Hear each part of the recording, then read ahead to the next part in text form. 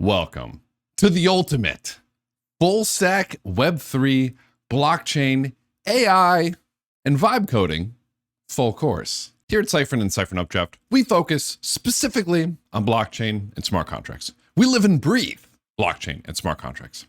Sending a financial transaction when all you have to look at is a bunch of numbers and letters isn't the best user experience. So obviously, to onboard more people to blockchain, to more people to cryptocurrency, we need websites. We need full stack applications. We need much easier ways to interact with these amazing smart contracts. And in this course, you're going to learn how to do exactly that.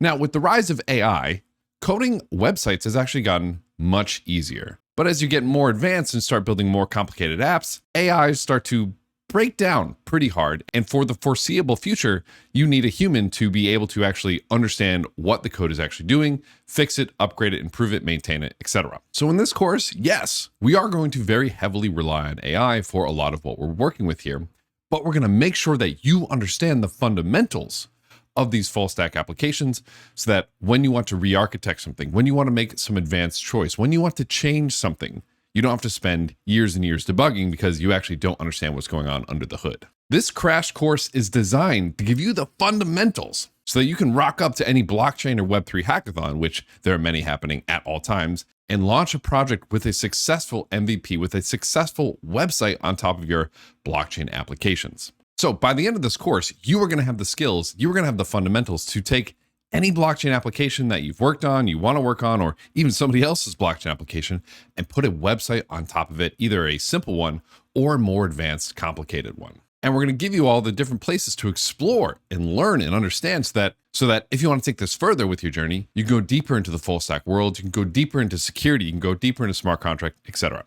Now, ideally, you have a little bit of coding experience before you do this. However, so long as you work with a sufficiently powerful AI companion, you're going to be all set no matter what. And we'll give you some recommendations for an AI to work with going along with this course. Now, ideally, you also have a little bit of Solidity experience as well. But if you're more junior there and you're more on the full stack side and you've never worked with Solidity at all, that's okay too. If you're watching this on Cyfrin Updraft, in the course description, we have a list of recommended courses to take beforehand. And if you're watching this on YouTube, there is a link in the description that leads to the GitHub repo associated with this course, which will have the recommended prerequisites for this as well. All this is to essentially say a little bit of Solidity and a little bit of JavaScript is very helpful here, but not required. As of recording, the next blockchain hackathon that's going to be launching is going to be the ETH Global Taipei Hackathon, which has up to $200,000 worth of prizes. This hackathon has $200,000 worth of prizes is because many protocols are still dying for technical developers, for blockchain engineers, for full stack engineers, for the whole suite. So we're going to give you the tools to rock up to any one of these hackathons,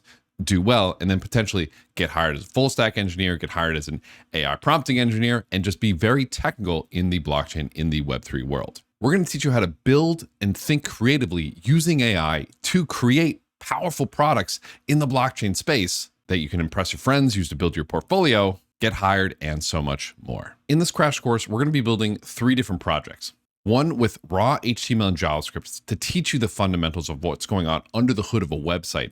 How does the blockchain even interact with a website? What is going on here? Then we're going to take it a step further and build a static site in React and Next.js. This is going to be more powerful. And the website we're actually going to build is a production app today called the T-Sender app. It is a token airdropper application, and you're going to learn how to build exactly that. And then finally, we're going to build a dynamic site in React and Next.js with more advanced features such as the Circle Compliance Engine, Fleek Functions, using an indexer, and so much more. I am incredibly excited for you to be on this journey with us because I know you're going to come out the other side armed with the knowledge to be a force for good in this industry.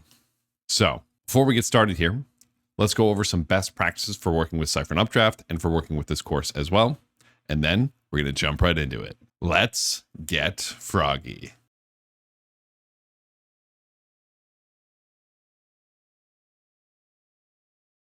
So let's begin our journey by talking about some best practices. That way you can get the absolute most out of this course and be as effective as possible. Now, you're either watching this on Cyfrin Updraft or on YouTube. And I encourage everybody to watch this on Cyfrin Updraft because we've got a ton of features to make the learning experience that much easier for you.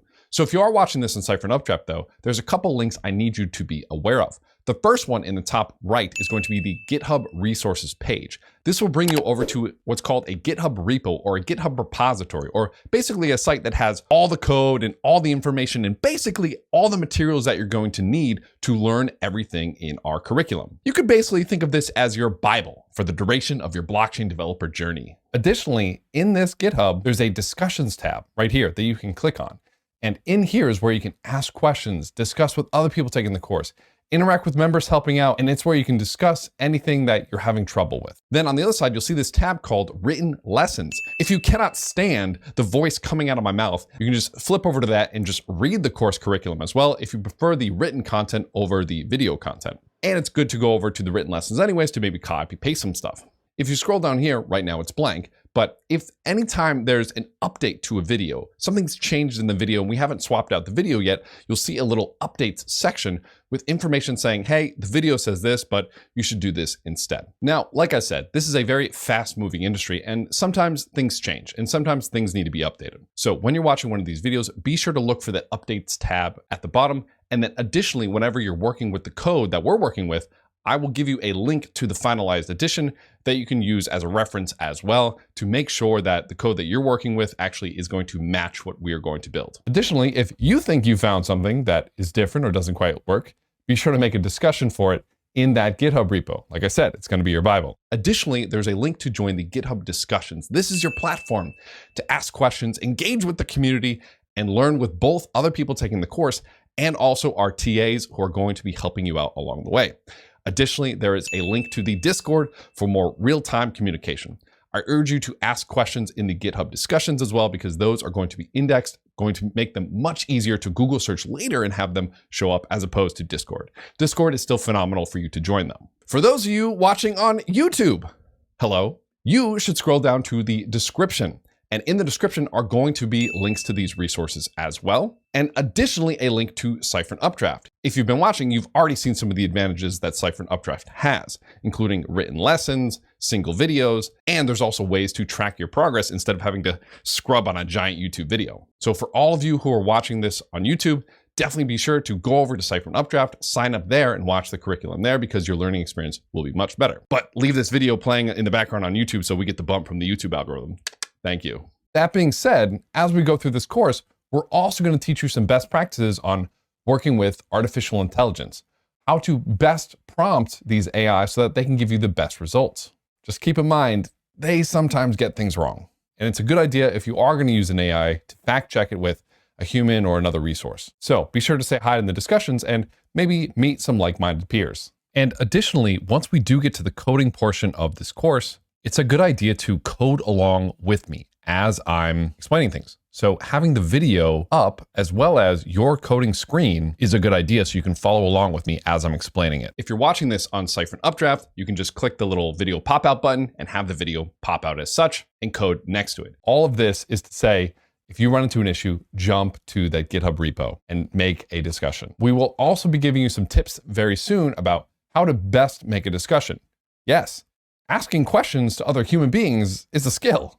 And we're going to try to teach you to be the most effective because asking well-formatted questions is not only the secret to being a fantastic AI prompt engineer, but also becoming an incredibly successful developer. We're going to learn how to ask well-formatted questions. And whenever we post on discussions or forums or whatever, we're going to work on formatting them as best as possible. Take breaks. I cannot tell you how many people have tried to rush through these courses and be like, oh, I'm going to finish in a single weekend.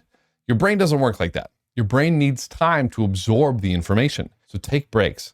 Maybe every 25 minutes to a half hour, take a 5-minute break. Or maybe you like working in longer chunks. Maybe take a whole hour and then take a 15-20-minute break. Don't try to rush through the whole video in a day. You're not going to retain the information. Go outside, go for a walk, grab some ice cream, get some coffee, go to the gym. Your brain needs time to have the information settle. Maybe every 2 hours, just step away, maybe be done for the day. Work at whatever pace makes sense for you. Everyone's going to have a different learning pace. There is no right speed for this course. I've had people take my courses in 2 weeks, in 3 months, in 6 months. It doesn't matter. Pick a pace that you can do and stick to it. Not only work at your pace, make sure that I'm talking at a pace that makes sense for you. There's a little gear icon in the YouTube video here where you can change the speed of how I'm talking and how fast the video is going. So if I'm talking way too fast for you, then you can slow me down.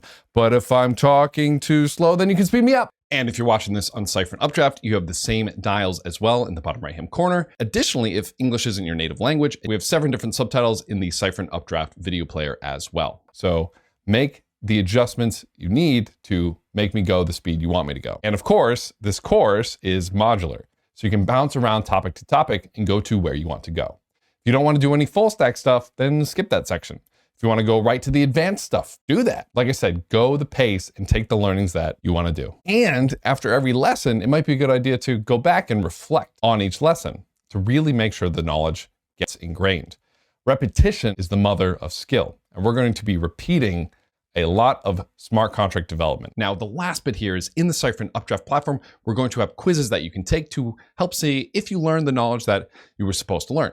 If you're watching this on YouTube, you don't have that, so go sign up for Cyfrin Updraft and then play the YouTube video in the background so the YouTube algorithm bumps us up. Blockchain development and open source development world is incredibly collaborative. So be sure to use tools like, of course, the GitHub Discussions tab, Ethereum Stack Exchange, the decentralized Q&A forum, Piranha, issues on different GitHubs, artificial intelligence, and more. And like I said, we'll give you more tips on how to most effectively use these sites in the future. And the reason I'm putting so much emphasis on this, and that I will continue to put so much emphasis on this, is being a successful smart contract developer is more than just knowing how Solidity works. Knowing where to go for information and how to collaborate with people is often more important than your smart contract knowledge, because oftentimes you're going to run into issues you don't know how to solve. So we're going to teach you to unblock yourself on this and really anything in life. Plus, syncing with other people in the space makes it way more fun. So those are some of the best practices to be really successful with this course. But with that knowledge, you're now standing at the edge of the rabbit hole. And if you're like me, once you jump in, you'll just want to keep going deeper and deeper. I'm so excited for you to embark on this journey with us. And I'm looking forward to seeing you on the other side, just like the thousands of other developers who have taken these courses and have emerged the other side triumphant. So yes, we are going to AI vibe code our way to victory. But in order to actually get the best out of vibe coding, you need to understand the fundamentals of what's going on, because quite often AIs give bad suggestions that lead to huge issues down the line or are insecure, and you end up having a security vulnerability in your application. So every time we work with AI in this course, we are going to make sure that we understand what the AI is telling us. Now, which AI should we use? So for me personally, the Claude 3.7 AI is my favorite. However, some of the newer ChatGPT models are great as well. In the GitHub repo associated with this course, we have a list of AI recommendations. These days, even some of the free models, such as DeepSeek, are really good and do a very good job helping you out, especially with Next.js and React, which is what we're going to be going over here. There are still a lot of tools in the blockchain space that most AIs are still pretty bad at. So quite often during this course, you'll see me not prompt the AI for a question about a certain tool because I know the AI isn't very good at that tool, and I know the AI is going to screw it up and give me a dumb answer. And this is already one of the key pieces of learning that I want to embed into you going through this. The better you get at understanding AI's limitations, the better you can actually work with it. Like everything we do in Cyfrin Updraft, repetition is the mother of skill. So working with these AIs more, getting familiar with the specific models, learning its limitations will make using the AIs even better. AIs are not a silver bullet. They're not a panacea. They are a tool, just like all the other tools we're going to use in this course. So treat it as such. Throughout this course, we're going to be teaching you how to build applications like what you see here with Aave or Uniswap. These are applications which have a front end, which have a website, but they interact with smart contracts. They interact with the blockchain on the back end. So anytime you're clicking buttons on the website's actually sending transactions, sending requests to a different blockchain. We are going to start way from scratch. We're going to start all the way back with raw HTML and JavaScript, completely from basics. So this is where, if you've never worked with HTML, if you've never worked with JavaScript before, perfect. We're going to do a little bit of a crash course to get you set up here. Additionally, we're going to set you up with a coding environment so that you can be working with the exact same tools that I'm going to be working with so that you can follow along very closely with these videos and these written lessons. So we're going to go ahead and get started jumping into section 1, which is going to teach us a lot of fundamentals of HTML, JavaScript, and interacting with a blockchain directly from a website. Before we get into that, we're going to set up our VS Code, or a lot of people like Cursor. So if you want to use that, you can as well. We're going to do a quick JavaScript crash course, and we're going to do a little bit of working with an AI to get into the flow of prompting and working with these tools. Now, the reason that I'm not going to be using Cursor for my actual coding is, number one, I think it's incredibly disruptive when it gives a lot of, in my opinion, stupid suggestions. And number two, and this is important, memory is the residue of thought, from educational psychologist Daniel Willingham. And the reason it's important is that we remember what we actively think about and process. You've probably heard those sayings before about, oh, time stood still when such and such happened. The reason that time stood still is because you're thinking about something really hard. Often we think about something really hard when there's something emotional going on, like we're incredibly sad or we're incredibly happy. And the more we think about something, the more we remember it. Or if you've solved a really hard problem, you thought about it so much that you remembered it a lot more. So when we're coding, especially for learning, I want you to be thinking about what you're doing as much as possible. I think it's great to ask questions, but especially when we're learning, I want you to ask questions. I want you to be specific about the questions that you're asking. Every time we run into a problem that we don't understand, that's good. I want you to think about the problem. Okay, why is this happening? What's going on? The more you think about it, the more you'll be able to remember it. So think about it, try to debug it yourself, try to solve it yourself. And then obviously, we want to work with our AI buddies or with Google or with discussions, etc. after we've spent a little bit of time ourselves thinking about it. That way we can remember it much better.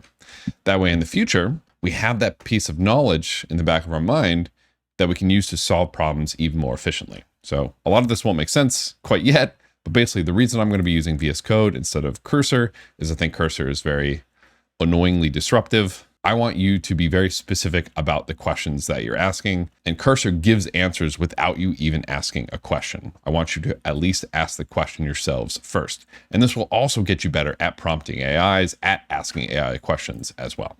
So to get started here, let's go ahead, let's get you started by getting you first set up with VS Code, or if you want to do Cursor, whatever you want to do. Windows users, especially, I want you to take some time to get set up here, because you should 100% be using WSL and not your raw Windows terminal. So let's go ahead, let's get our tools installed, and let's get started.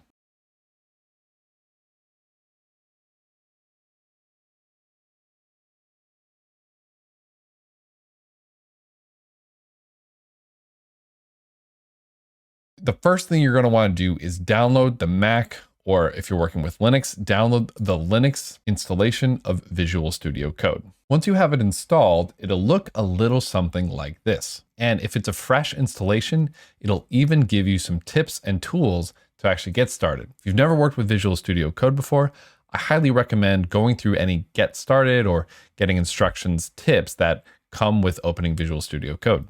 Additionally, we have a Visual Studio Code crash course in the GitHub repo associated with this course. Hello, my name is Vasily, and I'm going to be your instructor for everything related to development on Windows. Installing developer dependencies on Windows is a little bit tricky and sometimes really messy. That's why we are going to install a tool called WSL, or the Windows subsystem for Linux. On the upcoming videos, I'm going to be really straightforward on how to install the tools we are going to use for the rest of the lessons.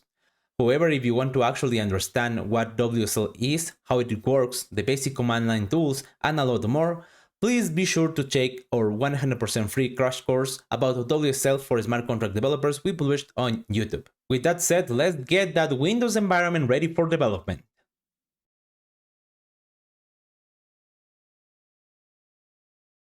Microsoft has definitely increased their support for developers in the recent years, but when it comes to smart contract development, there is a better option to consider, using WSL, the Windows subsystem for Linux. Trust me, it's a game changer. You see, smart contract development often involves working with tools and utilities that are commonly found on Unix-based environments. While Windows has come a long way in accommodating developers, there can still be some challenges when it comes to running certain command line tools and setting up the right development environment.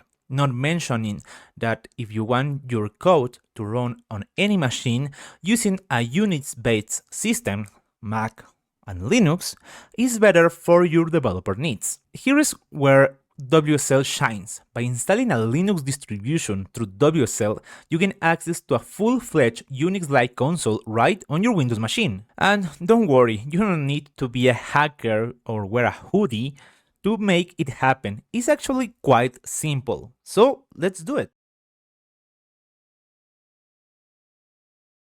Let's get started with the installation process. First, we need to install WSL using the Windows terminal. In Windows 11, you can just hit the Windows key and type terminal, hit enter, and this will open the Windows terminal for you, which defaults to PowerShell. However, if you are using Windows 10, you are going to need to install the Windows terminal through the Microsoft Store. So you can open the Microsoft Store, look for Windows Terminal, and please be sure to select the one from Microsoft Corporation. Once you have it, please open it, and installing WSL is going to be a really straightforward process. And on the terminal, we are just going to type WSL --install. This is going to trigger some admin level operations, as you are going to see on the screen right now. You just select yes, hit enter, and once the installation process is finished, this will require you to restart your computer. Once you reboot your computer, this is going to automatically trigger this window to continue the installation. So let me actually make this big for you to see. And the first thing we need to do here is to select our Unix username. I'm going to select ChromeWare, hit enter, and then we are going to be required to set up a new password. Something interesting on most of Linux operating systems / distros is that when you are using the terminal, if you type anything over here, the password is going to remain hidden. That doesn't mean that you are not typing anything, but the terminal is not going to show anything over here. Unless you use another Linux distro, for example, Linux Mint, otherwise, most of the Linux operating systems are going to keep this always hidden. I'm going to type my password though, and then hit enter. And as you can see here, the terminal recognizes that password and asks me to type it again for confirmation. And once we finish this, that's it. We have WSL installed on our machine. As you can see here, the installation finished properly and we can continue. I'm going to actually close this for now.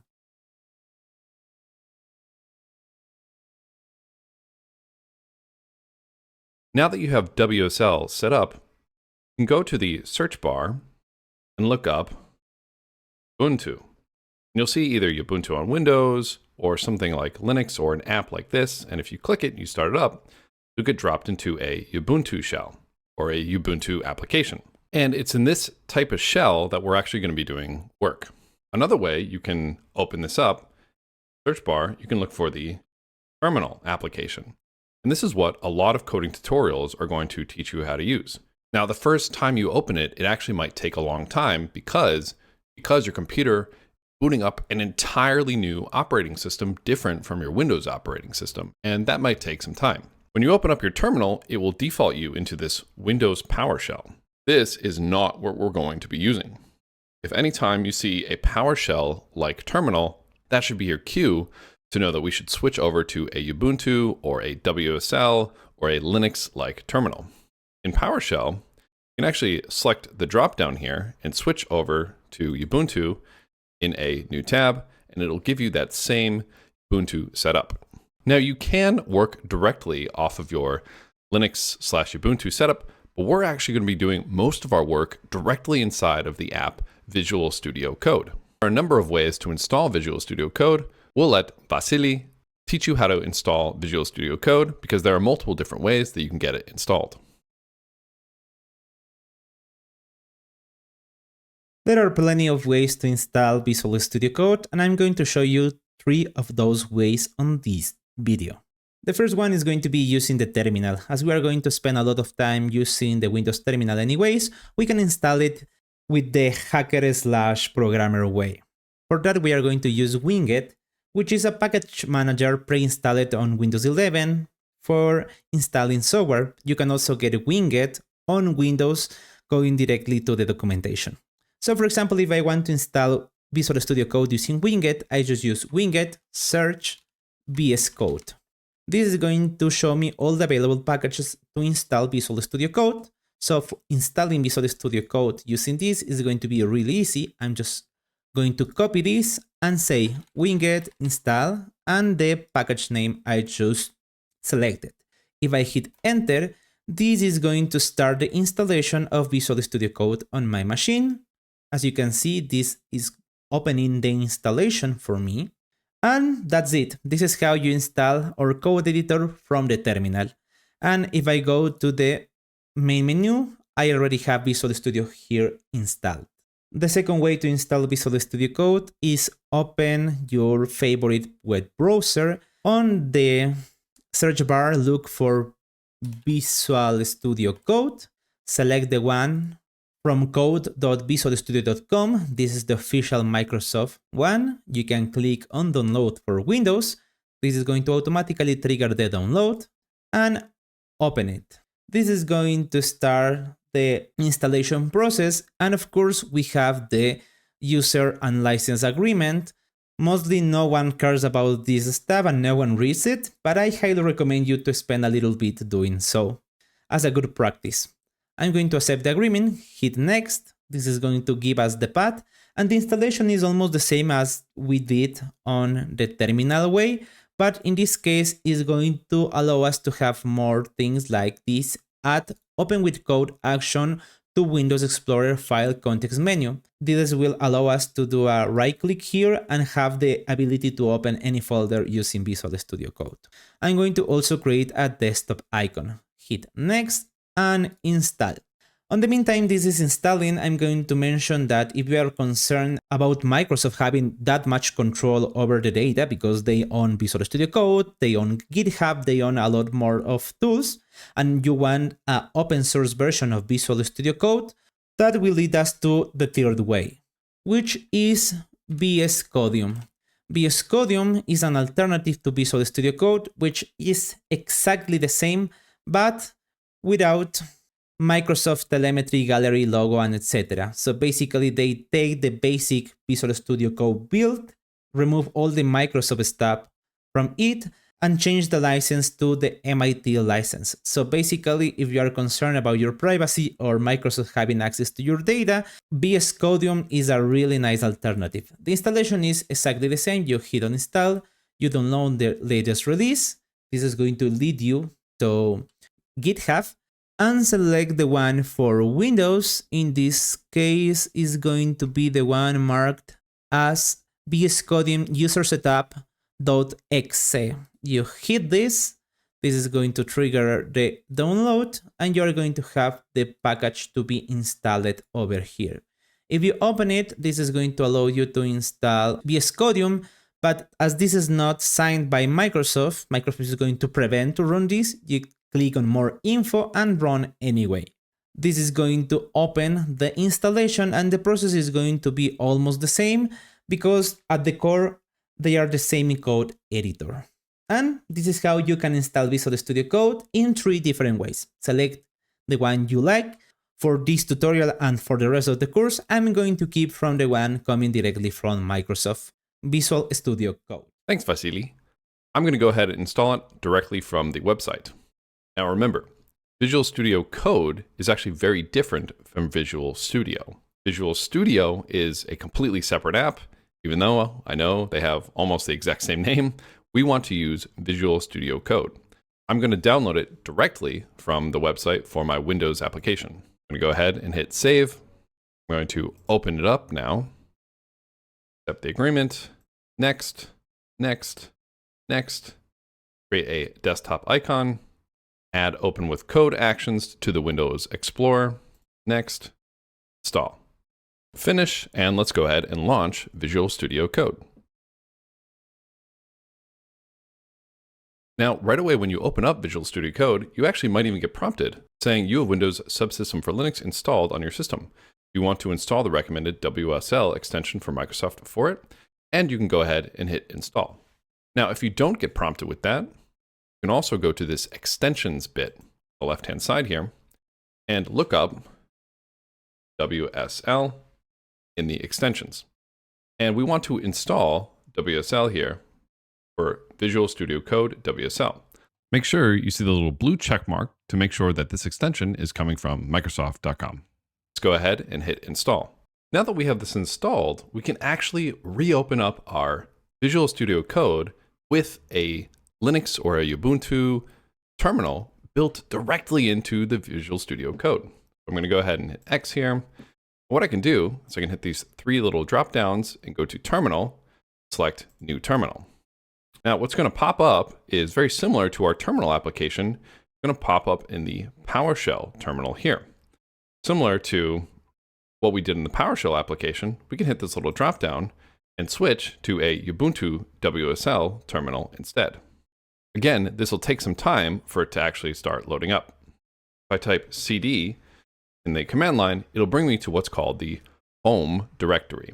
Additionally, at the bottom left, you'll see this little open a remote window section. If we click on that, you can also select connect to WSL instead, which will open up our VS Code directly in a WSL Ubuntu setup.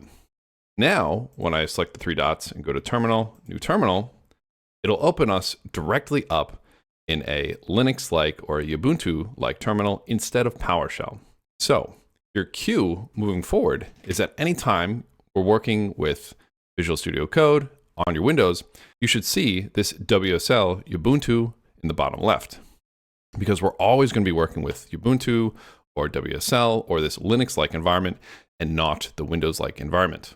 If we close out of Visual Studio Code and then we reopen up in Visual Studio Code, we'll see in the bottom left that it's actually going to open back up in Ubuntu. And if we click here and we close the remote connection, you'll see the WSL Ubuntu goes away. We close Visual Studio Code and then reopen it. You'll see it's still gone. So we want to open it back up, connect to WSL, and now we're connected back in the WSL environment. Let's open up our terminal. And there's a shortcut with Control-Shift backtick if you want to use that as well. And boom, we're back in our Linux-like or our WSL-like environment. For the rest of the course, as I just said, this is the environment we're going to be working with. And anytime you work with terminal commands, use the Linux or WSL or Ubuntu-like terminal commands. Don't use the Windows ones. Anytime you're typing in a Ubuntu or Linux shell and a website says, hey, here's the Linux command, here's the Windows command. If you're in this type of shell, if you're in this type of terminal, use the Linux commands.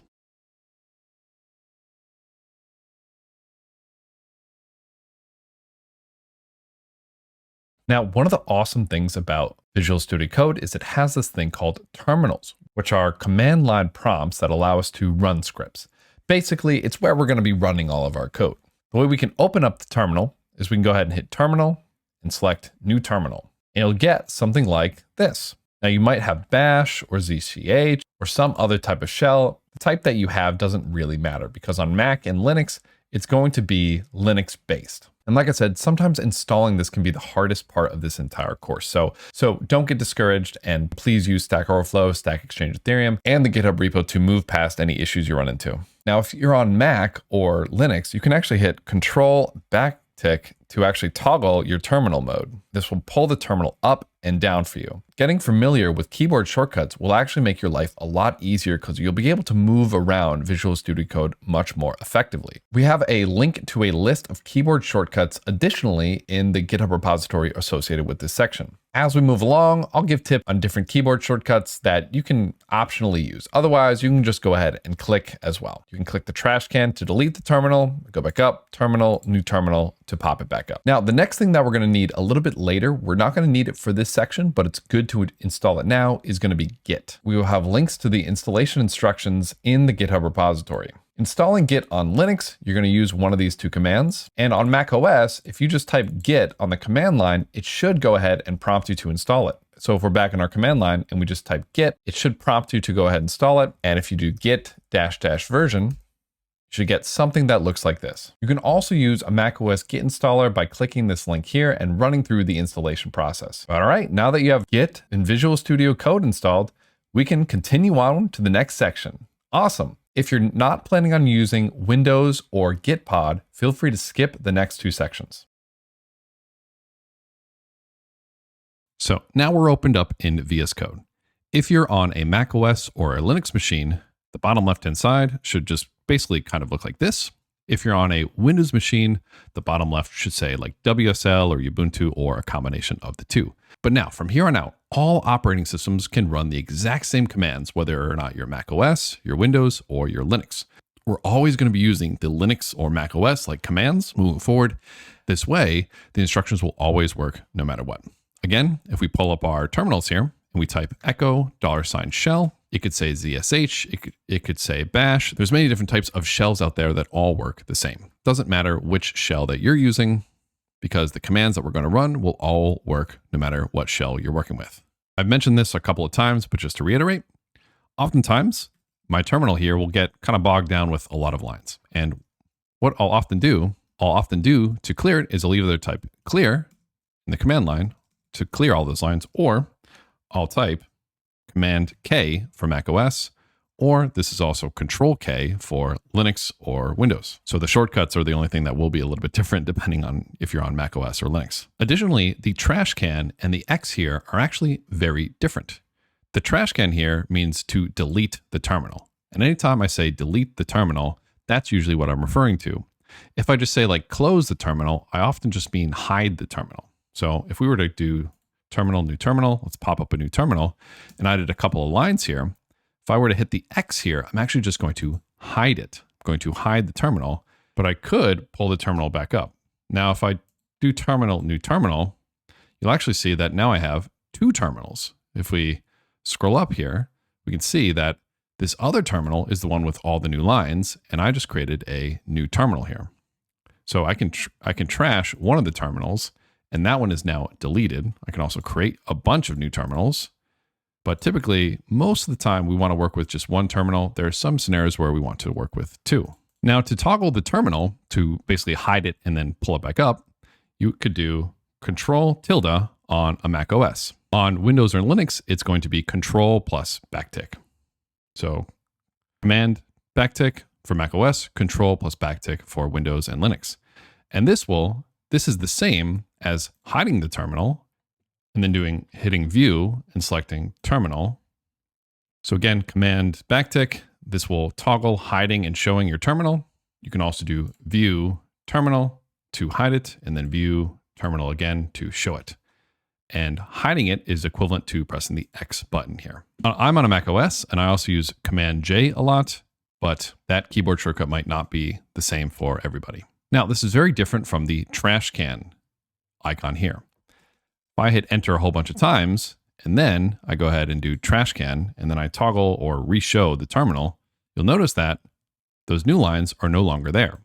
Whereas if I do a bunch of new lines, hide the terminal, and then bring the terminal back up, those new lines are still here. This trash can means to delete and remove everything in the terminal or kill the terminal, whereas the X is just to hide it. Now, let's get started setting up your Visual Studio Code so that it's going to be very easy for you to all your files and projects that are related to this course in a single folder. So let's go ahead and let's open up a new terminal, again with Control or Command tilde or Command J or view terminal or terminal new terminal or whichever command that is most applicable to you. Now, a number of the commands that we're going to be running are known as Linux commands, and they work on ZSH, they work on bash, they work on pretty much any shell that comes with Linux or Mac OS, or if you're on Windows, Windows WSL. You can see what directory you're in by typing pwd. This will show you which folder that you're inside of. When I typed pwd here, I'm inside of users/Patrick. I'm in the Patrick folder. This is known as your home directory. If you type cd, which stands for change directory, you will change directory to your home directory. This little tilde stands for the home directory. I could also type cd tilde, hit enter, and then type pwd again, and you can see I'm in the exact same directory. It's because I changed directory to my home directory here. For all of this Cyfrin Updraft course, I recommend you making a brand new folder specifically to hold all of your files and folders for this curriculum. Now, I highly recommend for this course, you put all of your learning materials in a single folder. That way you can refer to your notes, you can refer to past code later. To this day, I still do that all the time. Even when I'm interacting with my AI agents, I will sometimes take a chunk of my code, dump it into an AI agent and say, hey, this is what I've done before. So it's good to have all of your code in one place. And then additionally, all of your projects you want to use to build up your GitHub repository so you can build up some street cred that you actually know what you're doing. And in fact, in this course, we will actually have you push some code to GitHub if you have never done this before. Getting a career in software engineering often means proving how good you are at something. And the only way to prove that you're good at something is to have projects and interact with and work with different protocols. So I'm going to create a new directory by pulling up my terminal, which you can do terminal, new terminal, or you can do Control Shift tilde or Command J or whatever you want to pull up a new terminal. And then you can type mkdir full stack web3 cu. And then we'll cd into our full stack web3 cu. And this will be the directory where we do all of our work. If you do a pwd, this will show you the full path of where you're located, and you can make sure that you're actually in the correct folder that you want to be. If you do cd ... you go down a directory and you can see where you're in. And I'll do cd full stack web3 again, pwd, boom, I'm back in this folder. When you're in here, what you can do is if you have the code terminal command installed, you can do code period, and this will open up a brand new window inside of that folder. So now if I pull up my terminal and I do pwd, you can see I'm still in here. And on the left-hand side, what I can do is I can type the command touch hi.txt. The touch command is a Linux command that will create or touch a file. And on the left-hand side here, we can see it did indeed create a file called hi.txt. This little file explorer button here will show you all the files currently in the folder that you're in. LS, which stands for list, I can see all the files in this folder, and I can still see them on the left side here. If you do not have access to this code command, you can do Command or Control O or File Open, which will open up a window for you to open, and we are now inside of this folder. The first thing I want you to do is I want you to rename this hi.txt. So if you hit this little File Explorer button, and you select this hi.txt and hit enter, highlight everything. We could change this to readme.md. I want you to put in here my notes file, and you can put any notes in this. You can call it readme, you can call it notes, you can call it whatever you want to put in here. And this is where I want you to put any and all notes. Final thing that we want to install, and we'll install a lot of these as we go along, is actually an AI extension, something in VS Code to help us actually have AI inside of our Visual Studio Code. If you select this little box looking thing that says extensions, you get a search box which allows you to search for extensions.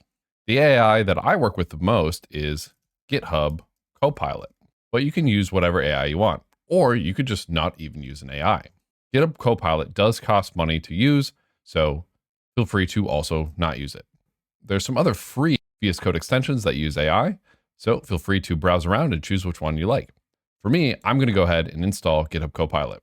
You'll get a little guy in the bottom right for your VS Code that will let you know that you've done it correctly. You'll need to sign into GitHub, which is something that we've recently made, in order for it to work. You might also want to install GitHub Copilot Chat. This will give us a chat box for GitHub Copilot, where if we click the little GitHub Copilot icon, we hit GitHub Copilot Chat, we get a little chat box similar to Claude or ChatGPT right in our VS Code. Now, you'll see me using GitHub Copilot pretty often when I write my code. Because I have this little doodad on down here, I can start writing some code and GitHub Copilot will start giving me suggestions as to what I should write. For example, if I were to add spdx license identifier, GitHub Copilot actually automatically starts to gray out and give me a suggestion.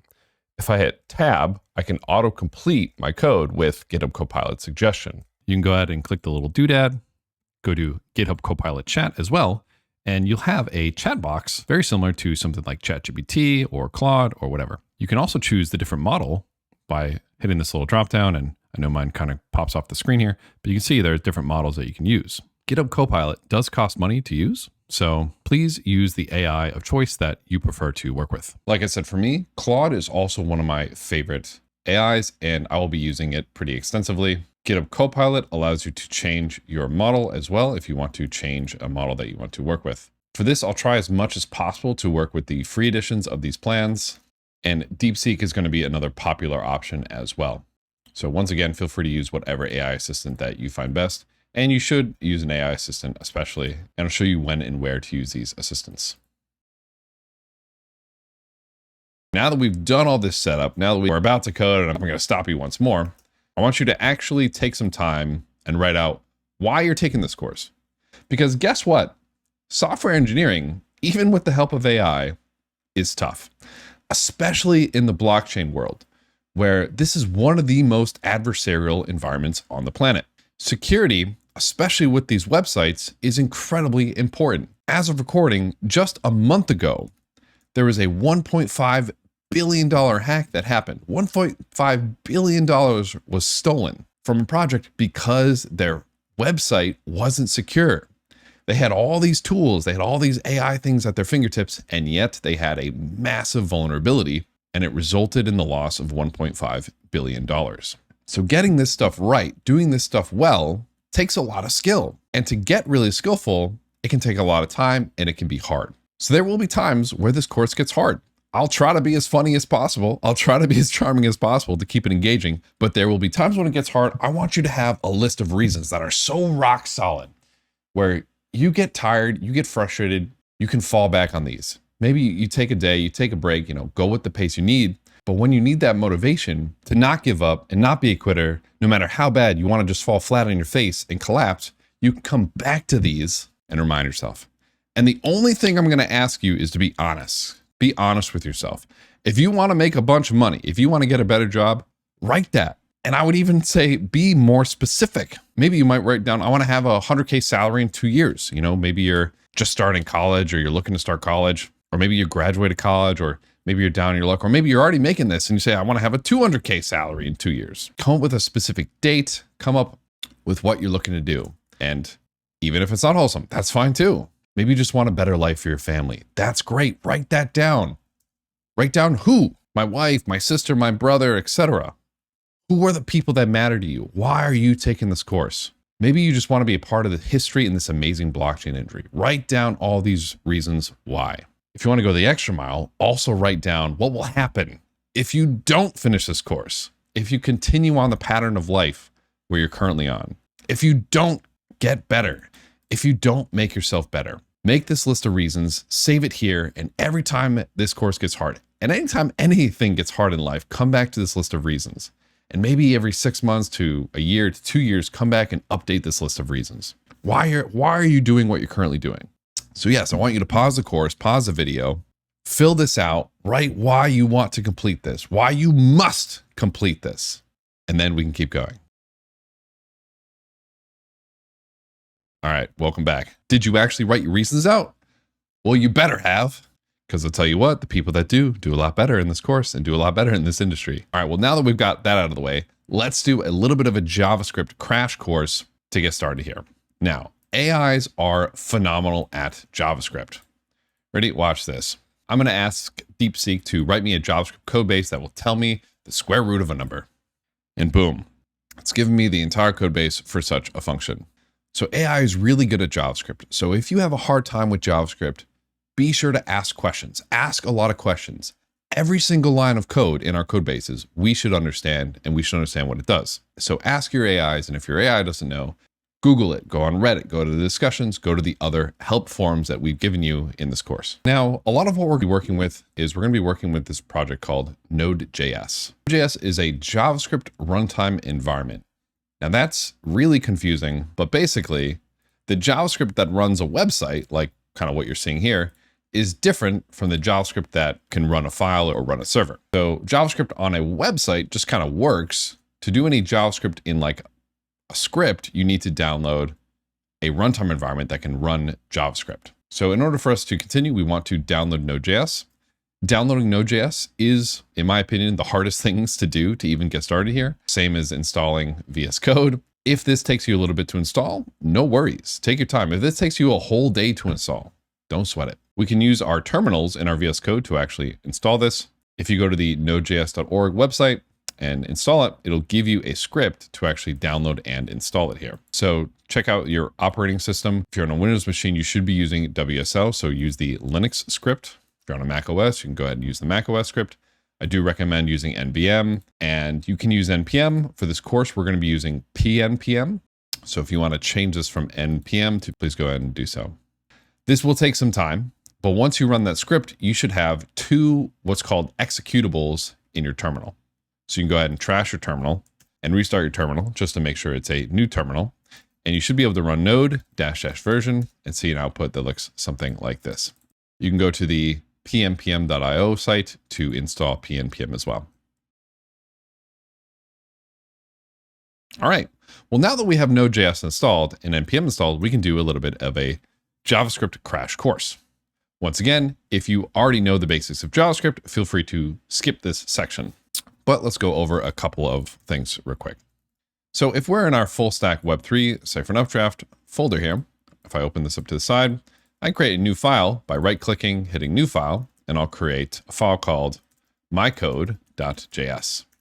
In here, I can write some JavaScript code. For example, I could go back to DeepSeek and I could literally copy this whole thing that it gave me and paste it in here. And we would see this massive thing here.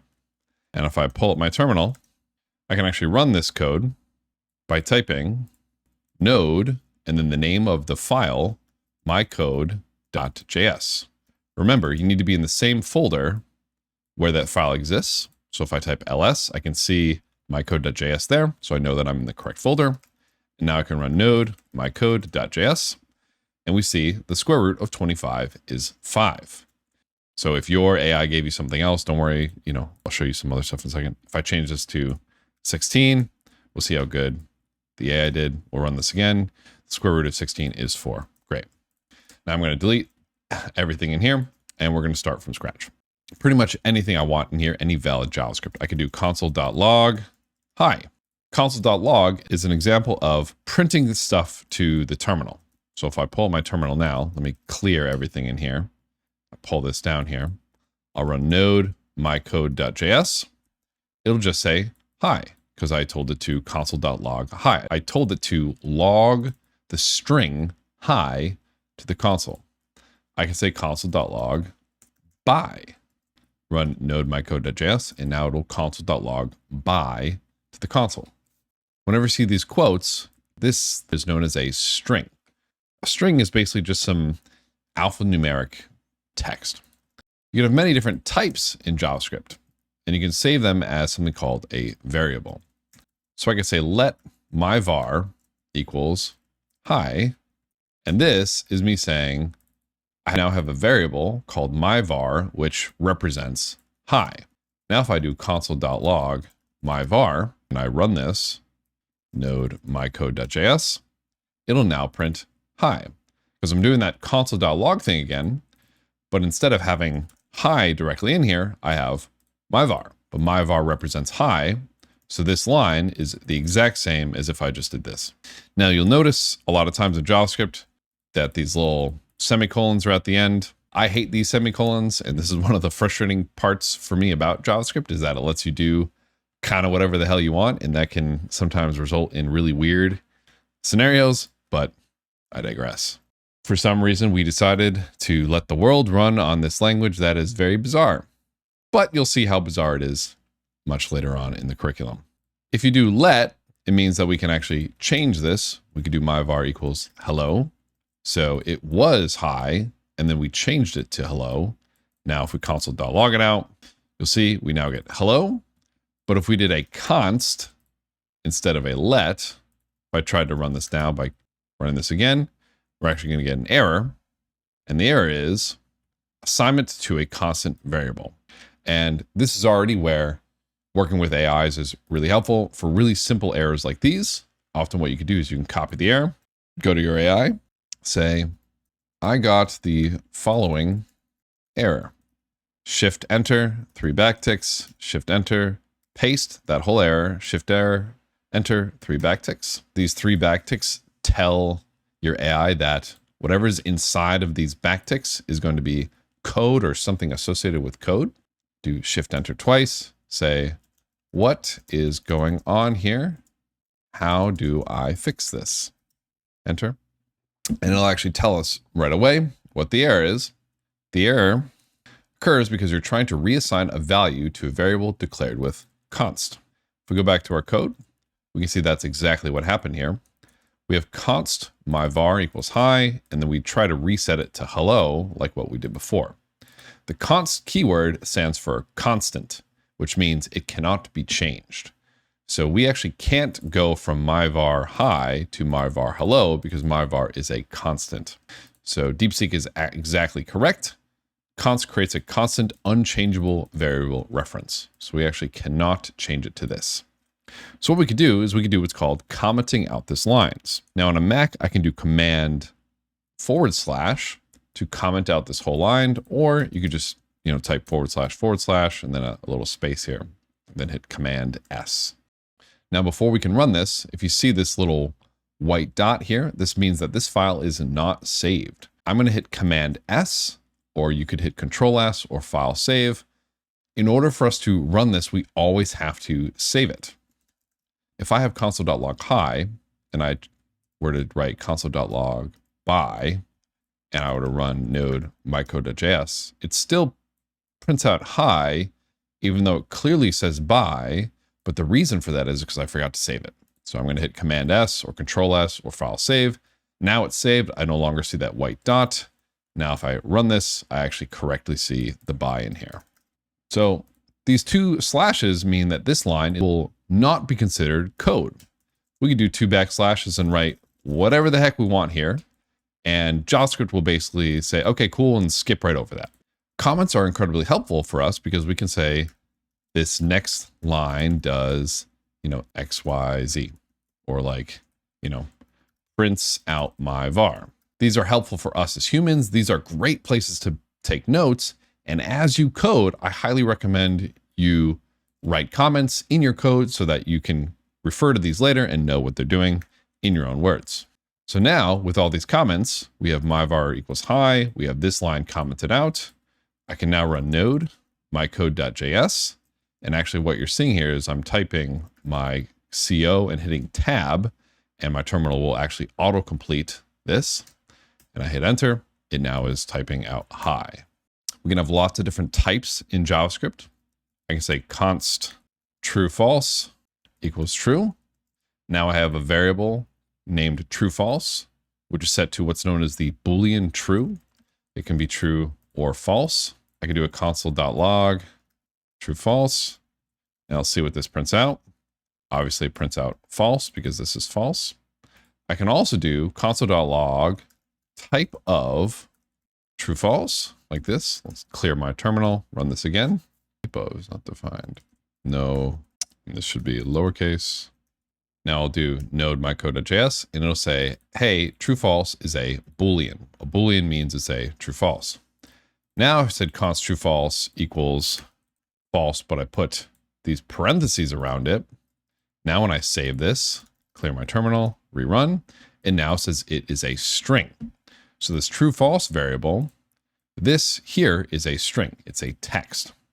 I could also say true false equals 1, save it, clear my terminal, rerun, and now it says type of true false is a number because 1 obviously is a number. We can have functions in JavaScript. For example, I could say function myfunc, little parentheses here, and then little squiggly brackets, console.log hi. If I run this right now, nothing will happen because a function is basically just a subset of code that can be run whenever it's called. So right now, this myfunc is basically representing this console.log hi and says, hey, anytime you run myfunc, I'll print out hi. So now if we take this myfunc and place it here. Don't worry about the parentheses or the semicolons for now. They'll make sense later. Now, if we run this code, zoom out just a little bit, node mycode.js, now it'll print out hi. Because what we're saying in our code here is we're saying, hey, we have a repeatable chunk of code where all we do is console.log hi. And anytime you call this function, we will call console.log hi, and then we call it one time. What's funny is if you put this at the top, clear and then rerun, it'll still run hi because JavaScript is smart enough to just like look down the file and say, oh, okay, you defined it later.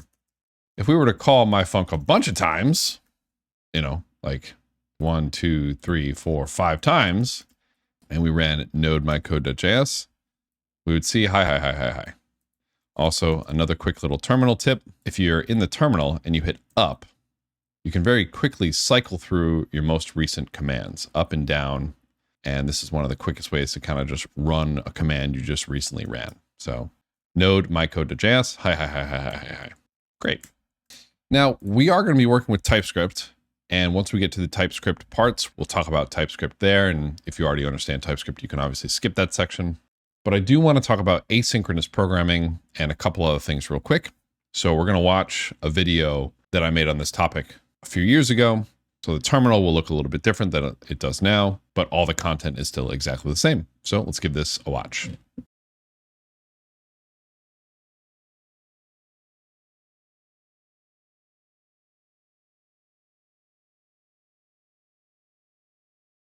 But I do want to give you a quick background on asynchronous programming. So far, the programming that we've done has been synchronous.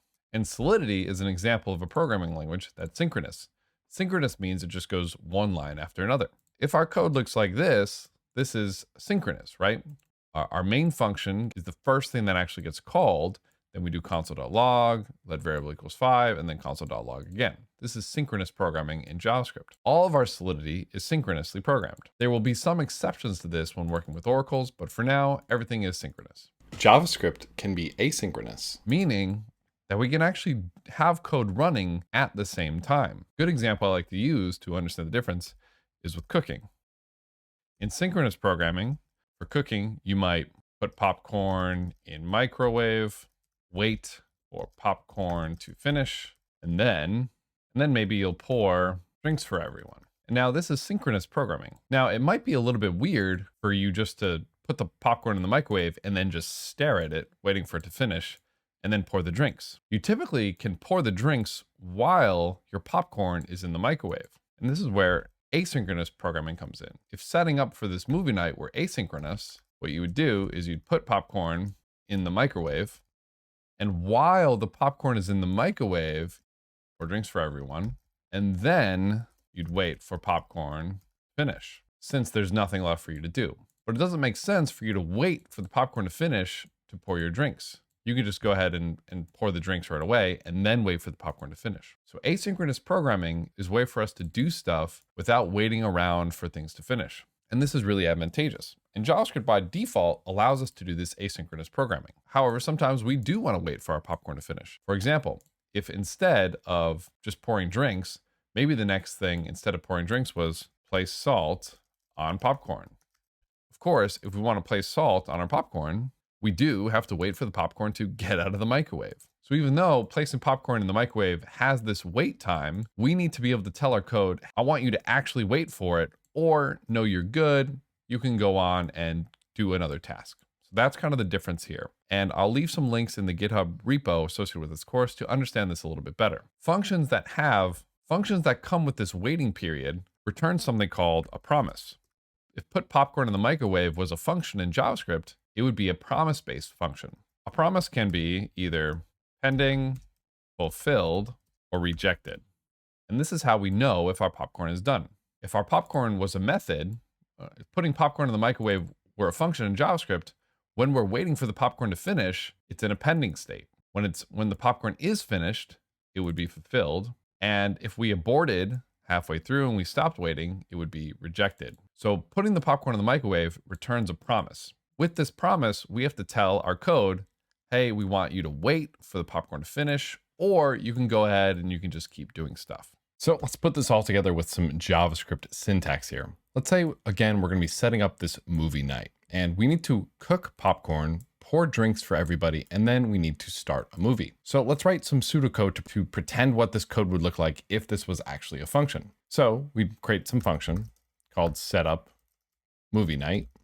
And in here, we would say, okay, what's the first thing we need to do? Okay, we need to cook popcorn. So let's say we have some cook popcorn function. So we'll say, okay, cook popcorn. Then the next thing we're gonna have to do is we're gonna have to pour drinks.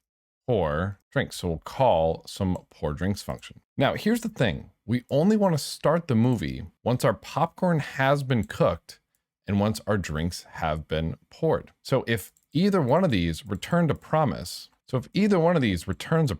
like cook popcorn, for example, we would need to tell our code here to actually wait for the popcorn to finish. Because cook popcorn is going to be a function where we could say let status equals cook popcorn. And while the popcorn is being cooked, the status is going to be pending. Once the popcorn gets cooked, it'll be fulfilled. If the popcorn breaks, the microwave explodes, the status would be rejected. But we don't want the status to be in a pending situation before we move on. We only want to start our movie once these two functions have completed. And let's say both of these return these promises things. So we need to tell our code, hey, you have to wait for cook popcorn and for pour drinks to finish. So what we can do now, without getting too deep into the weeds on how all of this works, one of the easiest things that we can do, and you'll see us use this syntax quite often, is we'll turn this function into an async function.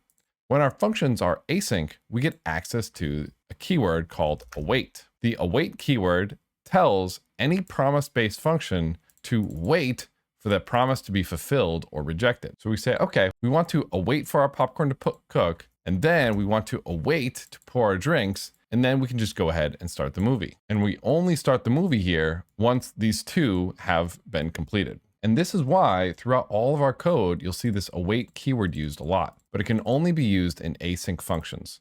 So basically, whenever you see this await keyword, just know, okay, the function that's being called is promise-based, and we don't want to move on to the next step until that function has completed. So that's a little bit more about promises in asynchronous programming. Hopefully that's clear. If not, like I said, there's some links in the description to learn more about asynchronous programming. The reason I wanted to go through this is because most of the functions that we're going to be working with are going to be asynchronous. For example, when we deploy a contract, what do we have to do? Well, we have to wait for it to be deployed. If we don't use synchronous programming and we just leave our function main like this, what would happen is we would write some code like contract.deploy, and we wouldn't wait for it to finish.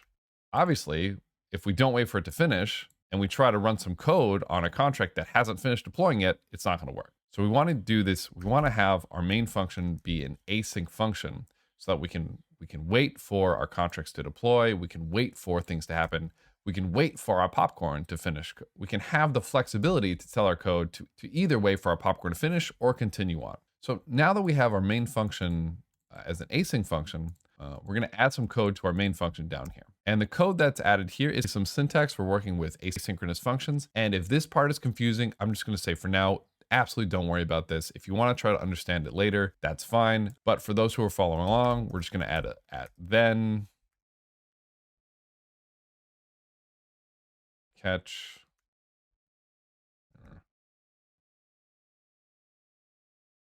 What's the error?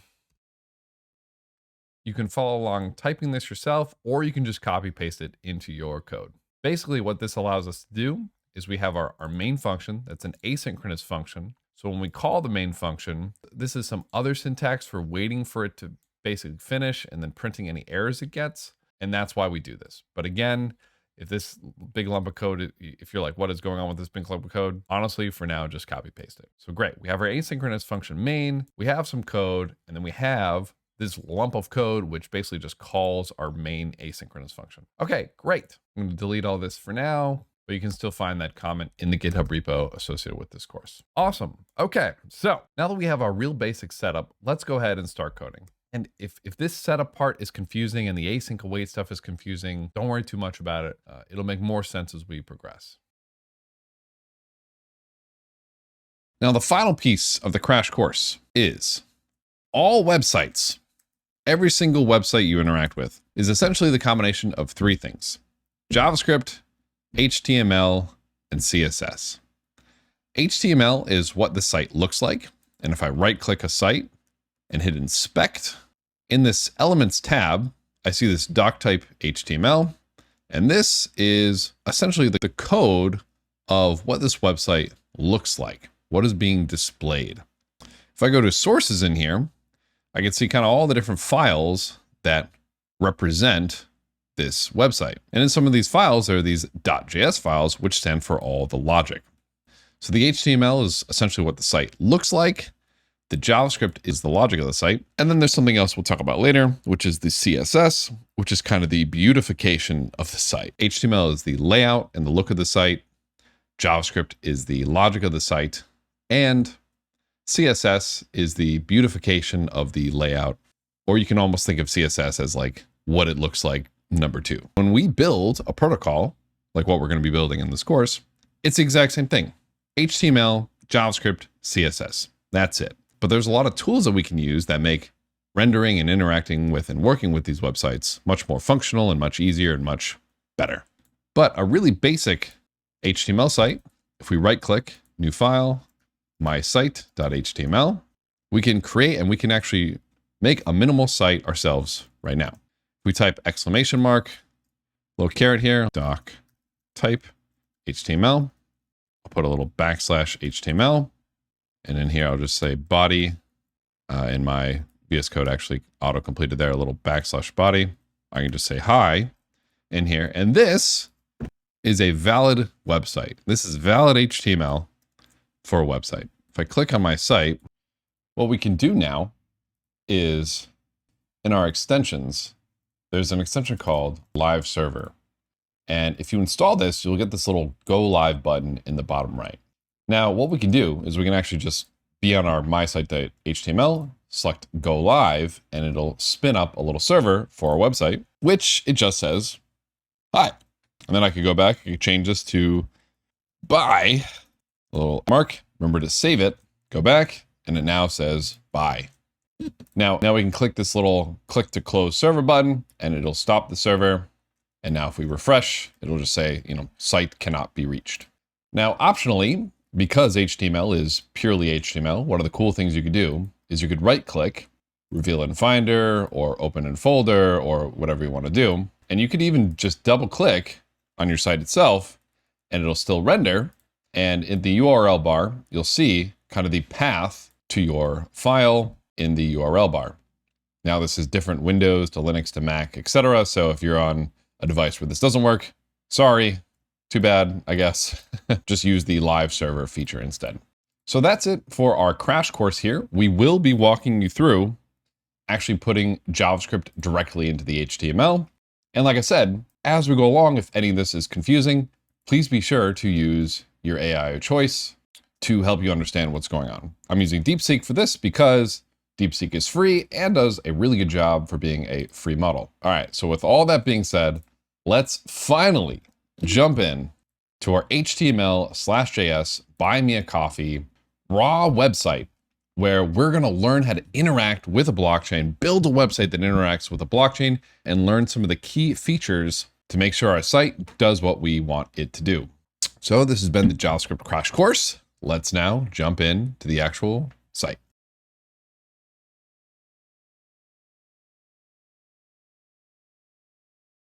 All right, so if you scroll down in the GitHub repo associated with this course, you can see all the code associated with what we're going to be working with here. Now, I'm going to do a little walkthrough of what the final product is going to look like, because this is going to be something that you're going to build from scratch, and we're going to be working with AI to help us build some boilerplate to help us go a lot quicker. But essentially, this is what the final project is going to look like. And if I go to my index.html, I can hit the Go Live button in my bottom right. Or once again, if you prefer, you can open up this index.html file in your browser itself or whatever you want to do. And this is what we see. We see some connect, get balance, withdraw, amount, and buy coffee. This app is going to be connected to a smart contract in the background. It's going to be connected to a blockchain where the smart contract is very minimal. It has a couple of key functions like fund, which we're going to be mapping to this buy coffee button, which when we select this buy coffee button, it'll essentially call this fund function on our smart contract that will be actually on the blockchain. In our terminal, we're going to have our own locally running blockchain with this smart contract already deployed and with some addresses with some money in it that we can actually interact with our front end with our website. What we can do on our front end is we can go ahead and select connect, and this will have a little pop-up showing up saying connect with MetaMask. We can edit our networks and just choose a new network that we're going to add called Anvil. We'll hit update, connect, and we'll connect as such. And what we can do is in our MetaMask, we're actually going to change to a little test address that we're going to add to our MetaMask here. And what we can do is we can right click, hit inspect, go to the console. And to make things easier, we had a lot of stuff being printed out to our console here. So we're connected. We can select get balance, which will get us the balance of a smart contract. We can buy coffee or basically fund this smart contract with 1 ETH, that our Anvil 1 is the account that's actually connected.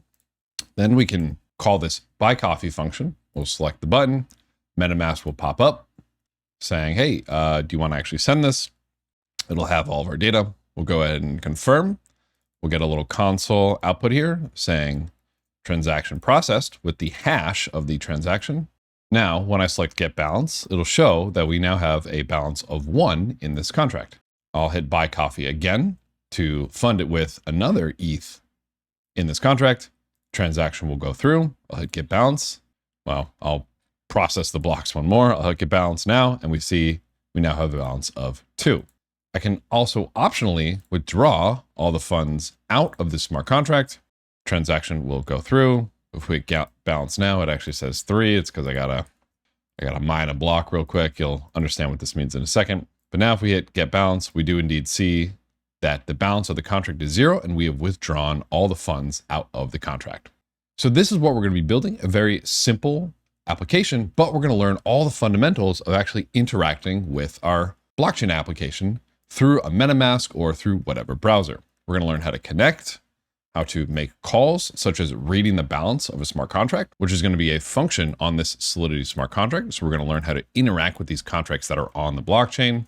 Additionally, fund smart contracts and call different functions like fund, etc., and map them to different buttons on the website. This is an incredibly important section because this is the fundamentals of how all websites that interact with blockchain work. Understanding the fundamentals really well here will set you up for success for everything else you do and for making sure that your applications are actually secure. So with that being said, let's go ahead and let's build this application. So you're in your VS Code or your cursor or your text editor of choice here. And we're going to go ahead. And for me, I'm on the home directory of this full stack Web3 Cyfrin Updraft directory that I made. You can, of course, be, wherever you want to be. I'm going to go ahead. I'm going to create a new folder, mkdir, HTML, TS, coffee, Cyfrin Updraft. And I'm going to do code, HTML, TS, coffee, Cyfrin Updraft to open this up in a new window.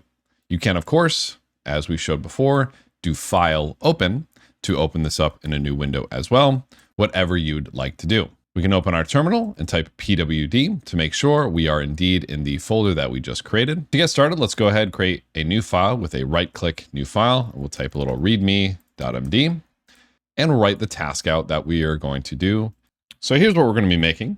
And it's good to write out one of these, a product spec, if you will, where you're going to write out exactly what you're going to want to make. So what are we making? We're going to be making a minimal HTML/JavaScript site, and we will eventually show you TypeScript in this section as well. That has the following buttons, which map to the Solidity smart contract: connect, buy coffee, get balance, and withdraw. And what's good about writing this out is oftentimes you can even just take this product spec, flip over to your AI agent and say, here is my product specification. Do those 3 backticks to show that this is delimited from the rest of it. And then I could say, could you please make me a basic HTML template with this? And most of the time, AIs will be pretty good at doing this. And of course, because it's AI, it's giving me all this formatting and all this blah, blah, blah. It's already making this way more complicated than I want it to be. But if you copy pasted this, it would probably work. And if you want to work with your AI to figure out, what is everything it's doing, great, feel free to do so. For us, we're going to go ahead, we're going to start from scratch, and we're going to be using AI to help understand what's going on kind of quickly for us here. So I'm going to right click, new file. We're going to call this index.html. And this is going to be our homepage. At the top, we want to do a little caret here, and VS Code comes with this little doc type caret here, exclamation mark, doc type, HTML, and then we'll do a little closing tag at the bottom. So in HTML, everything is like a tag.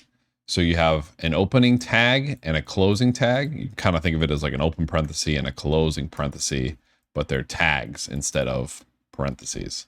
Oh, and then we want to do HTML and have everything inside of this tag here. And this just says, hey, this document is of type HTML. Once again, for those of you who skipped the intro, we're using the live server extension on VS Code, which gives us this little go live button. But you can, of course, open this up directly in your browser if you would like to as well. So we have this hi thing. We want to give this a little title here. So we'll do a new tag, and GitHub Copilot's actually helped me out here a lot. Give me an open tag and a close tag. And I'm going to say title, buy me a coffee.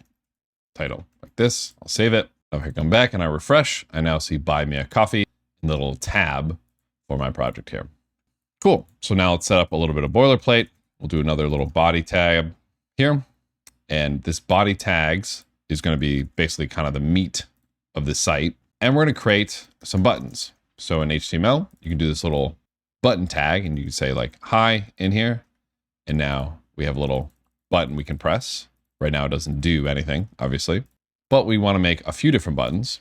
So we want to say a button, we'll give it an ID equals connect button. We'll call it connect and have a closing button tag. So now we have a connect button, and this is what we want to get started with. The first thing we need to do is we're going to need to connect a wallet to this site. Now, if you do not have a wallet already, you should, because we went over it in Blockchain Basics. But if you don't have a wallet, like I don't have a wallet here, you can download MetaMask or Rabby or whatever you want to use. I highly recommend you use MetaMask so that we're working on the same software wallet here. If you don't have MetaMask already installed, please take some time to install it here. If you do have MetaMask already installed and you have funds in it, I highly recommend that you create a new MetaMask for this course so that you 100% know that you won't accidentally put real funds into this, and this will always be separate. Now, if you're on Chrome or a Chrome-like browser, what you can do is you can actually add a new user or add a new account and create a brand new account without a MetaMask so that you start completely fresh for the duration of this course, but whatever you want to do. Once you have MetaMask installed, you'll want to pin it to your browser so that we can access it pretty quickly moving forward. So great.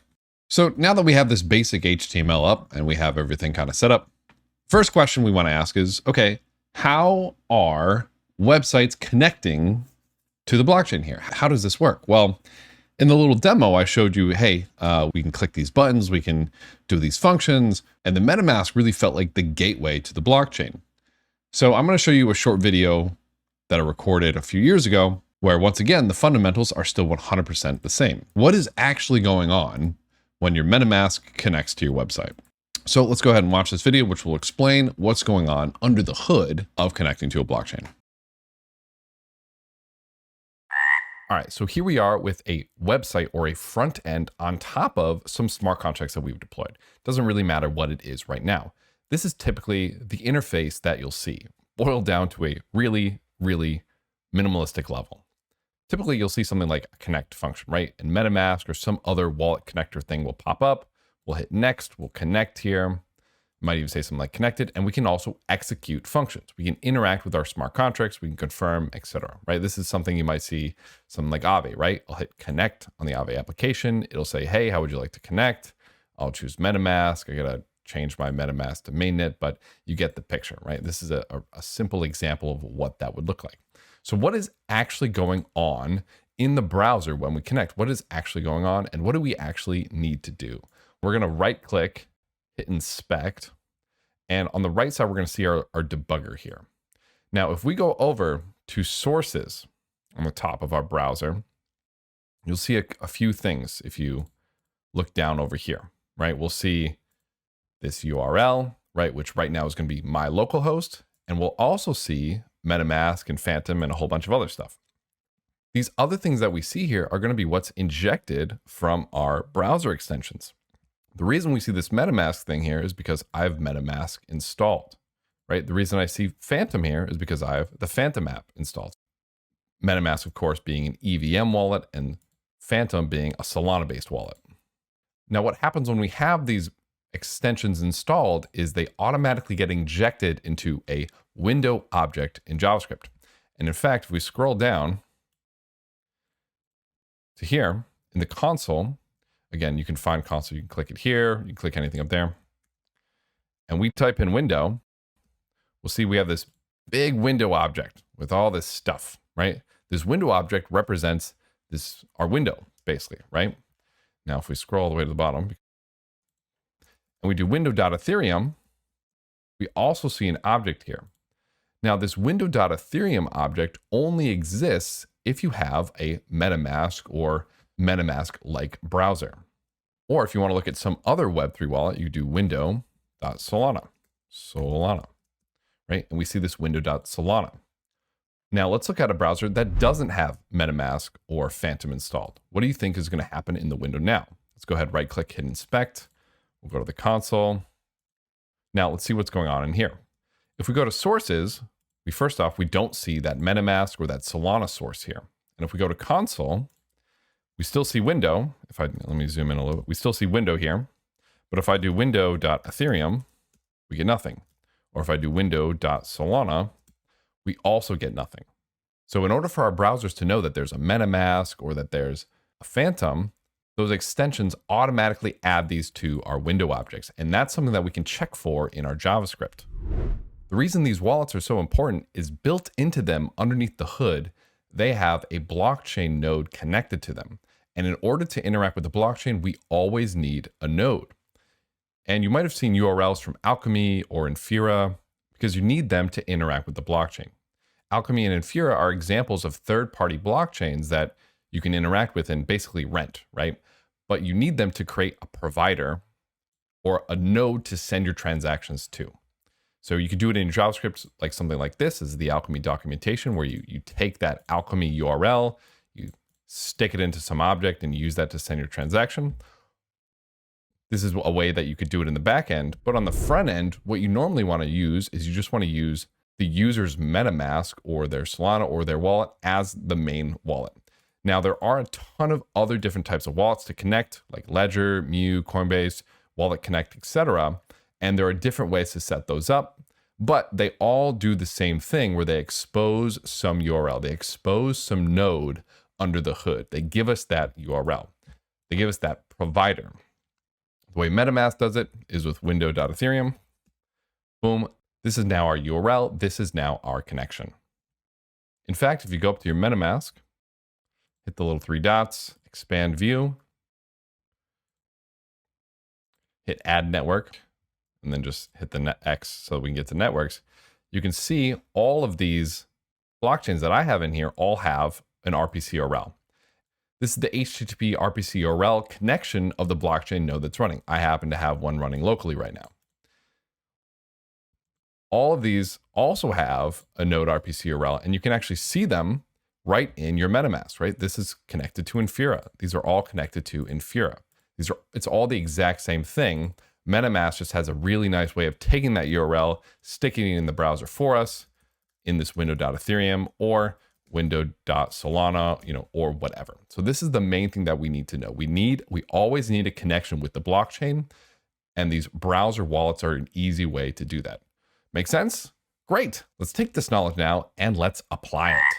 All right, welcome back. The key here on these newer MetaMasks anyways, is in these networks, here I have add a custom network. We're always going to have this RPC URL. And this RPC URL is literally just an endpoint that will connect to a blockchain. And anytime our website makes a request, it's secretly making some type of API call or HTTP post or HTTP GET call to that RPC URL here. So when we connect our wallet to our MetaMask here, we're essentially giving this website access to that RPC URL inside of our MetaMask. So let's go ahead, let's get that set up for our website here. So we have a connect button here, and this is where we're going to actually finally write some JavaScript. We could put our JavaScript directly into the index.html, putting it in between these script tags. But what I like to do is actually separate it into its own file. And I'm going to make a file called index-js.js. This is because at the end, I'm going to show you TypeScript, and we're going to transition to TypeScript for the rest of the course. But we're going to start with this index-js.js, which is a little confusing. And what I'm going to do on our index.html, so I'm going to say script src equals ./index-type equals module. Don't worry about that for now. And then back script. Oops, it already did it for me. Great. What this line does is essentially says, hey, grab all the code that's in the index.js and put it into our site. So for example, if in our index.js, I put console.log hi, and I saved it, went to the front end, right-clicked, hit inspect, I go back over to this console, and I do a refresh. I see it says hi. I keep refreshing, and it'll keep saying hi. I can go back to my code. I can say hi a whole bunch of times. I can save, refresh, and it says hi a whole bunch of times. So this line injects JavaScript directly into our HTML here.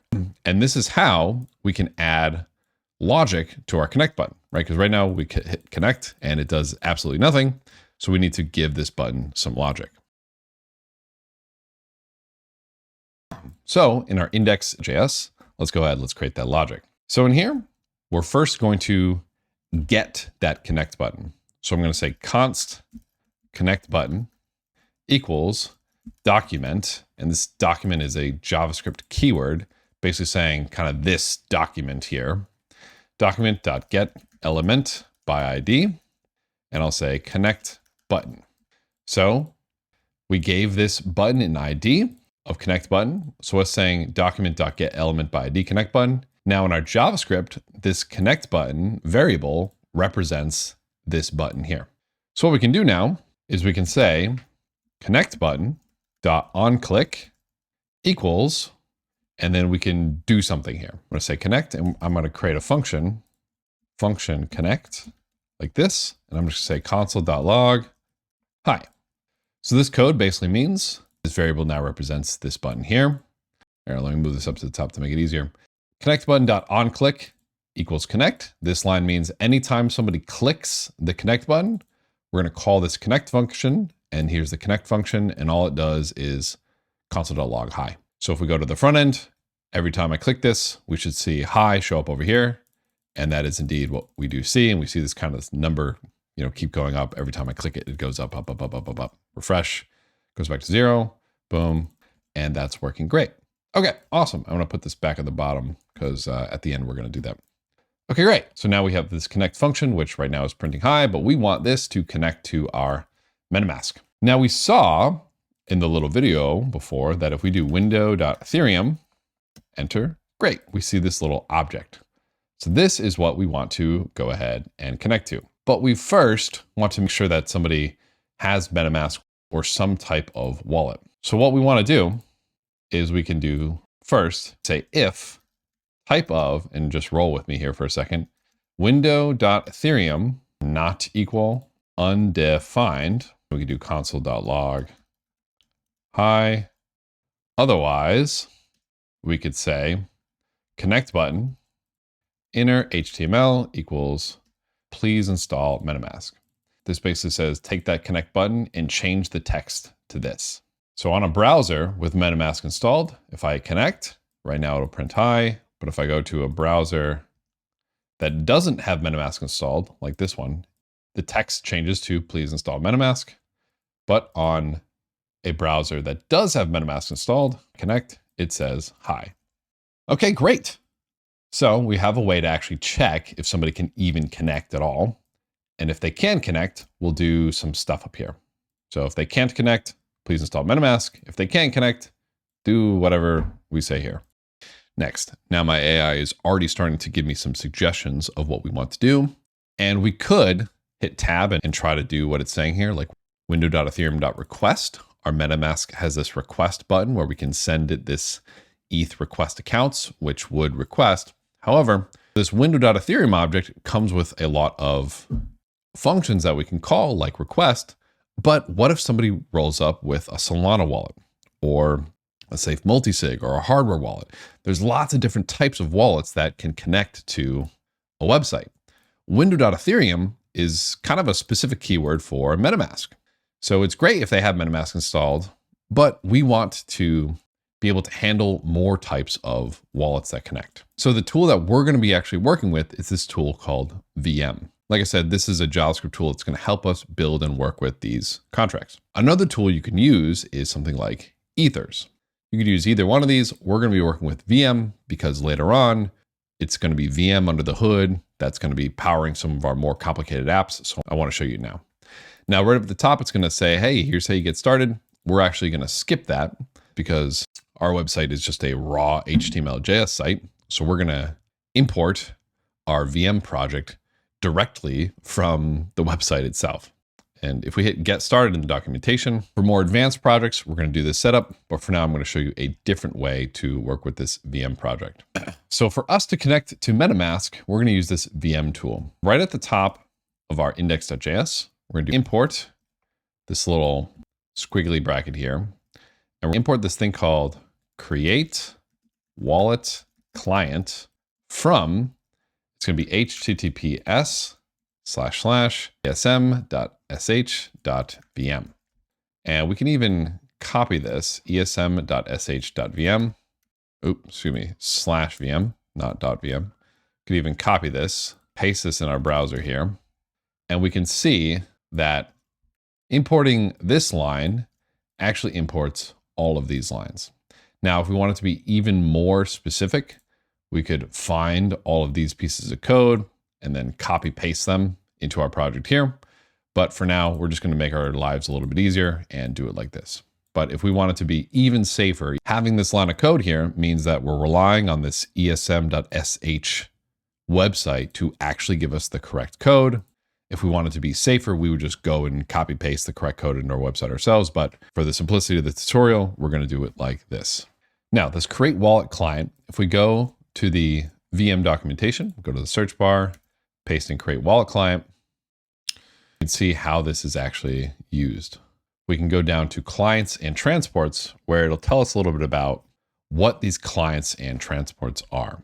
Now, as of recording, AI is pretty terrible at VM. So if you ask your AI questions about VM, it'll probably get things wrong. So for example, if I go over to DeepSeek again, and I were to ask, hey, what are the 3 types of clients in VM? Let's do that. What are the 3 types of clients in VM? The JavaScript blockchain tool. It probably won't know. I take it back. It does know. Wow, that's fantastic. Okay, cool. So never mind. You can't ask me questions about VM. That's great. Well, there are these 3 different types of clients in VM. A public client, which provides access to public actions such as get block number and get balance. A wallet client, which provides access to wallet actions such as send transaction and sign message. A test client, which provides access to test actions such as mine and impersonate. We are trying to connect our wallet to the website. So we're going to use a wallet client. That's why we're going to use this create wallet client function. We can look at the wallet actions in the documentation. And we can see wallet actions are actions that map one-to-one with a wallet or signable Ethereum RPC method like ETH request accounts and ETH send transaction. To connect our wallet to the website, it's this ETH request accounts function that we want to call. To do that with VM, we're going to do create wallet client, and we have to pass kind of this weird syntax here. We're going to say transport, which is going to be, hey, what is the blockchain that we're actually going to connect to? And we're going to say custom window.ethereum, and we need to import custom as well from VM. And this is basically going to say, okay, we're going to have a wallet client. We're going to create a wallet that's connected to our MetaMask. Now we could use this function to connect to different types of wallets, but for now we're going to say just window.ethereum. But at least having this line in here means that in the future, we could add different types of transports. We could add connecting a multi-sig, etc. For now, because we're only working with MetaMask, we're using this. Up at the top, we'll say let wallet client like this. This will create a wallet client variable, and we'll say wallet client equals create wallet client. And then we'll do wallet client request addresses. Now I know I'm probably already confusing you, but just stick with me. I'm about to explain everything. And I also purposely put a bug in here, and I'll show you why in just a second. So I know this was a bit confusing, but essentially all this code is doing is we're saying, okay, we're going to create a wallet client. We're going to create a variable that is going to allow us to interact with a blockchain wallet and our website. We're going to call it wallet client. And now we're going to call request addresses. And this is the function that basically says, hey, what addresses can I work with? Can I actually connect to you? So that's it. Now, if I zoom out for a second here, we still have onClick equals connect. So let's go ahead and try this. And if you want to pause and figure out why this is going to fail, you might be able to do that, but you might not as well. Let's go ahead and hit connect. We'll do a refresh. We'll make sure we're running on our server. Yep, we sure are. All right, connect. It's not doing anything. What the heck? Why is this not doing anything? Well, let's look at this request addresses function in the documentation. And this would be something you could ask your AI as well.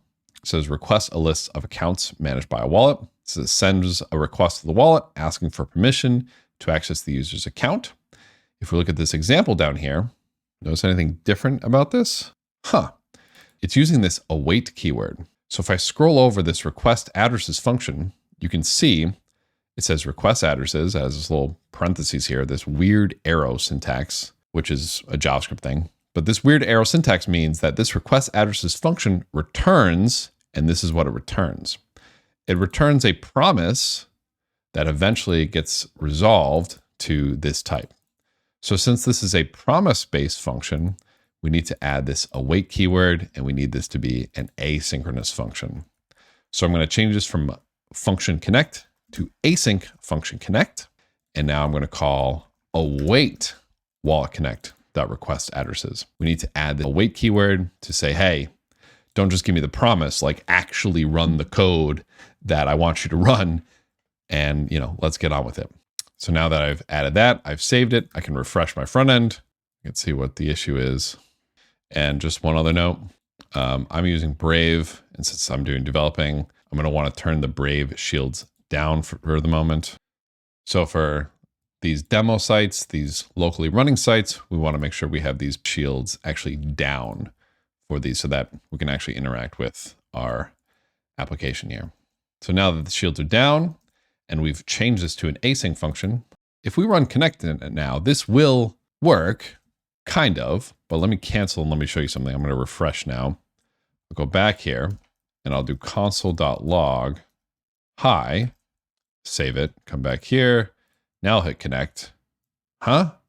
Wait, it printed hi before I actually connected here. So let me go ahead and cancel now. I'll refresh. And why is this printing out hi before I finish connecting? What's going on? So we make this async function connect, and we have this be await wallet connect.request addresses. Now, if we rerun this, I'll hit connect, it doesn't get printed out because right now we're awaiting for this to finish running. So now if I hit connect here, once it does connect, we do indeed see printed out. So we want to make this an async function so we can await for these wallet interactions to happen. And that's generally best practice for everything that we're going to do here. So for us now, instead of console.log hi, we're going to do connect button.inner HTML connected like this. I'm going to save. I'll refresh. I'll hit connect. And now we see we are indeed connected.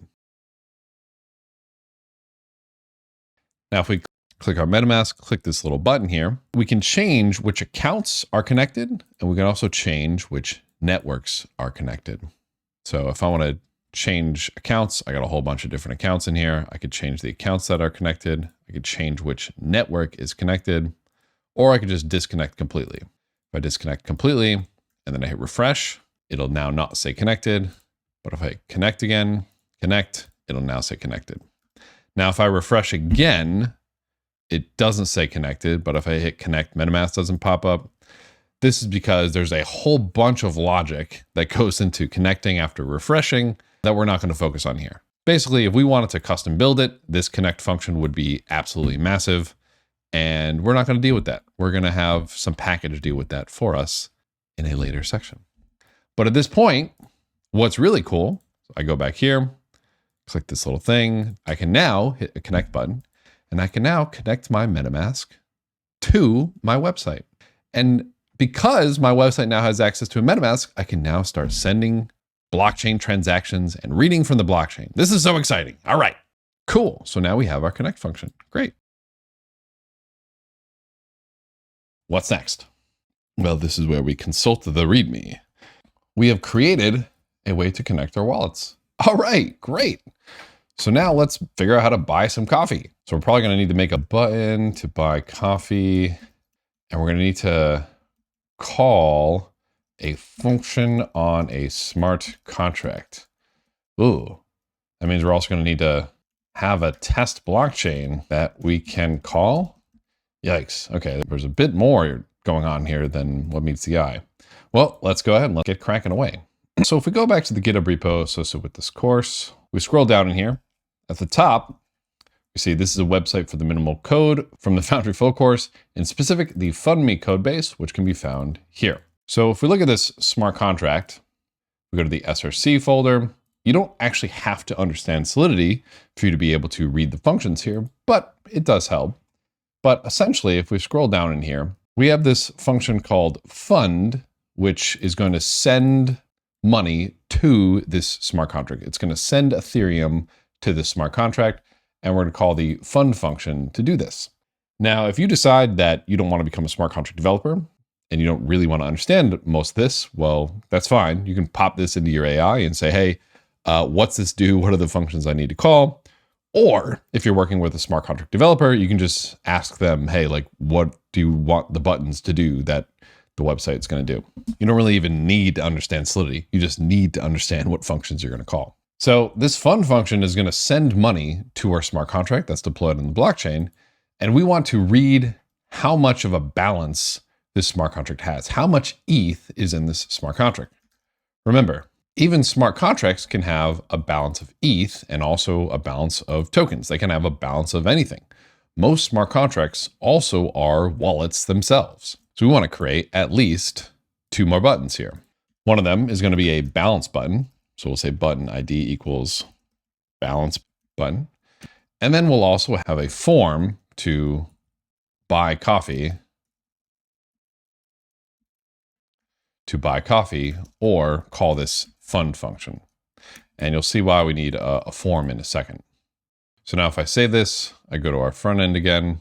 I now have a get balance function that doesn't do anything. Now let's also create a form which will allow somebody to enter an Ethereum amount, and we'll call the fund function and basically buy coffee for this smart contract address. So first I'm going to do this label 4 equals ETH amount. Basically this is just going to be a label for our ETH amount input field, which we're going to create next. And so unlike a button, we're going to say input ID equals ETH amount, placeholder equals 0.1 / close thing. Now, most of the time for tags, we're going to put stuff in between, like an open and close tag. But if you have nothing to put in between the tags, you can just put like a little slash right at the open tag. Basically, this says, hey, this is an open and close tag. But this input field, now, if we go back to the site, it now gives us this little bar to input stuff. And there's a placeholder of 0.1. If I change this to like 1111111, hit save, go back. It's now 1111111, etc. Let's undo, hit save again. And now finally, we'll do a button button type equals button, ID equals fund button. And this one will say buy coffee /button like this.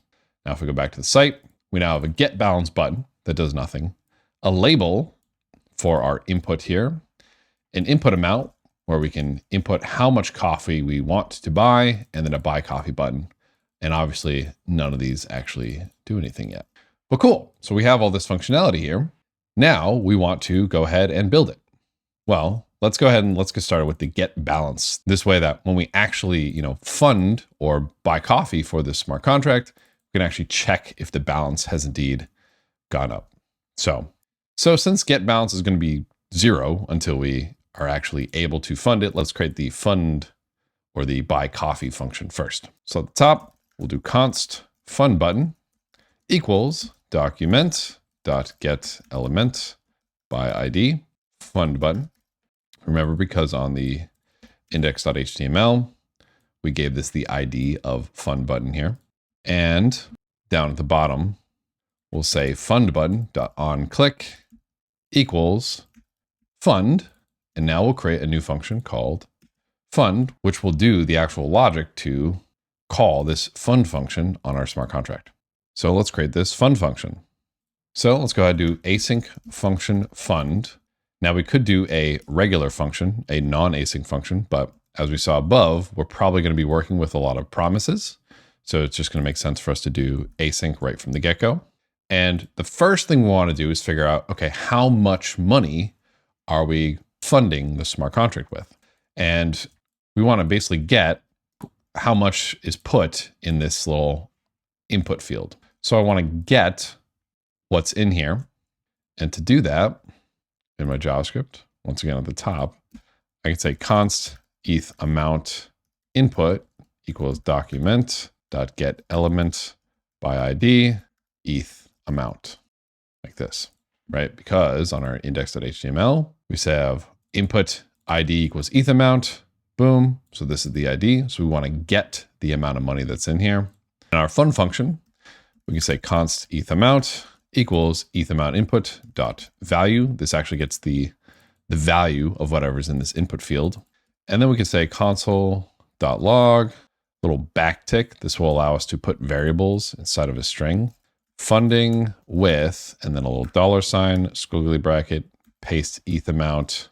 It now says, okay, anything that's $, squigglies, replace it with a variable. So now if I save this and I go back and I put a 1 in here, buy coffee, and now it says funding with 1, which is what we want. Cool. So now we have funding with whatever is in this field here. And now we can call the fund function. So just in case somebody hasn't called connect again recently, we're going to want to redo this line here.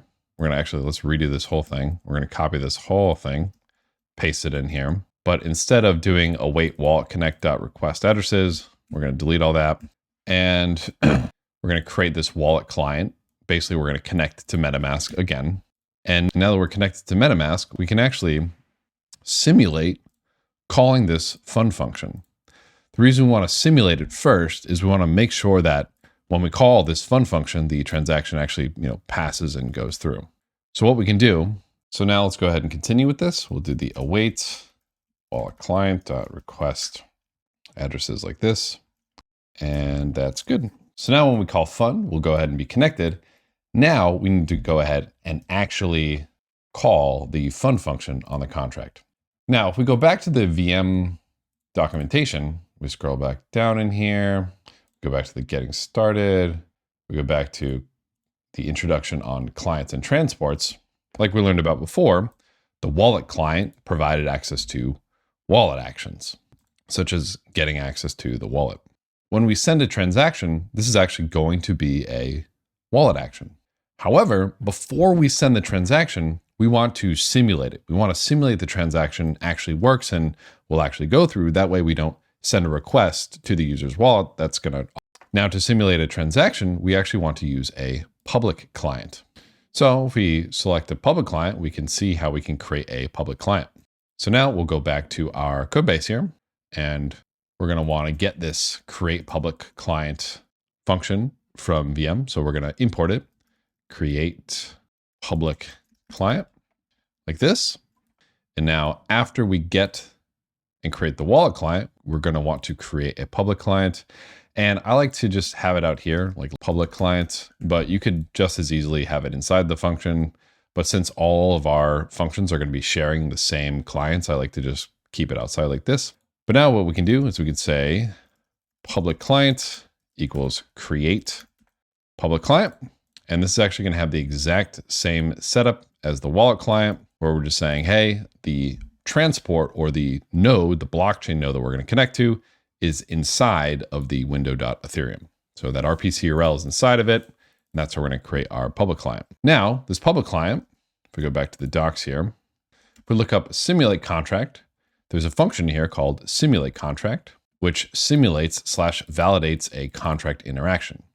This is useful for retrieving return data and revert reasons of a contract write function. This function does not require gas to execute and does not change the state of the blockchain. It's almost identical to read contract, but also supports contract write functions. So basically, we're going to simulate funding the contract with ETH. And then if the simulation passes, then we can actually call the fund function ourselves. So what we can do is we can say await public contract dot simulate contract. And in here, if we go back to the docs, we scroll down, we can see the usage. It takes an address, the address of the contract we want to interact with, the ABI, which I'll explain in a minute, the actual function that we want to call, and the account that's going to be calling the function. There are some other parameters we can pass in here as well, including the chain, how much ETH we want to pass, so on and so forth. So back in here, we can add those pieces here. So first, we want to get the address. What is the address that we want to interact with here? Well, this is where, if you were building a site yourself, you would want to ask the smart contract team, hey, where is the smart contract that we're going to be interacting with? And they would tell you.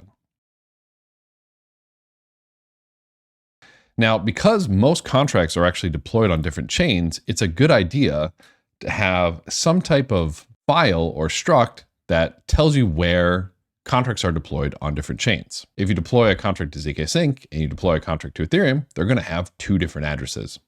So your website is going to need to handle what chain the person is currently on and get the contract address depending on what chain that they're on. For us, since this is just a demo site though, we're going to create a new file called constants-js. And in this file, we could put like, const ETH address equals, and the address of Ethereum. We could put const ZKsync address and then the contract address on ZKsync, et cetera, et cetera.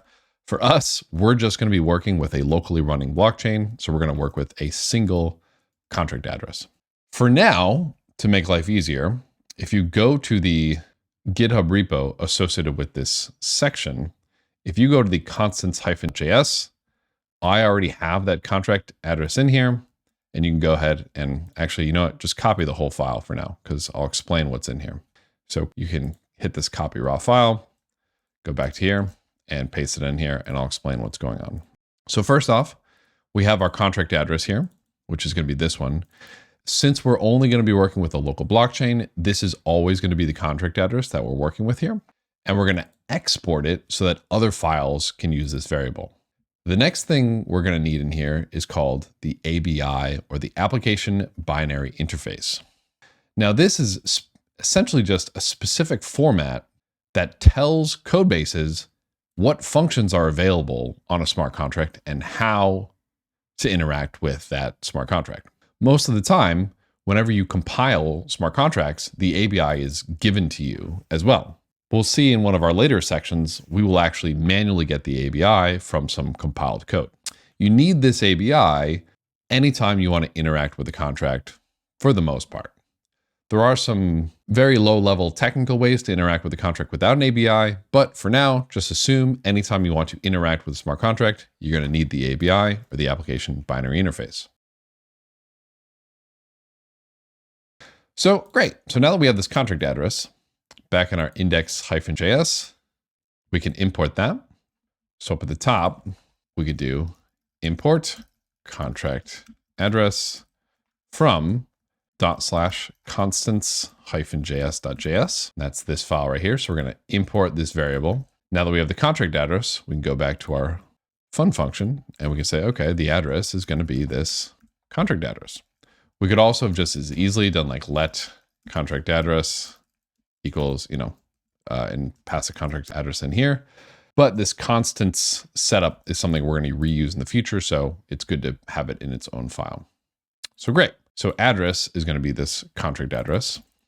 What else do we need? Well, next we do need the ABI. So let's go ahead and import that as well.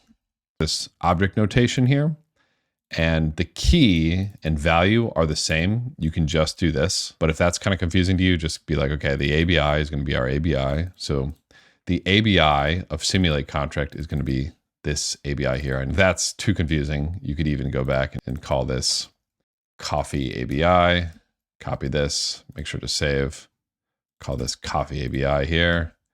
And then instead of, you could say ABI, coffee ABI. That's probably a little bit clearer here.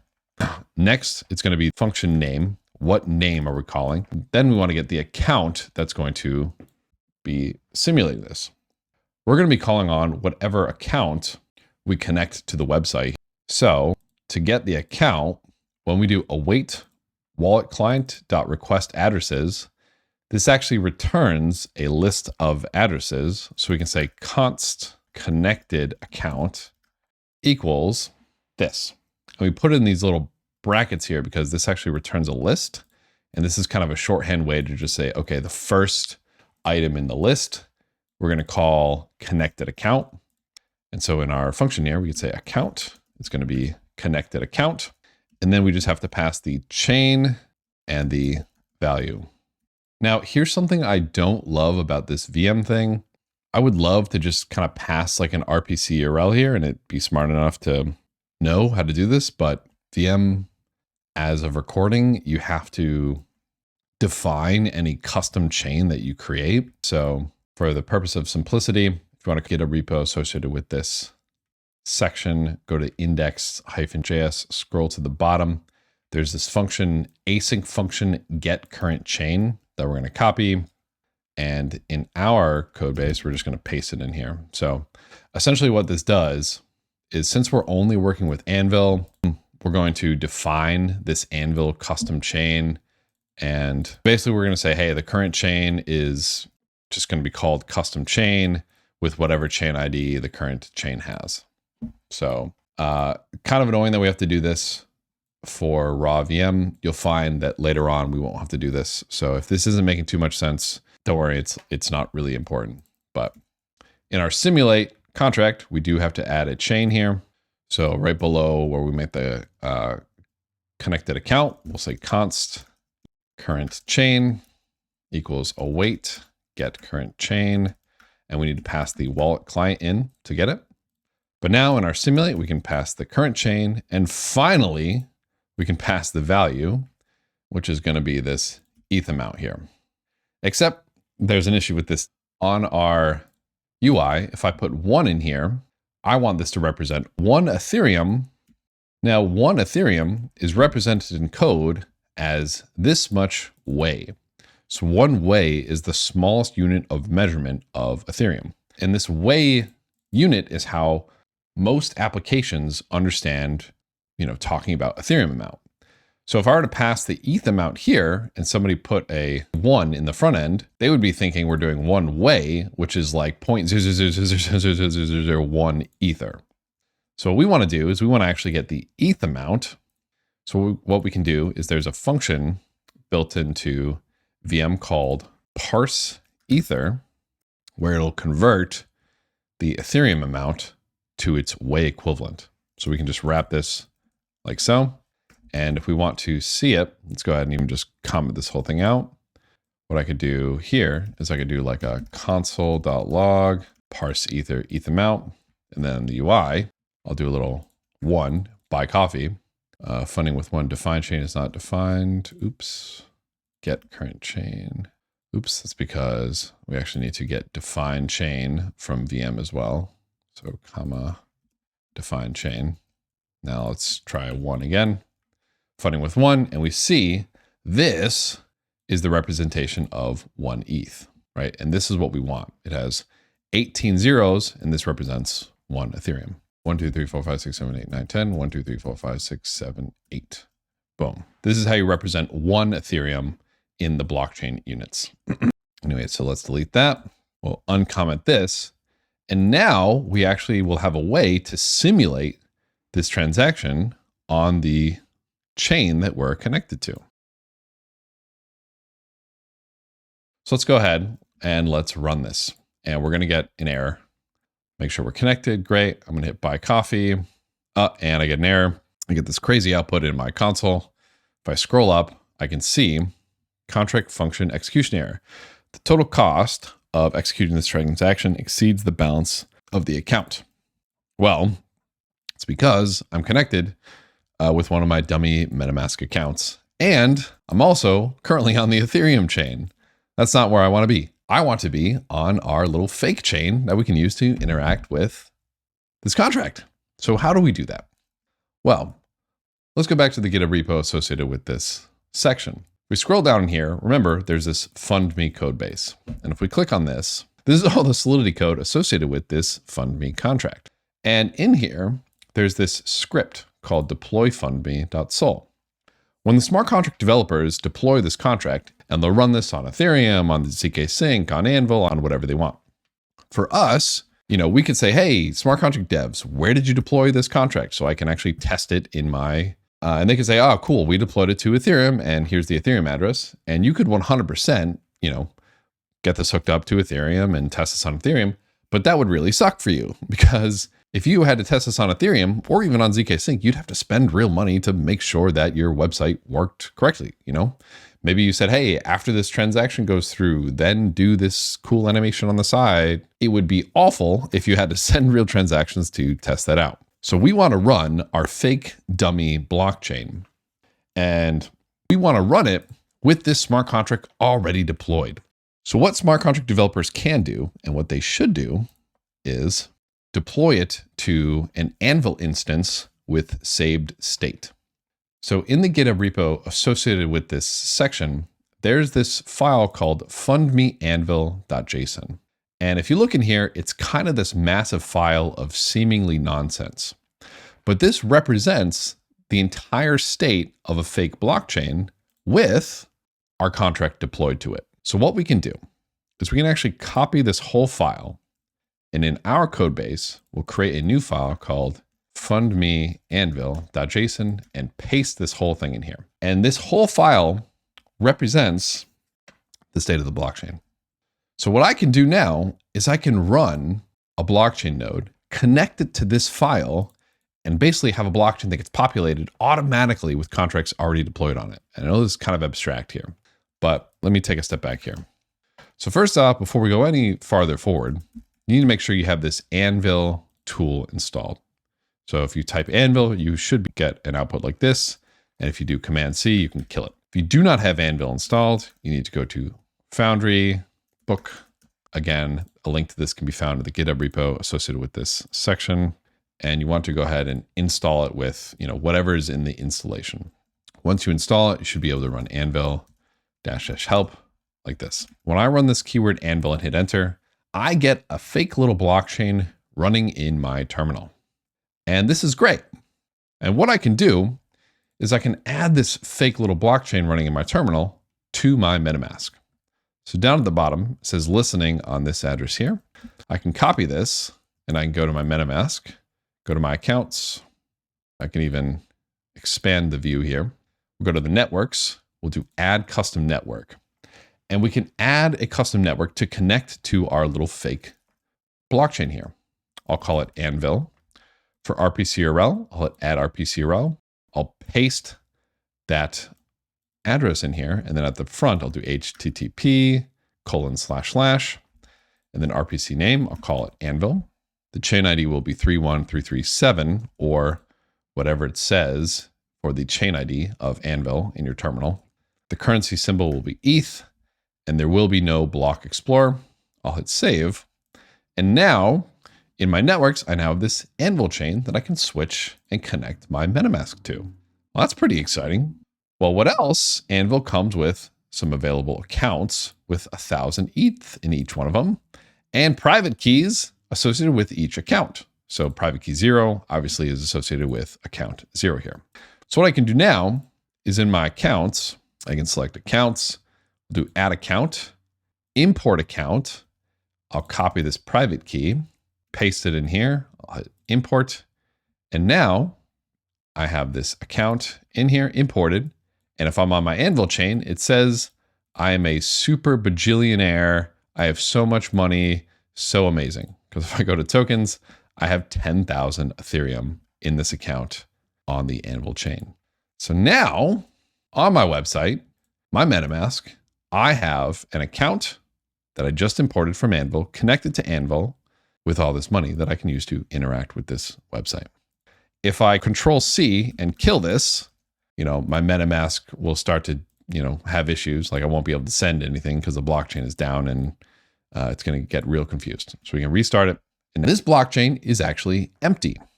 So what we can do is we can actually populate it with the contents of this fundme/anvil.json. So like I said, the smart contract developers were nice enough to deploy the contracts to this JSON file essentially, and then give it to us so that we could test our website. And this is how you want to be testing your website. It's not ideal to be testing your website with mainnet funds and with real things. You can also optionally use a forked network instead. So you could do Anvil if the code is actually deployed to a real network, but for the most part, it's usually going to be much cheaper, much faster to use Anvil where the code is already deployed. And if the smart contract devs have architected their project in a good way, if they've followed along with Cyfrin Updraft, it should be relatively easy for them to do this. So now that we've downloaded this file, what I can do is I can do Anvil --load state fundme_anvil.json, and this will start up a new Anvil instance. However, it's going to be connected to this fundme_anvil.json. Now in this JSON file, if we go back to our constants.js, if we click this address and we go to this JSON file, if I do a Control F for this, I can see that something happened at this address. There's a couple different hits here. And this is because we've actually deployed a contract to this address. And if you want to be real cool with it, you can even see, what the data was associated with this address and everything that's going on here right in the JSON file. But now that we've started this blockchain on this Anvil instance, and what's kind of cool, by the way, is you can hit the X, which will hide the terminal. But if you pull the terminal back up, you can see that it's still running. So the X hides it. If you do the trash can, you'll actually kill it. And if you pull the terminal back up, you can see it's no longer running. So I'm going to hit up twice to rerun that. And now the instance is running again. Now that we actually have this chain running, let's see if we can actually simulate this contract. So I'm going to put a 1 in here. I'm going to make sure that I'm connected. Well, I'm actually not connected. So let's go ahead and get connected. I'm going to hit edit here. I'm going to make sure that I'm connected with my imported account, the one from Anvil, right? It should be F39, FD or whatever. We'll hit update. For networks, we'll want to just go ahead. We'll say, okay, let's only be connected to Anvil here. Only be connected to Anvil here. We'll hit update, connect. Now we're connected. And if you're not, you can go ahead and click your MetaMask, hit this. You can always edit these as I just did. Let's only connect to Anvil, only connect to the account that we just imported. And we'll go ahead, we'll select buy coffee for 1 ETH. And now we don't get that error. And this is because we simulated the contract and this actually passed. But what did it pass with? Well, let's find out. Let's say const request like this equals await public client.simulate contract. And then we'll do console.log request like this. Go back to the website. We'll put the 1 in here, buy coffee, and now we get a response. So what happened was our website actually pretended to fund the contract, and it got a whole bunch of data back about what happens when we simulated calling the fund function. And since calling the fund function in its simulation passed, it says, hey, this looks pretty safe to me to actually call. And what's cool is it gives us this request object back, which we can use to directly then go ahead and call the contract. So first we're going to simulate calling the contract. and then we're going to actually call the contract. And this is really healthy because if this passes, we have some assurance that actually calling the contract will pass. To actually call the contract with the exact same parameters here is we do await wallet client write contract, and we pass in this request object. And this returns a hash, and we could even do a console.log hash. So this will be like a transaction hash that we could show to the user saying, hey, your transaction is processing. So now what we could do is on the front end, I'll put 1 ETH in here. We'll select buy coffee. Our MetaMask actually pops up because this simulation passed and it says, hey, this request looks good. Here's all the details you need for the request. You can now call write contract on the wallet client, not on the public client, on the wallet client, which makes this pop up and says, hey, do you want to send this transaction? And we can go ahead and confirm. And what we see is the transaction went through and we got a transaction hash back. And you can see in your little node that a transaction actually did go through. Now, this next part, keep this node running, right? And if you pause the video or you turn off your VS Code soon, just redo that part when you log back on. So make sure you've bought coffee, you've sent this through, because as of right now, we have bought coffee and we have sent ETH to the contract address. So now we want to check, okay, did we actually send? How much did we send? What is the balance of this contract address that we just sent money to? How do we actually get the balance? So let's very quickly do the get balance function and then walk through that whole process again to make sure that the money is actually going through. What is the balance of this smart contract? So what we can do, we have the balance button. So index-js, we can now say const balance button equals document dot get element by ID balance button. Thank you, ChatGPT. And at the bottom, we'll say balance button dot on click. We'll create a new function called get balance. So let's create that function. We'll do async function get balance like this. And we're going to do a lot of the same of what we did before. So I'm going to do if type of window.theorem does not equal and defend, blah, blah, blah, all this stuff. I'm going to copy all of this, paste it right here. Oh, and then be sure to close those parentheses as well. We actually don't need the addresses, so I'm going to get rid of that. But since we want to check the balance of a contract, we don't need a wallet for this. So instead of doing a wallet client, we're going to say public client equals create public client like this. And then we're just going to say const balance equals await public client dot get balance. And then we pass in the address, which is going to be the contract address. And then we can just say console.log format ether balance. So format ether is a function that helps make reading amounts easier. So up here we had this parse ether, which turned 1 into 1, 2, 3, 4, 5, 6, 7, 8, 9, 10, 1, 2, 3, 4, 5, 6, 7, 8. And this format ether function is going to do pretty much the opposite. It's going to turn 1, 2, 3, 4, 5, 6, 7, 8, 9, 10, 1, 2, 3, 4, 5, 6, 7, 8 into a 1. And this comes from VM as well. Boom, format ether like this. Now we can call get balance.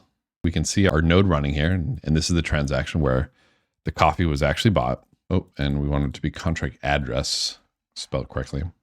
So now we can call get balance, and we do indeed see a 1 returned. Now you might see a 0 here because of the way blocks work. And if you see a 0 here, you could just easily, pop open your accounts, maybe send 0.0001 ETH to some random other address just to push a block forward, and then get balance should return a 1. If we buy some more coffee, we fund this with more. I call balance. Well, same thing. You might still see a 1 because you need to push a block forward. This is where some test functions like mine might be helpful, but I'm just going to go ahead and send another random transaction to push a block forward.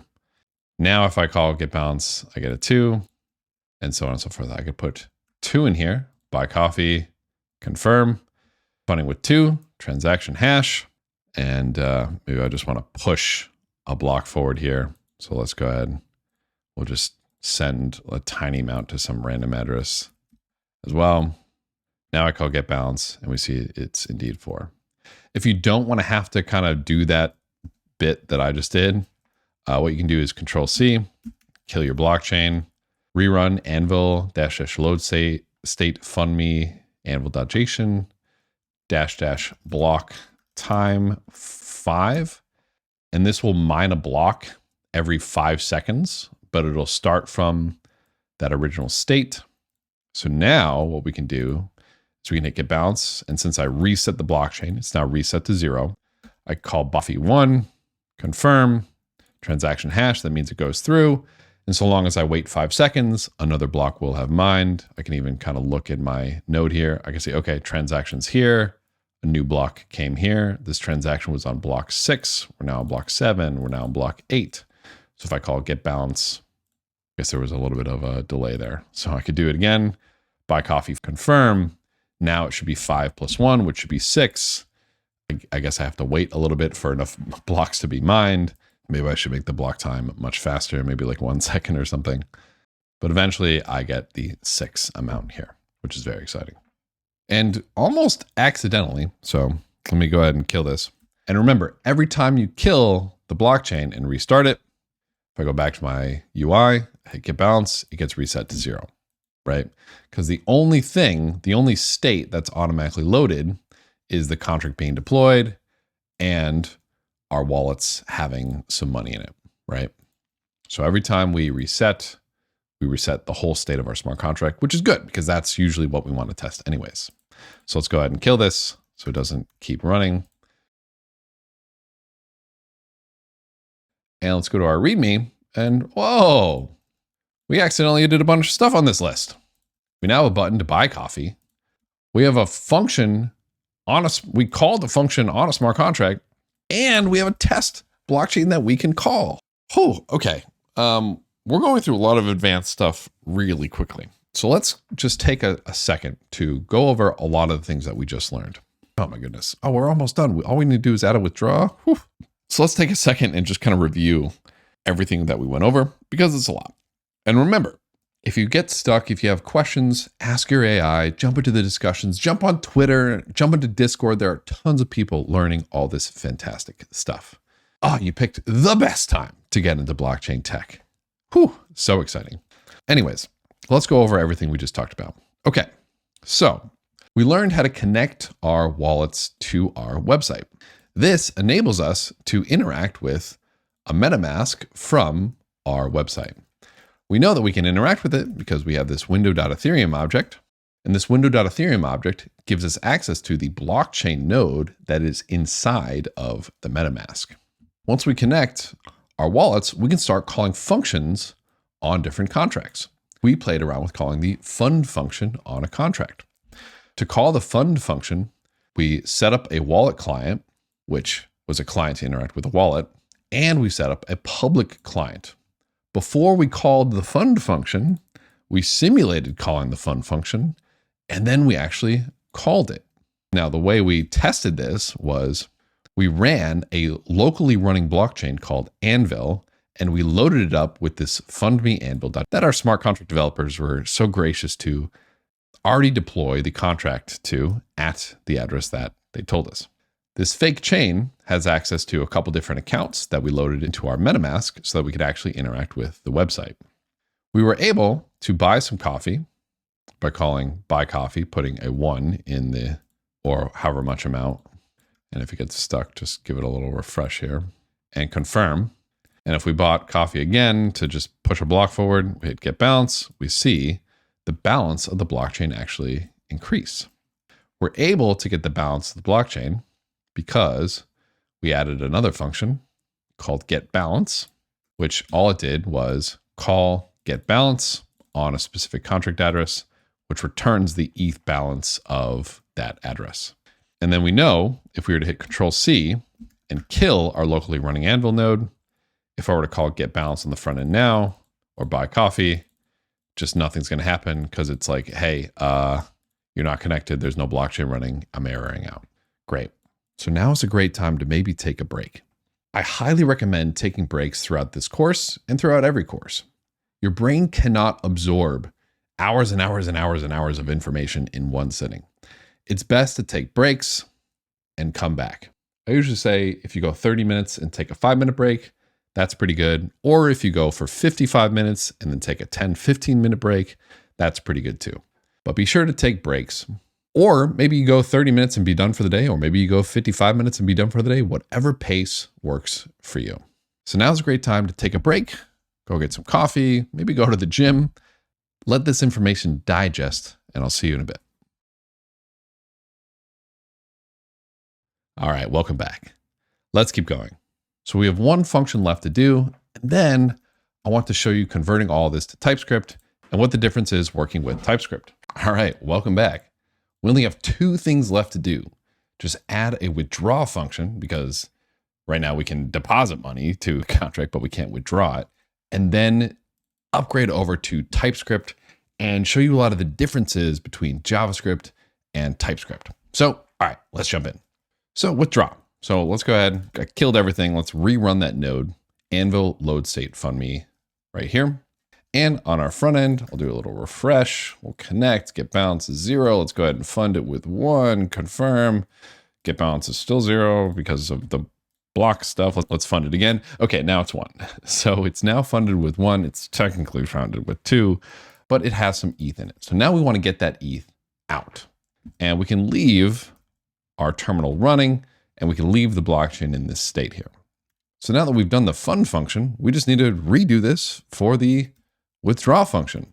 And this is once again where AI is actually incredibly helpful. One of my favorite prompts to do is something like this. Here is the code to call the fund function on a smart contract from my website. Can you please use this as a template to create a withdraw function that calls the withdraw function?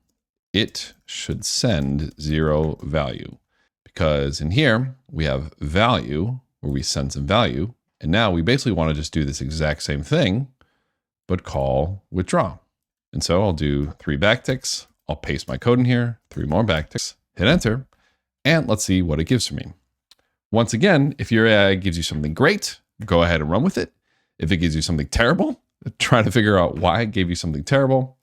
And of course, you can always refer back to the actual code associated with this course. But I do want you to get into the habit of working with some type of AI because, yeah, in your professional careers, you will be working with AIs. But again, what's important is you need to understand every single line of code associated with this. And I mean that. I want to draw your attention back to this for a second. The blockchain world is a little different than the Web 2 world. In the Web 2 or the regular internet world, if your website that hosts kitten images gets hacked, the worst thing that's going to happen is maybe instead of showing cute kittens, you show, weird images of Donald Trump or something. I don't know, whatever weird thing you want to show. Obviously, that's not great, but it's not the end of the world. If you get something wrong in your smart contract application, either in your Solidity code, but also in your front ends, you could actually lose millions or billions of dollars. So getting your code correct in the blockchain world, in the Web3 world, in the cryptocurrency world is incredibly important. And we never want to blindly copy paste code out of our AI. We want to make sure we know exactly what it does. This $1.5 billion hack that happened just a month ago as of recording was not a smart contract vulnerability. It was a website. It was a front end vulnerability. So we want to be extra careful and pay extra close attention to whatever our AIs give us. So if you want to go ahead and try to write this function out from scratch, I highly recommend you do that. If you want to get this from an AI, if you want to prompt an AI and have an AI do it, great, you can do that as well. But just make absolutely sure you understand what every line is doing. So I'm actually going to copy this. I'm going to paste it in here, and we're going to go through it to see if it actually makes sense. Okay, cool. Async function withdraw, that looks good. Console.log withdrawing funds, great. If type of window.ethereum does not equal undefined, I think that's right, but let's go ahead. Let's even do like a little, open the command panel and do a little split screen. We do split editor like this, and we could scroll down. to fund, and now we can kind of compare these two functions. So console.log, if type of window.ethereum. Oh, and then if your windows look like this, you can open up your command palette and do toggle word wrap, and that'll get the words to kind of wrap around like what you see here. So if type of window.ethereum, okay, those look the same. We get a wallet client, we connect wallets, we request addresses. Okay, that looks the same. We get the current chain, great. We get a public client, we simulate the request on the withdraw, we simulate the request on the fund. Okay, so it says change to withdraw. Okay, good. So function name is withdraw. That looks right. Address looks right. ABI looks right. Value parse ethers 0. So this is actually good, but we can actually delete this. And this is also really good for us to actually go through and delete that line, right? So it says, hey, you can have this at 0, but it's just like, okay, well, why would we even clutter up our code base with this line that we don't need? I'm just going to delete that. So that's good. Okay, cool. We have a wallet client.write contract, withdraw transaction, and okay, that looks good. All right, so it looks like the code the AI gave us is pretty good. Let's go ahead and try to run with this. So now that we have this withdraw function, let's do const withdraw button equals document.getElementById withdraw button. Thank you, ChatGPT. Back over here, we're going to need to create a new button. ID equals withdraw button, and we'll just say withdraw in here, and we'll have the button be here. So we have a withdraw button at the bottom. We'll say withdraw button dot on click equals withdraw. Okay, that looks good. Let's pop over to our front end now. Buy me a coffee. We do get balance. We see the balance is 2. If I try to call withdraw now, we should see transaction pop up. Let me confirm. Withdraw transaction hash. Let's try to call get balance now. It still says 2. Let's fund it with like 0.0001 just to mine a block here. Oh, and we got into an issue because that's not enough ETH. Let's do 0.1. Now let's call it. Now let's call it get balance. And we see it has indeed been updated. So we successfully withdrew from the contract. Awesome. This is so exciting. And what's most important is the way we did it was we asked an AI to give us this function for us, and it gave us the function. We walked through it line by line. We understood what every single line in here does, and that was the reason we felt comfortable to add it in here. And if we didn't feel comfortable, we could reference the docs. We could ask our AI to, hey, can you tell me why you made the choices that you made? There's a lot of different ways we can go ahead and verify that this is indeed correct. Okay, great. So now our app is pretty much complete. This is exactly where I wanted you to get. So we can now connect, so long as our blockchain is running. We can get the balance, which is 0.1 right here. We can fund it by calling buy coffee, which sends however much ETH we put in here, right? So we see amount is 1 ETH. I'll confirm. We will do a little refresh, get balance. We have to wait for the blockchain to catch up, whatever. But then we can withdraw everything, which will withdraw the funds, take the funds out. Once again, let me call withdraw again. And now get balance will return 0, and we can see the balance. So this is fantastic. Our application is working great, and it's all in raw JavaScript. This is phenomenal. Now, what I want to do now is I want to rewrite this whole thing in TypeScript. Now, historically, this would have been a huge pain in the butt, but because we have AI, nowadays, this is much easier. So what is TypeScript, and why does TypeScript exist? Well, the TypeScript lang has a whole page dedicated to why TypeScript exists. But essentially, one of the issues with JavaScript is that languages without strong typing can get really hairy to read and can get really hairy to maintain as the projects get bigger and bigger. JavaScript, in my opinion, is kind of a flimsy language. And oftentimes bugs that you'll run into are bugs just because it's hard to read. TypeScript extends JavaScript. So it's called a superset of JavaScript. It's essentially JavaScript plus some more stuff. And all it really does is add typing to the language. The issue with TypeScript, though, is that websites can't read TypeScript. They read JavaScript. So instead of index-js, we would do index-ts.ts. And there's a reason, there's a method to my madness with these hyphens, I promise. But I can say like let, index-ts.ts.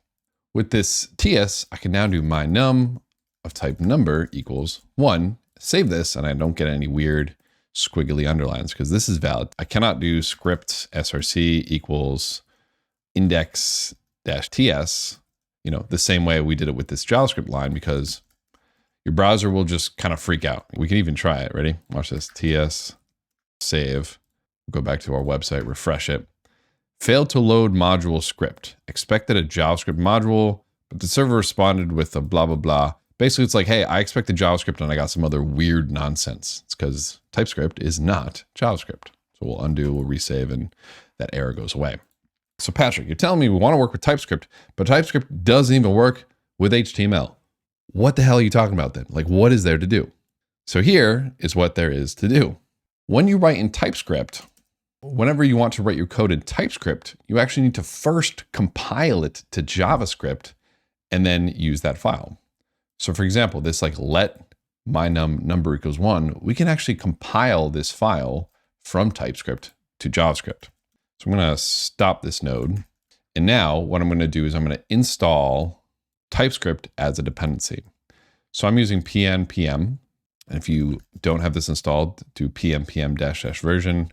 You can go to install pnpm and install this. If you have not, again, you shouldn't be using Windows. You should be using WSL. So you could use one of these as well to install this. And once you have pnpm installed, we can add TypeScript as a dependency. So now we're moving away from kind of this raw JavaScript into a little bit of Node.js territory. So when I do pnpm add TypeScript, this is going to give me the TypeScript compiler so I can compile that. And it's going to do a couple other things. So let me run this and then let me explain what's going on here. So this made a couple of files. Number one, this made this node modules folder. So this is a list of dependencies for a project. We install dependencies directly from the website. This node modules basically downloads them and puts it in this node modules folder instead. For doing like raw JavaScript and HTML, having a node modules folder isn't great for vanilla JavaScript, but that's like a whole other conversation. We also got this package.json. Now this is a file that we're going to get pretty used to working with.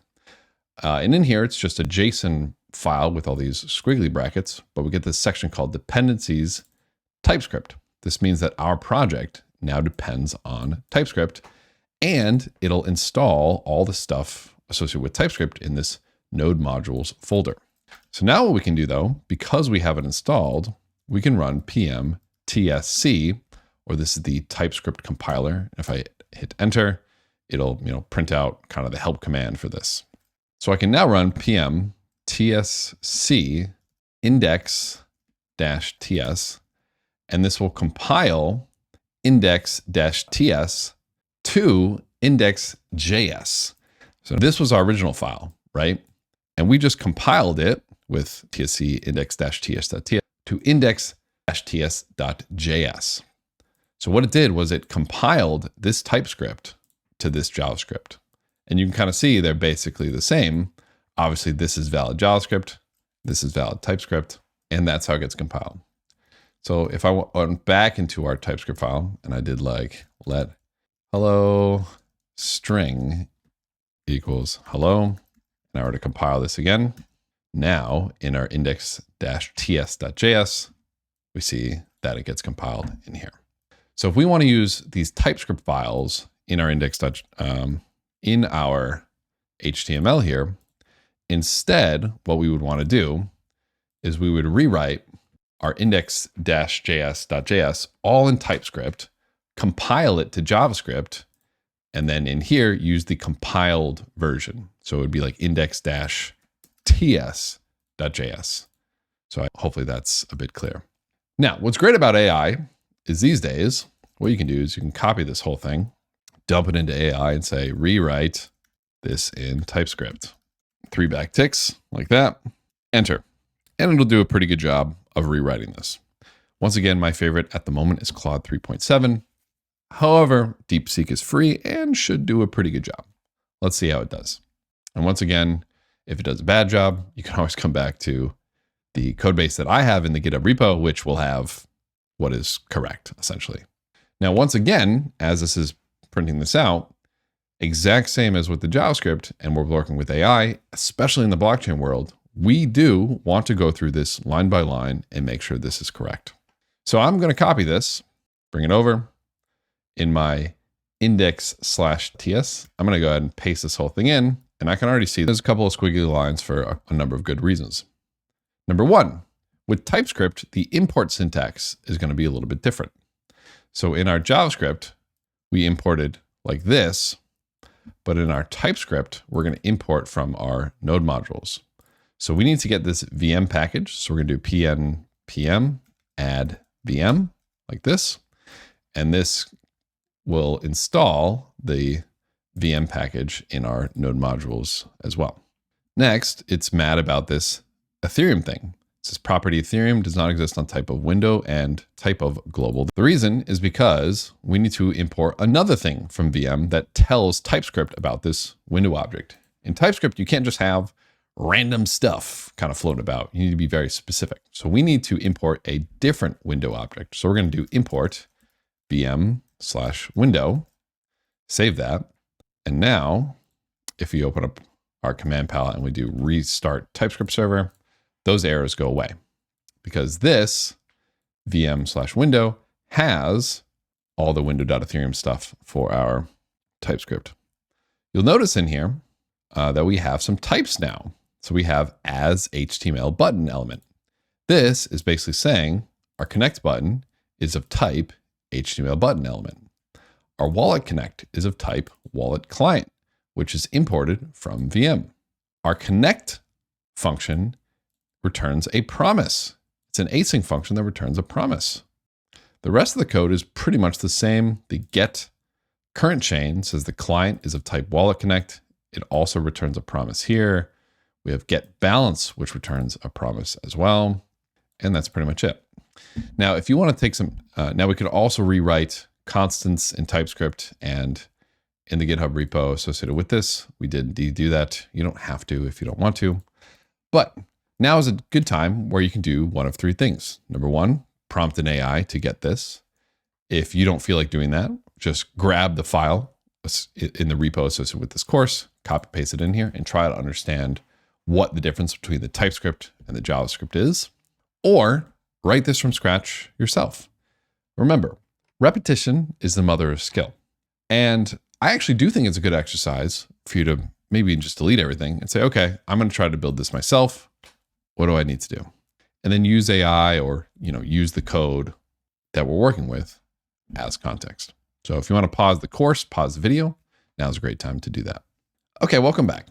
The final thing, of course, that we need to do is we need to compile this to JavaScript. So we would do pm tsc index-ts, and this will compile all of this code in here, and it might take some time, and it might actually error, like what we see here. And we do indeed get an error because, well, we get this error because TypeScript is very fickle as well. And what we need to do is we need to give our TypeScript compiler a config and tell it how to compile all this code. Now for this crash course, I'm just going to go ahead. I'm going to give you the TypeScript configs. AIs are great at helping you figure out TypeScript config. For now, I'm just going to say, go to the GitHub repo associated with this section, grab the tsconfig.json file, paste it in here. And these will be the settings for our TypeScript config.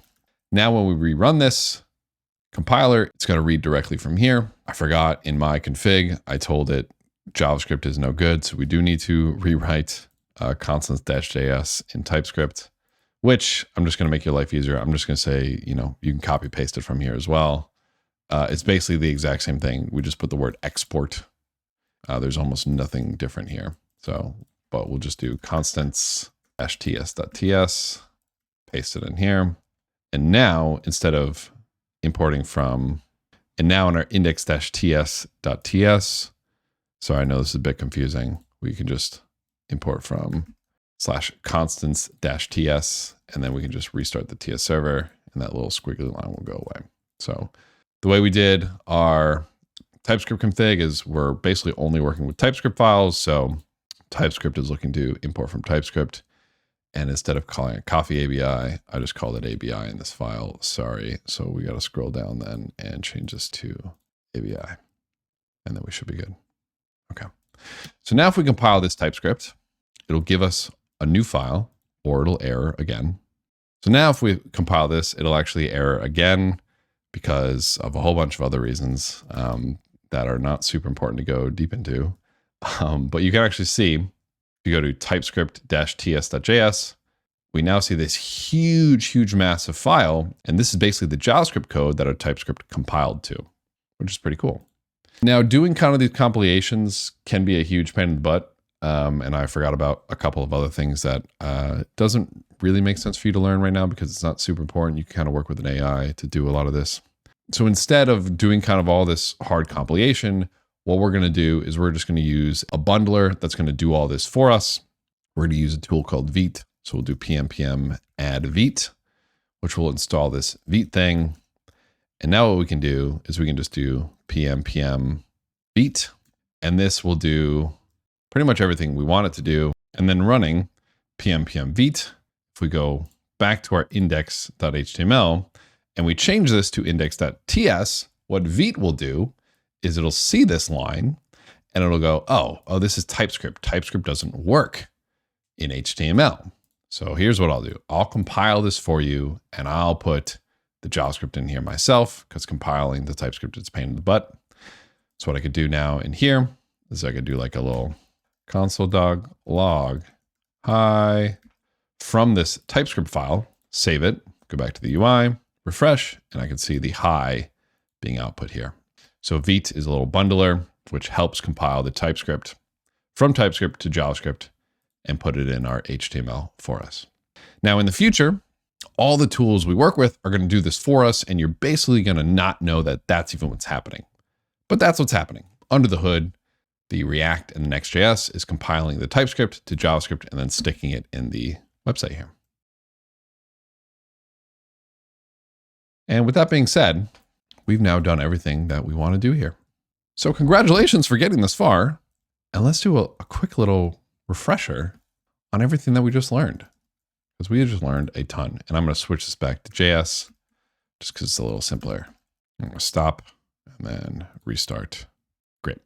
And then I'm also going to do Anvil --load state fundme-anvil.json. Okay, cool. So we created our very first website that interacts with a blockchain. Oh my God, this is so exciting. And we built it in raw JavaScript. We used AI to help us out. We did a little bit of vibe coding, and we even learned how to redo it in TypeScript. Although for this, we kind of skipped the details a little bit. It's not super important because the tools we're going to use in the future are going to do all this for us. So, but essentially we created some very minimal, some very basic HTML, and we added the logic to all these buttons by creating this index-js-js file, which had all this logic for us. So first we learned to connect to our blockchain wallet, where if we go back, let's go ahead, let's select this. I'm going to disconnect. If I hit the connect button, my MetaMask pops up, says, hey, do you want to connect? I can say, yeah, I sure do want to connect. I want to connect exclusively on the Anvil chain. Let's update, connect. And now I am connected. And I can see a little green circle in my MetaMask that shows that, sure, I am connected. We learned how to, if we right click and hit inspect, read the console. If I hit get balance right now, it's going to show 0 because we have not interacted with a contract, but we learned to read data from a contract, right? We have get balance. We have our get balance function, which connects to a public client, calls the get balance function, which returns the balance, and then it prints the balance out to the console. A little bit more interestingly, we learned how to call a function. We hit the buy coffee button. We actually get to call the fund function on our address here. If I confirm, we get a little hash. I'm going to call it again just to push the blocks forward. And now if I hit get balance, we do indeed see a balance for the address here for the smart contract. We were able to call this fund function. We created a wallet client to get our connected address. Then we created a public client to first simulate calling the fund function. And then after we simulated calling the fund function and passing a little bit of ETH with it, we actually called the fund function and then printed out the transaction hash associated with it. And then finally, we can call the withdrawal function, and I'm just going to call it twice to basically mine an extra block. Now, if I call get balance, I see 0. I see we pulled all the funds out of the contract. We learned a little bit more about working with some of these AIs. The one we worked with in this video was DeepSeek because it's free. However, like I said, Claude 3.7 as of recording is Patrick's favorite. And if you want to use Cursor, GitHub Copilot, whatever you want to use, is groovy. We then finally tinkered around with TypeScript. We learned that TypeScript does not work in HTML. And what a lot of the tooling that we're going to use in the future is going to do is it's going to take our TypeScript, it's going to compile it to JavaScript, and it's going to stick it in our HTML for us because dependencies and stuff are kind of weird when you do that. And we don't want to have to deal with that ourselves. So you have done fantastically to get this far. And the next thing I'll say is I highly recommend you learn how to push all this code up to GitHub and you start building your profile. Building your GitHub profile is one of the ways you're going to prove yourself as a developer, as a security researcher, as somebody technical in this field. So I highly recommend you start pushing to GitHub. And it's not something I'm going to go over with you in this course. However, AIs, once again, are very good at working with GitHub.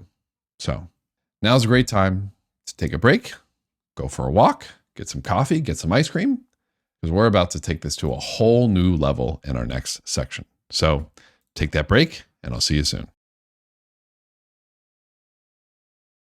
Now, actually, before we finish up here, we have one more challenge for you. So your first challenge was pretty simple. It was just to write down why you want to take this course. Second challenge, a little bit harder. Create a button that console.logs out the response of get address to amount funded. So in the contract that's deployed to that Anvil chain, there's this get address to amount funded. Every time you call buy coffee and you send some value to the smart contract, it keeps track of how much you've sent.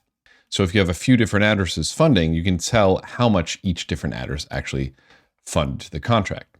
I want you to create a button that will read this get address to amount funded function from the blockchain and console.log it out to your terminal.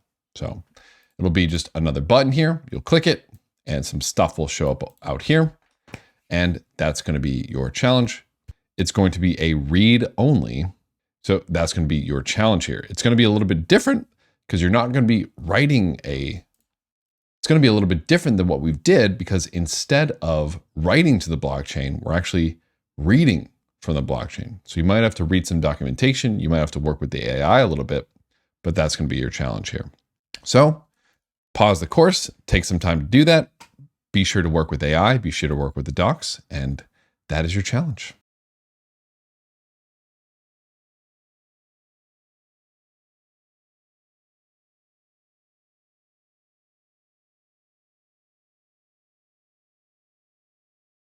All right, welcome back.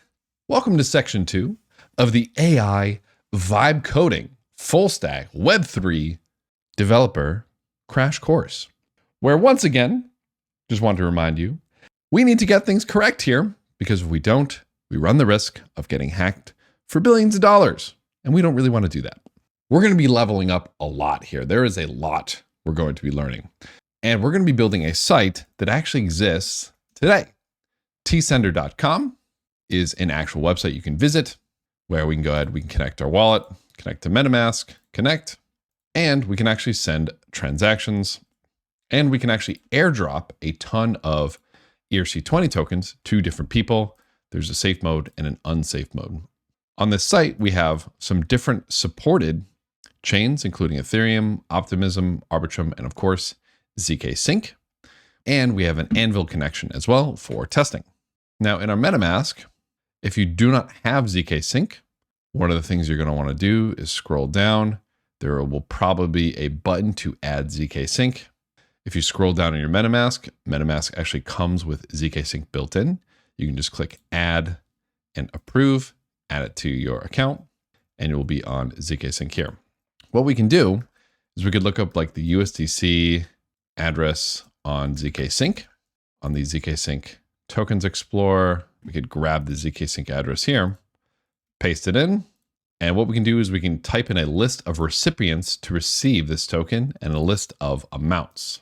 So maybe I'll say, I want this person to receive 100 or this much way. And we'll switch from Anvil to ZKsync. We'll confirm. And what our UI will do is it'll tell us at the bottom, okay, we're going to be using the USDC contract with this much way, which equals to 1 USDC or $1.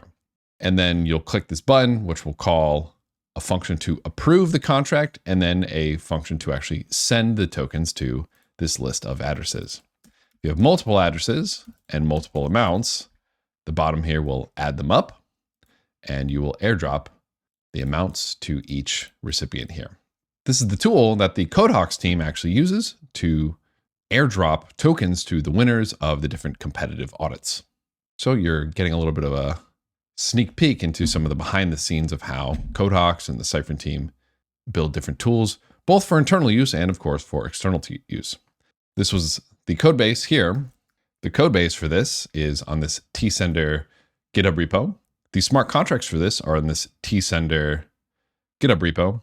And if you go into SRC, some of the contracts are written in this language called Huff, which is this like crazy gas optimized language, which is why this was created in the first place. This is the most gas efficient airdrop contract on Earth because it's built in this very low level language called Huff. So now if you go to the code associated with this, this is going to be the final project, the final code of what this is going to look like. And this is a lot bigger than what we did last time. This is a Next.js or React project. Next.js and React are known as JavaScript frameworks. They make doing a lot of that kind of complicated stuff that we got to towards the end, like compiling the TypeScript, a lot easier for us. And they make it easier for us to build more complicated, more extendable applications. So because of that, there's going to be a lot more code. In this, we're going to be working with a lot of different projects like Rainbow Kit. We're going to be working with WagMi, which is one of the most popular tools for creating these React apps, and so much more. This site, we're going to be building completely statically, and we're going to be deploying it and hosting it using a platform called Fleek. Fleek has a lot of fantastic tools and is one of the sponsors of this full stack curriculum, and I'm super excited to deploy. And if you want, you could even deploy for free this application to Fleek. So with that all being said, this is what we're building. This is what we're going to make. Let's go ahead. Let's get cracking.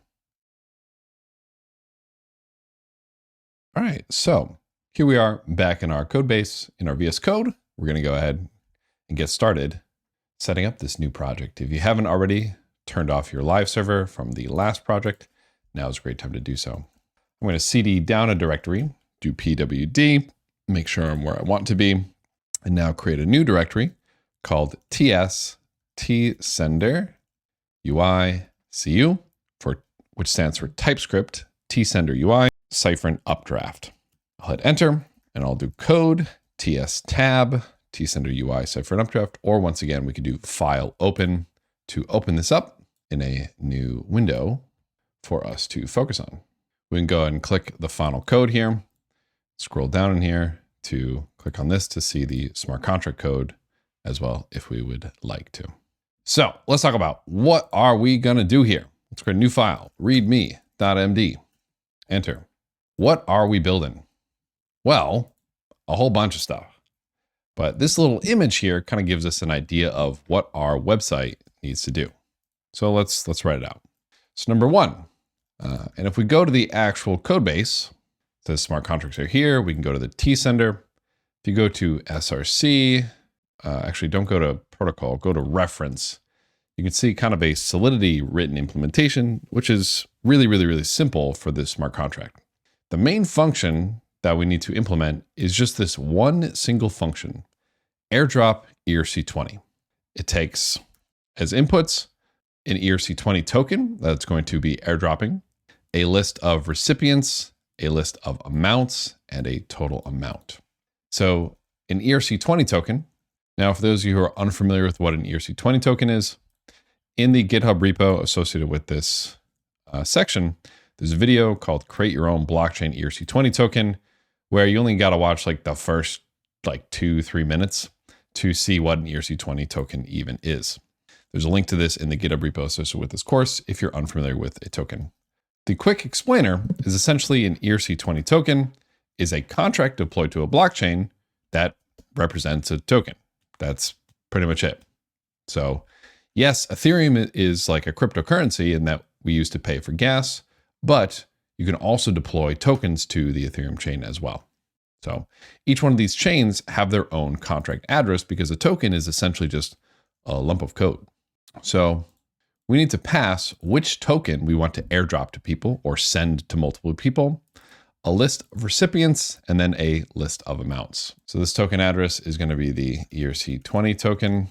The recipients are going to be the list of addresses to get the token and the list of amounts. So, and the way that the recipients and the amounts kind of link up, like if this is the, address A, address B, address C, if this is like the list of recipients, and then we say like 100, 200, 300, and this is the list of amounts, address A would get 100, address B would get 200, and address C would get 300. So this is index 0, this is index 0, index 1, index 1, index 2, index 2. That's how you decide which recipient gets which amount. And then obviously the total amount, which should be the sum of the amounts here. So this is the function that we're going to have to implement.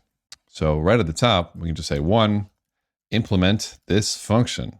But before we even do that, we need to create a basic React/Next.js application. And it should be a static application. So as I mentioned before, the code for this, there's a lot of code for this. The reason is because this is going to be our first Next.js application, which is a little bit more complicated, even for something as simple as this.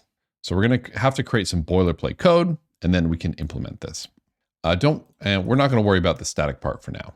Once we have all of this up and we've tested it on our local chain, we're going to deploy to Fleek. You, at the end of this, can have your own tsender.com, on a different domain, obviously, and deploy to IPFS as well. Yes, at the end of this, you can deploy a contract. And when you do so, you should go to Twitter or X or whatever and be like, oh my God, I deployed my first full stack application. Here it is. Obviously, you're going to have some readable text here instead of what I just did. So, but we're incredibly excited because not only are you going to be able to interact with real contracts, but you are actually going to deploy a website yourself. And like I said, anytime you're looking to build an application, you need to have a badass front end. You need to have a badass website to interact with that smart contract. So we are going to do it here. And I'm so excited for you to do it here. And you should be super proud, and you should be super excited and super proud to get to the end of this section. Because if you've never deployed a website before, we're about to do it. If you've never deployed a website that interacts with blockchain, we're about to do it. You will have a website done, a badass website done by the end of this. So I want you to celebrate once we get to the end of this, because this is going to be so exciting. Okay, so these are kind of the basic things that we have to do, but we're going to take it step by step. Let's get started just learning about what the heck this React Next.js nonsense is, and let's go from there. All right, so let's go ahead and get cracking. Now we're first going to create a basic React/Next.js application. Now, I'm not going to spend a ton of time explaining what this is and what this means and going deep into it because there's so much information out there already. And because the JavaScript world moves so fast, oftentimes these frameworks update and change and this and that and the other thing. At Cyfrin, we're less interested in teaching JavaScript. We just want to teach blockchain technology. There's plenty of places out there to teach you JavaScript and Next.js and React. Not a lot of places to teach blockchain. AIs also are phenomenal at Next.js. They're phenomenal at working with the tooling that we're going to be working with here. So I'm going to skimp over some React details, some Next.js details, but I'll tell you when. You should, maybe pause if you don't understand something, maybe go to your AI, ask some questions, and of course, we'll be doing a little bit of AI question asking ourselves. React is the most popular JavaScript framework for building websites out there. It was created by the Facebook team, and pretty much everyone uses it. Next.js is built on top of React and is created by the Vercel team, which is one of the most popular website hosting companies out there. So by you learning React and you learning JS, you are learning the most popular tool out there, which comes with the benefit of being highly used by a lot of AI. Now, to get started building a Next.js application, we're going to open up our terminal. And since we already have pnpm installed, you can follow the Next.js documentation to find the command, or we can just run pnpm create next app at latest. And this will go ahead and start creating our project. What's your project name? Well, it's going to be tsender or tsender. Would you like it to be script? Yes, we're going to use TypeScript. No, we don't want to use ESLint. And then you can kind of do like left or right to choose. Tailwind CSS. This is going to be, so TypeScript, we're going to use TypeScript instead of JavaScript. This is something called linting. Don't worry about that for now. Tailwind CSS. This is going to make styling our HTML much easier. We're going to hit yes. Would you like your code inside an src directory? src stands for source. We're going to say yes. Would you like to use app router? We're going to select yes. I'll show you what that means in a bit. Would you like to use TurboPack? We're going to say yes. We don't need to worry about that at all. Would you like to customize the import aliases? By default, I actually prefer this, so I'm going to say yes. What import alias would you like configured? I'm just going to hit enter. And it's going to go ahead and install and set all of these up for us. If you have a custom setup that you prefer, obviously feel free to do whatever you want to do. Now I'm going to hit clear. If I open up my terminal, I see it created another folder. So I can now cd into tsender UI. If I do pwd, I have tsender UI, tsender UI. If you want to leave it like that, that's fine. It's going to kind of annoy me. So I'm actually going to shift click all of these and paste them here. And it's going to take a little time to copy, and it did. And now I should be able to delete this. Let's just make sure all the files got moved over. It looks like they did. Okay, so now I can delete this one, move to trash. Great. And now that we've got this set up here, we can look in our package.json, and we can see we have this set of scripts here. Now, these scripts are basically little shortcuts for us to run some command. Now, this Next.js project comes with kind of like a boilerplate project for us. So if I pull up the terminal, I do pnpm run dev, this will start up a little server for us, and I can copy this, I can paste it into my browser, and I can see this is the little website that our application made for us. And now I'm going to come back here, Control C, clear it out, and delete everything there. So let's just kind of briefly walk through the files that are in here so that we have a good idea of what we're working with. So tsconfig, we worked a little bit with this in the last section. This is basically going to be our TypeScript config. So React and Next.js, whenever we run this pnpm run dev, it's going to essentially compile all of our TypeScript into JavaScript, and it's going to use this config to do the compilation. We have a README, obviously we have a README copy, which the Next.js application created. I'm actually just gonna delete this. We have this post css.config.mjs. This helps our Tailwind CSS, which again helps with formatting of stuff. This is a lock file, which tells us specific versions of different dependencies that we're gonna use. This is our package.json. This has all of our dependencies with not the super specific versions, along with some scripts and some details about our project. We have a next config. This is the Next.js config. So when we compile TypeScript, this tells us how to compile the TypeScript. And when we run our Next.js project, this tells us how to run the Next.js project. Ignore this file. Don't do anything with this. This is the git ignore. You can ask your AIs about this one. Then we have src/app. Basically, 90% of the code we're going to be creating is in this src folder. We have favicon, which is just like a little logo. Globals.css. This is like some formatting, so it gives colors and when to use certain colors given different, setups. We have our layout.tsx. This is going to be the layout of our entire app. You can almost think of this layout.tsx as the main function of our website. And then we have page.tsx, which at the moment is our home page. So if I have pm run dev running, and I'm going to minimize it, not delete it, just minimize it, right? I'm going to hit this X. I'm not going to hit the trash can, so it's still running. And I can refresh and it's still running here. I could look for, get started by editing src app pages tsx. I could look for this. I'll do Command Shift F or just hit this little search bar over here. Paste this in. Let's look for get started by editing. And we see that that is on this page.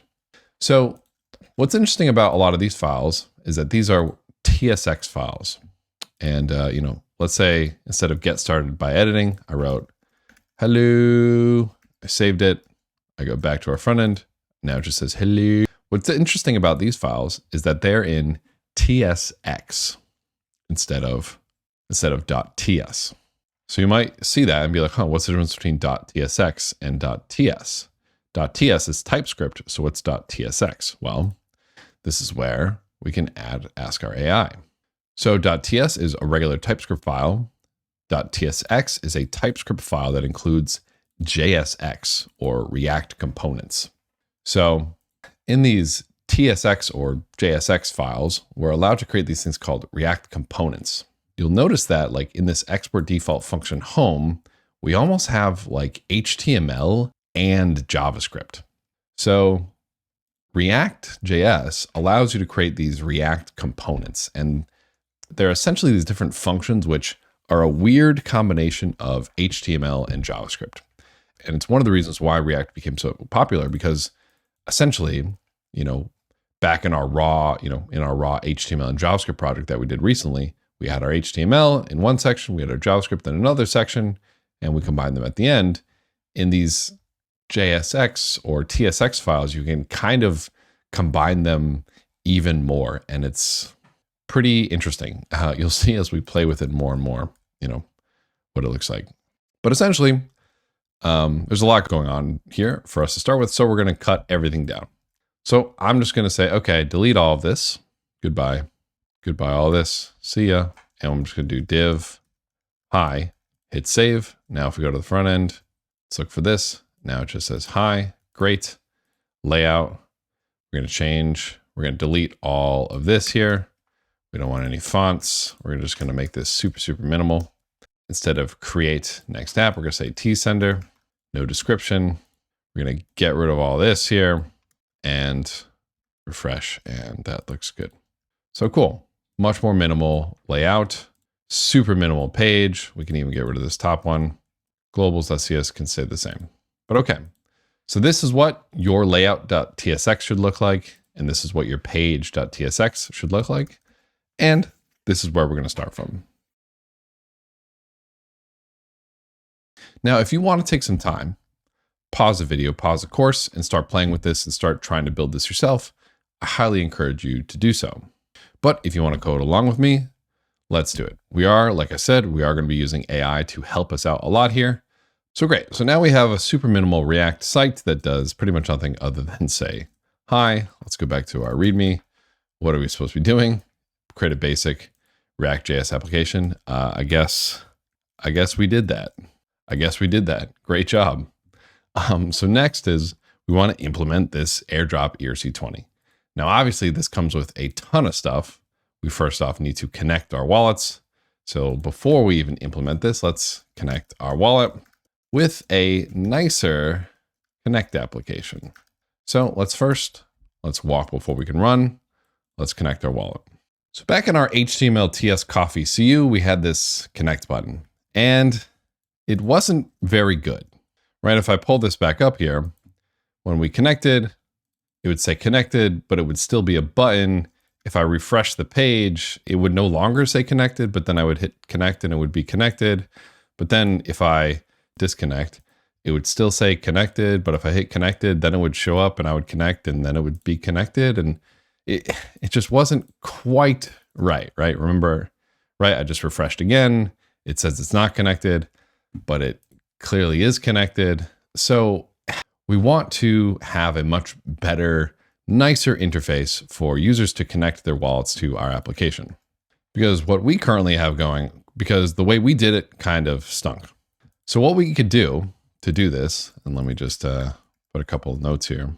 So we could write a ton of logic to store some local cookies on the device to say, okay, yes, this person connected with this wallet and on this address and remember it. And if they refresh, hold this. And if they disconnect, remove the cookie. And, we could add all this logic ourselves.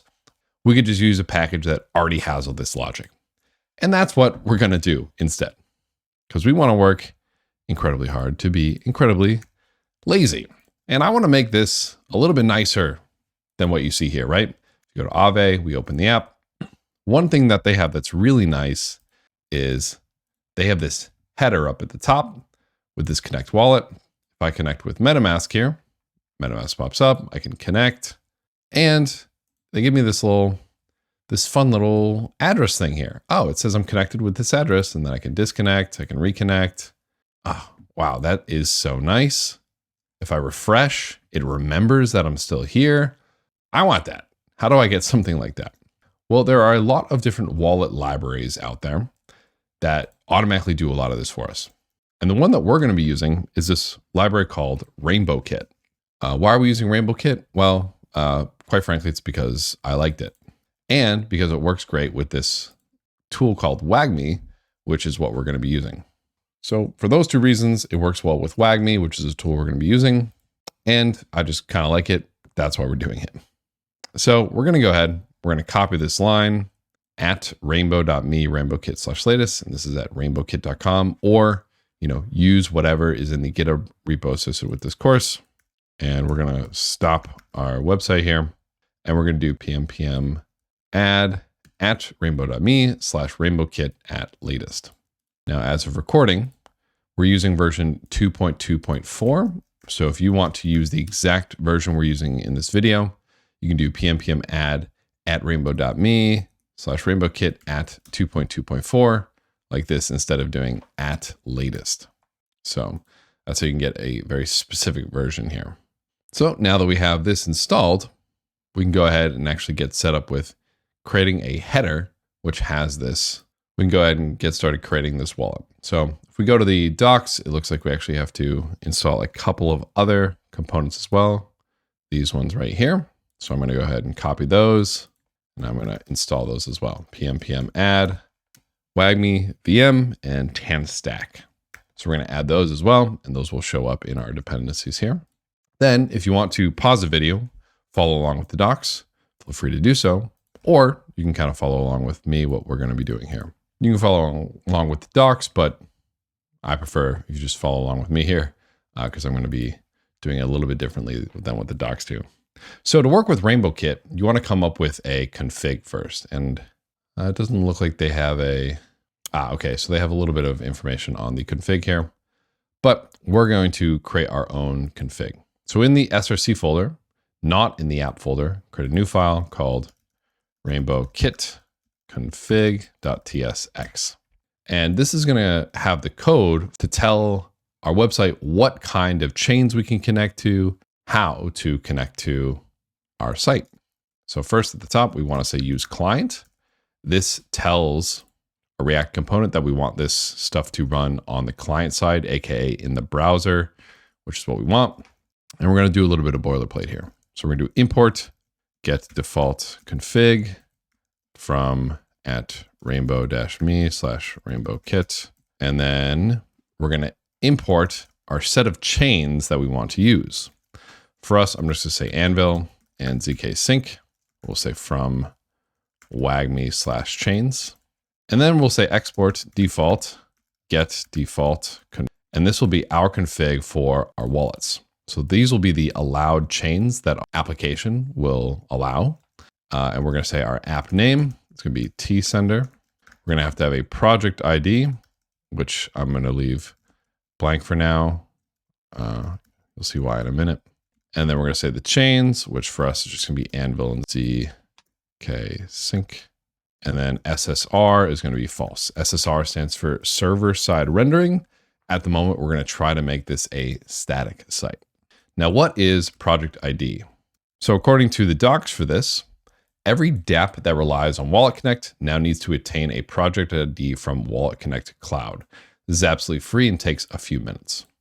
So with most applications, let's go back to Aave, for example. And let me disconnect my wallet here. Whenever you connect a wallet, you'll pretty much always have, MetaMask or Rabby or some type of software wallet like Brave or Coinbase. But if you go to other wallets, you'll also get this little Wallet Connect QR code that you can either scan or copy. So there's lots of different types of wallets out there that also want to connect to these different apps, but maybe they don't have a native integration, right? MetaMask, Brave, Coinbase, these all have native integrations. They can just kind of automatically connect to Aave. But maybe you have like a Ledger or a Trezor or some other type of wallet that this application doesn't support. Basically, for every other type of applications, there's this company called Wallet Connect, which will essentially facilitate a connection between your wallet and the website. Now, for a website to use Wallet Connect, you have to sign up for a Wallet Connect project ID. Now, you can 100% not use Wallet Connect, but for the most part, it probably just makes sense for you to use Wallet Connect. It doesn't hurt. So what we can do is we want to go over to Wallet Connect and we want to sign up. So I'm going to log in with an account here. I'm going to sign in with my wallet. Message looks fine to me to sign. I'm on Ethereum mainnet, which is kind of spooky. Maybe you want to log in with your email and username if you're not how to sign stuff. I've gone ahead and logged in. And now what you can do is your project will have a little project ID that we're going to go ahead and copy. And what we're going to do is we're going to create a new file called .env.local. And this is where we're going to store some kind of sensitive, but not super sensitive credentials, such as our project ID. So I'm going to paste my project ID in here. And now I can say next public wallet connect project ID equals, paste this right here. So I don't know if I'm going too fast for you, feel free to pause and do that. And having this project ID will give us access to this wallet connect modal so that people with different wallets that our website doesn't support can still connect to our website. So for project ID, I'm going to say, to get this environment variable, I'm going to say process.env.next public wallet connect project ID. I'm going to save it. And I'm going to put a little exclamation mark here, which means that, yes, this 100% will exist. So there's a couple of steps to getting this header in. This is the first step. We create our config here. Awesome. Okay, what's next? And at the end of this, we're going to have a nice little modal like this, but this is step one. Of our app here, we're going to create a new file called providers.x. Now, this is going to be a list of tools that are going to wrap around our entire application. And one of the tools that's going to wrap our entire application is going to be this Rainbow Kit config. Why do we want to wrap it around our entire application? Well, we want everything inside of our application to know about our wallet, to be able to access our wallet. So we're going to create this page called providers, where we're going to provide a lot of stuff about wallets. So I'm going to say use client because I want this one to be on the client side as well. And we're going to say export function providers. We'll say props, children, React node. If this doesn't make sense to you, that's totally okay. Just ignore it for now. We're going to say import type React node from React this. And in here, we're going to say return, little parenthesis, Rainbow Kit provider. We need to import that as well. So we're going to import config from @/Rainbow Kit. So this little @ sign means inside of our SRC folder, go to Rainbow Kit config. And since we imported this as the default, we can just call this config. And we're also going to import the WagMi provider from WagMi, which is again something that we haven't used yet, but I promise it'll make a lot of sense soon. And in here, we're going to say WagMi provider config equals config like this. We'll put this in here. We're going to put props.children in here, and then we're going to do /WagMi provider. Oh, and sorry, we need to do import Rainbow Kit provider from at rainbow me/rainbow kit. We need to do this, and cool. So what is this page going to do? I know this is a little confusing. Let me explain. So we set up our config here, which is going to tell our header, our wallet, what chains we can connect to. Now in this providers component is essentially going to wrap around everything in our entire application. This WagMi tool is this thing that we're going to use to interact with the blockchain. So when we did raw HTML and JS, we use this thing called VM. WagMi is built on top of VM, and we want WagMi to be kind of encompassing everything that we're doing. So you see that inside of WagMi is the Rainbow Kit provider, and inside of the Rainbow Kit provider is this thing called props.children. You can kind of think of this as like all website code will be in here. So all website code is going to be essentially inside of this WagMi provider, if you will. So now that we have this providers thing, which has kind of the WagMi and the Rainbow Kit provider, we can finally go back to the layout, which you can, like I said, you can kind of think of this as our home base. And we have export default function root layout. I don't love the way that this is set up, so I'm going to delete all this, and I'm going to instead say props children React node like this, and I'm going to import React node from React, and this will be props.children. And now I'm going to do import providers from /providers like this, and I'm going to do providers. So what do we do just now? Well, when we run our website, essentially we go to this layout.tsx page, right? And I can put like, hey, from layout. And now if we run this, we refresh our app. No query client set. Use query client provider to set one. Oh, I forgot. We actually have to also in our providers add a query client provider. So we'll do import, and you get a lot of this from WagMi, which I probably should have shown you first, but that's okay. We're gonna do import query client provider from tan stack query like this. Just roll with me for now. It'll make sense. And here we're going to say const query client equals useState. That means we need to install useState. Just kind of blindly follow along with me for now. I promise we'll explain it in a second. Import useState from React.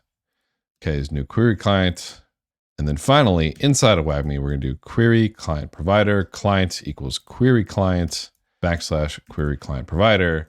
Now let's kill and rerun. Go to our front end, refresh the page, and it's now working. In my layout.tsx, if I wanted to, I could say hi from layout, and we would see hi from layout in here. Okay, so everything flows through this layout.tsx. So everything in our application is going to be wrapped around this set of providers, because in providers, we're basically saying everything is wrapped around these three things: the WagMi provider, query client provider, and Rainbow Kit provider. Why, Patrick? Why the heck did we do all that work? It doesn't look any different. Well, like I said, it'll be helpful later for when we actually go use WagMi, for when we go to read and write to and from the blockchain. But for now, it looks like a huge waste of time. But it's okay, because all of that work is going to make a lot of sense soon. So in here, we have these Rainbow Kit providers. And what we can do is we can, now that we have all of this set up, all this provider stuff set up, we can add a connect button that comes directly from Rainbow Kit. So we have the Rainbow Kit provider. We can do connect button and take this and go connect button. inside of here. And this will give us that connect button from our last project, but with a lot more bells and whistles baked in. So now if I go to the front end, it says wrong network and wrong network detected, switch or disconnect. And all the formatting is messed up. So we got to go fix the formatting somewhere, and your provider's file works fine. You need to add the Rainbow Kit styles. So we'll do import at rainbow-me/rainbowkit/styles.css. And that'll apply all the styles to it. And now if we refresh, we get a much nicer looking connect button here where I can connect, and whoa, nice little pop-up will show up saying connect a wallet. What is a wallet? MetaMask pops up. We can choose our account. I'm going to choose my account 1, and we can choose our network. I'm going to just go ahead and hit update and connect. And what will happen is if you hit this little drop down, it'll make you choose between wallets that are actually supported. So right now, I have set it up. Right now, I've set it up that only Anvil and ZKsync are chains that work. And it's causing a little bit of errors because my Anvil instance isn't up. So my MetaMask is like, what's going on? But if I switch to something like Ethereum, it'll say wrong network. Please choose a network this application works with. I'll hit ZKsync. Okay. Connect. And we can see we are connected here. And because in our config, I told you this was going to make sense. We only have Anvil and ZKsync in here. Those are the only two options we get on our front end. Mainnet to Anvil, Ethereum, to Anvil, ZKsync, and mainnet. And we added mainnet to this list here and saved. We go back to our site, select this drop down. We now have Ethereum as an option. And if we click it, our wallet will pop up. Now it's going to move over to Ethereum. So I can click it again, move back to ZKsync, go over to ZKsync, and it's now happy. Getting a little bit of issues with this connect button because of where this is. Let's actually take this connect button out of the providers. Let's go to page for now. We'll put it in here. And then, so that means we're going to take this line, paste it in here, get rid of this. Now let's refresh. Now let's switch to Ethereum. So now on our app, we'll go ahead, we'll connect our wallet. Oops, that's super zoomed in. Oh, connect to MetaMask, where we'll go ahead, we'll connect here. Once you start from disconnected, put that earlier, once you start from disconnected. Now you can see I'm on the Ethereum network. I'm on the Ethereum network on the app. We'll change from Ethereum to ZKsync. And since I've already approved for ZKsync, we're now on ZKsync. And we can switch to any network we want. Okay, excellent. Let's keep going. So let me just kind of back up and explain what we did here, because we did a lot of stuff and I told you just kind of roll with me, but let me have it all make sense. So the way that this so you can kind of think of everything going through our layout.tsx file first. So when you boot up the page, when we start our application here, you can almost think of everything getting started from this root layout or this layout.tsx page. And this props.children, this props.children piece here, you can basically think of this being any page that we have show up on our app.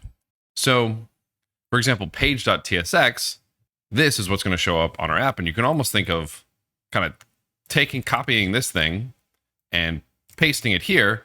And that's kind of how the app works. Now, the reason we want to wrap everything in this providers thing is because every single page that we're going to deal with is going to want to interact with providers or something at some point. So we're going to want to interact with WagMi, which again, we'll show you that soon. We're going to want to interact with the query client provider, which again, we'll show you soon. But especially we're going to want to interact with the Rainbow Kit provider, because the Rainbow Kit provider is this thing that gives us access to all these nice little features and connecting our wallet and disconnecting our wallet and such. So on our layout.tsx page, we wrap every single page that we render inside of our providers here, so we can give access to every single page, at least the Rainbow Kit, so that every single page can have access to a wallet. If we didn't do this wrapping thing, then on every single page, we'd have to do import, what is in here? We'd have to do import Rainbow Kit provider, import the connect button, import rainbow styles on every single page. And that's super redundant, and we don't want to have to do that. So having this set up makes it so that we don't have to write as much code. Our code can be much more maintainable, much smaller. And that's how you can kind of think about it. In order to pass objects to tags inside of tags, you kind of have to wrap them like this. So if that doesn't make a ton of sense, please consult your AI companions, or if they are not being helpful, ask questions in the GitHub discussions. All right, cool. Let's keep going. Now, before we continue on, if we go to tsender.com, we see that there's kind of a nice little header here. Now, we want to have the same functionality so we can separate this header from all the stuff that renders in the page. Because if we have different pages, we still want the header to render, and we don't want to have to retype all this code for doing the header code every single time. So we're going to create our first component inside of our folder. So a component is going to be like a reusable chunk of React code. Basically, that is just this header chunk. And anytime a page gets created, it just calls the code for this header chunk that we're going to create here. So in our src folder, we're going to create a new folder called components. And components are a really well-known, well-documented concept in full stack programming. And again, if you want to learn more about components, go to the Next.js docs, ask your AI, go to the discussions, etc. But in here, we're going to create a new file, header.tsx. And this header.tsx is going to contain all the code that we want to have this header. It contain like our connect button and everything. What's really nice is guys are great at creating headers. So if we want, we could even just go to our AI. Again, my favorite at the time is Claude, but DeepSeek works great too. You can even turn on the deep think for here. And here's what we're going to say. I'm going to copy all this code here. And I'm going to say, here's my connect button for connecting my Web3 app to the blockchain. And I'm going to have these 3 backticks here. I'm going to put all the code in here. Then shift enter. I'm going to say, can you turn this into a reusable header component with GitHub link /button, right? Because that's what we see here. A title called tsender, the connect button on the right side. So what's nice is we're already giving DeepSeek the code to use this connect button, so it doesn't have to use some random library. If we want to be even more specific, we can say, can you only use the following imports? We have our connect button import. We have this GitHub icon from this React icons package, which is pretty well known. So we can get this little GitHub icon. We do have to install this if we want to use it though. So I'm actually going to kill this. We do pn add, and this is called React icons. React icons. Let's look this up. React icons. So pm add React icons. Enter. Okay, clear. Then go back to DeepSeek, and next image. This comes built in with Next.js. Let's go ahead and hit enter, and let's see what DeepSeek gives us. So notice some important things. We didn't tell our AI that we're using Next.js, but it should be able to figure out that we're at least using React based off of this code here, right? Because this code is clearly a React or a JSX or a TSX component. We probably should have told it that this is TypeScript, right? Because there's no typing in here, but we do want to be using TypeScript, and there's no typing here. So we probably should have told it that we want TypeScript. You can kind of see it's thinking here, which is great. And it actually even says right here, let's plan the JSX structure. So it did figure out this is JSX. It didn't figure out that it was TSX because there was no indication here that this was TypeScript. And when we're prompting our AIs, this is something important to know, how much information are we giving the AI so that it's able to deduce what we're doing? We didn't give it any information here that it could have used to deduce that we're using TypeScript. You can almost think of this AI as like a human being. A human being would have seen this and said, oh, okay, that's JSX. I'm going to use JSX. And let's see what it gives us at the bottom here. Okay, so here's this header component. We're going to copy it and we're going to paste it into this header.tsx. I don't see any big issues here. We have your username, so we're going to change this to Cyfrin tsender. That looks good to me. And then to use it in your page component, do it like this. Okay, great. So let's go back to our page.tsx. And instead of this, we're going to do import header from @/components/header. And then instead of connect button, we would do header here, right like that. And let's see how it did. pm run dev.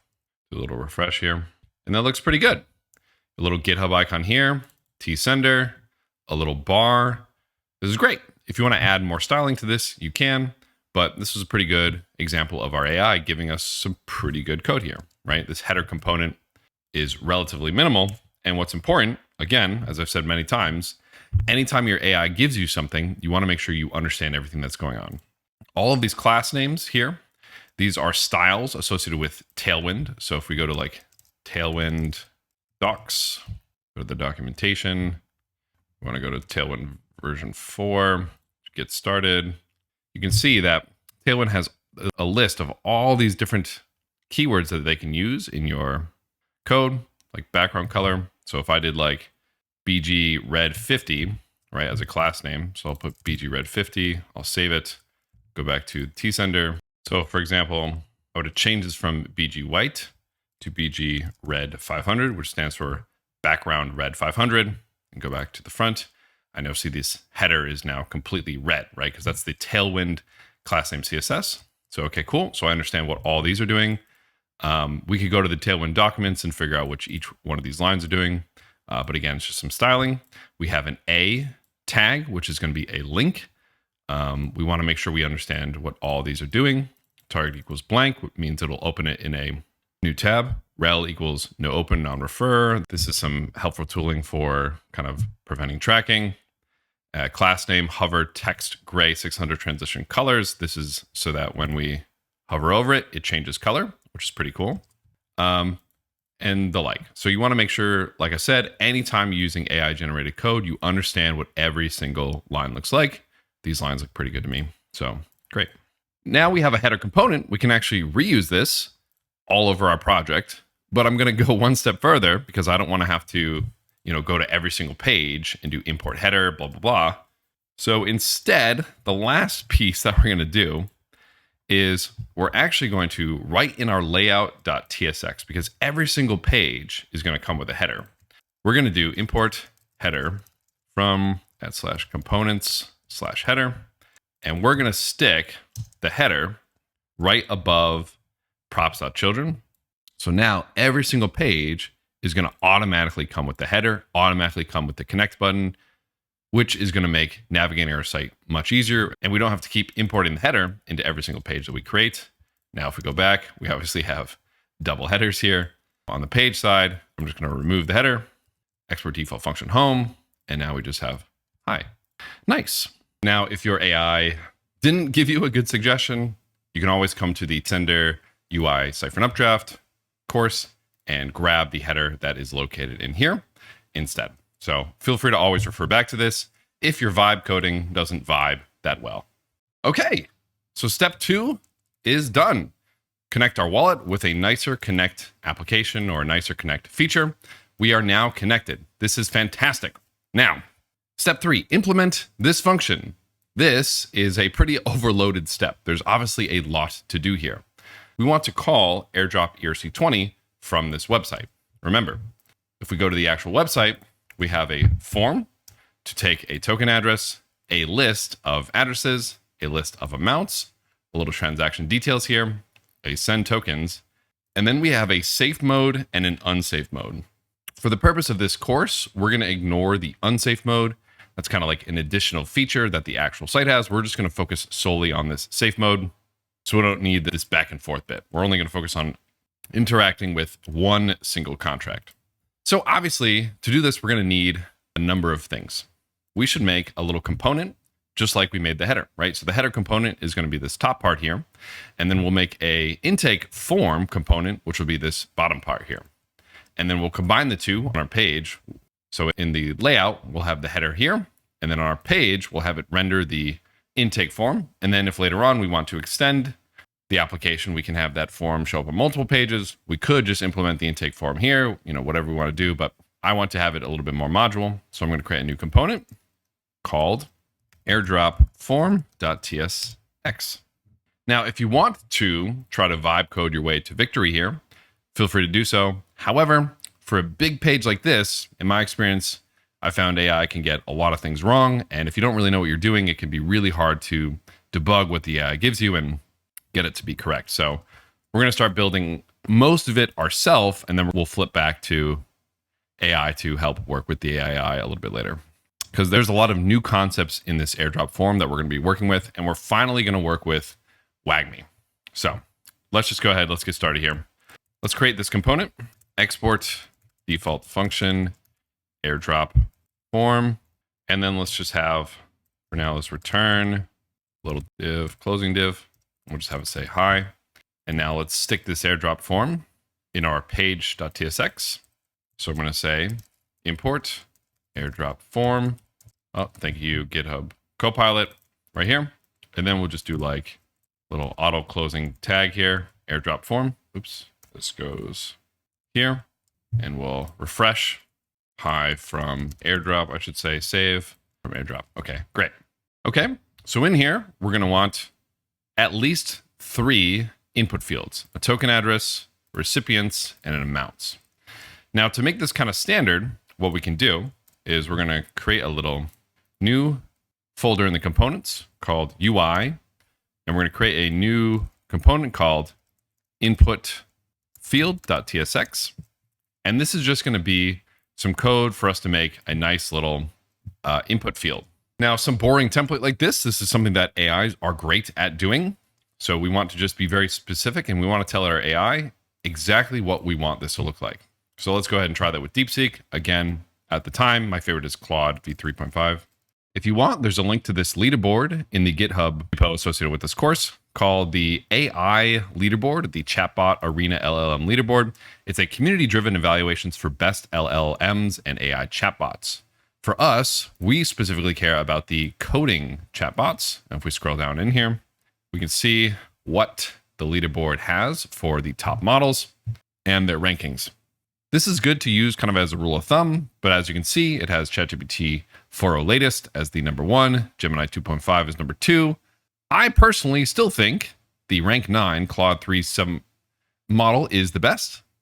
So even though these can rank differently, there is still kind of a vibes-based pick your own winner based off of what you feel is the best. So these are kind of the top ones, but for me, I still think Claude 3.7 is the best. But by the time this video comes out, that might be totally different. Anyways, so something boring like a really nicely formatted input field is something that AIs can do really well for us. So we can come to our AI of choice. Remember, feel free to use the Arena leaderboard to take your pick. We might say something like, I'm going to say I'm looking to make an input field React component with TSX. It should take the following props: a label, placeholder, value, type, large, and on-chain. The label is going to be, this bit here. The placeholder is going to be what you see, when there's nothing in here. So like, this would be the placeholder. This 0x would be the placeholder here, or this would be the placeholder here. Value is going to be whatever is actually in it at the time. So the value of token address here would just be high at the moment. The type is going to be if it's a string, a Boolean, a number, etc. Large is going to be, and I should tell DeepSeek this, and say whether or not the text area is large. So this is like a single line. This is multiple lines here. And then on chain, and I should tell DeepSeek here, the function to call when the area changes. And then I'm using Tailwind for styling, and let's see what it gives me. And I'm using the DeepSeek model here. Again, I'm using DeepSeek because it's free, but please feel free to use whatever model you like the best. All right, and let's see what it gives us here. This looks pretty good to me. Here's a reusable input component with TypeScript that meets your requirements. I'm going to copy it, come back over here, paste it in here, and let's see what it gave us. And let's make some tweaks in case we don't like it. So it gave us a change event handler from React. I actually don't like that. I am going to tweak this a bit. You might get something else. I'm going to change this to just a React.change event. Oh, it looks like GitHub Copilot has what I want. Change event. So if your AI didn't give you this, just go ahead and change it to this. Once again, if your AI gives you something terrible and nonsensical, copy paste what I have in here. And then what you can do is you can copy it, bring it to your AI, paste this in here, and say, here is what my instructor gave me. What is the difference? Or something like that. And be sure to read whatever your AI gives you. This is a perfect opportunity to kind of work with your AI to learn what is going on for these basics, so that when these get more complicated, you can actually really understand every single piece of your application. So export default function input field, that's fine. Label, placeholder, value, type equals text, large equals false, on change, that looks good to me. And all of this code here. So we have a little label here that it's creating, great. We have this large conditional, okay. If it is large, the style, the number of rows is different. Otherwise, there's just gonna be one row. And this looks pretty good to me. So let's try this out. Let's try this input field out on our airdrop form. So I'm going to do import. Oh, and at the top, I want to do use client. I'm going to say import input field from @/components/UI/input field. Oh, and this is the default, so we don't need that there. And now in here, instead of hi from airdrop, I'm going to have a couple different input fields. So we'll do input field here, label will equal the token address, like so. Oh, why do I have a squiggly here? It's missing the properties. Okay, yep, makes sense. Placeholder is going to equal 0x. The value is going to equal, well, we want the value to equal whatever the user puts in here. So I'm actually going to create a hook at the top, which I'll talk about in a second. Const token address, comma set token address equals use state, like this. And then we'll import use state from React. I'll talk about this in a little bit if you're not familiar with that. So we'll say value equals token address.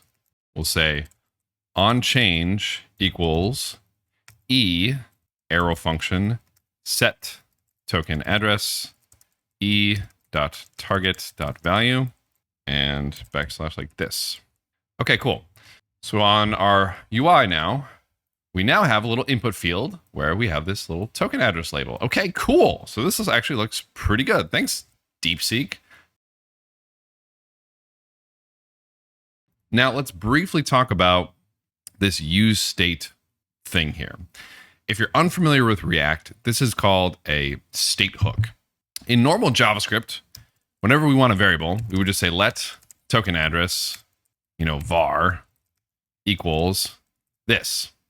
And if we wanted to change it, we would just say, okay, token address var now equals this, blah, blah, blah, blah, blah, or whatever. But in React, instead of doing that, we use this state hook mechanism. So it's very weird, but const token address is essentially the same as doing let token address equal, and then whatever's inside of the use state, so equal this. And set token address is essentially a function to update this variable. So like I said, instead of doing token address equals, some new address, blah, blah, blah, blah, blah, we call set token address. So the equivalent of doing this with this state hook would just be, set token address to this. Now this is very bizarre and kind of weird syntax if you're not familiar with it. But the reason that we do this is because we need a way to tell our website to re-render or update whenever this variable changes. So in our input field, we're saying every single time something in here changes, we should update this token address. And this is a lot more minimal than us writing some code of if that field thing that we made changes, this is some pseudocode, update the token address and then re-render the whole page, right? That could be kind of a lot of code and a lot of very messy code. So this is just a much easier way to do it in React. AIs are great at working with React. So if this is kind of confusing to you, take some time, ask your AI some questions, read the React documentation. But like I said, using this methodology, using this pattern will enable our website to re-render much easier than if we do const my, or I guess let my var equals 7, blah, blah, blah, blah, blah. So most of the time, if you have some variable that you want to update with your website, you're going to want to use this use state hook when you're working with a React component. It takes a little bit of time to getting used to, but once you're used to it, it becomes pretty easy to continue on. Okay, cool. So we have a token address field. Let's make another field. Do input field. Instead of token address, this should be recipients or what is on the T-sender? Yep, recipients. Yep, okay, great. Placeholder will be like OX blah, blah, blah, blah, comma, OX blah, blah, blah, blah. Instead of token addresses, this is going to be recipients. This is going to be a new variable. So we'll say const recipients, comma, set recipients. Okay, cool. It'll change the recipients. Okay, cool. Go to our front end. Now we have a recipients. Okay, great. And this is going to be large equals true, like this. So now it has several rows. Okay, great. What's next? Let's copy paste this. We want an amounts. So we'll do like a placeholder of 100, 200, 300, dot, dot, dot. We want a new hook here. So this is going to be amounts and set amounts equals useState. Value is going to be amounts. Function is going to be set amounts. Okay, that looks good. We do want this to be large. Okay, great. And then finally, and then that's it. 1, 2, 3 input fields. Okay, great. And the transaction details form will come in the bottom later. Okay, so if we go to our site, that looks pretty good. Token address, recipients, and amounts. Okay, awesome. Now, once these are all filled in, we want a little button at the bottom called send tokens. So let's create a button.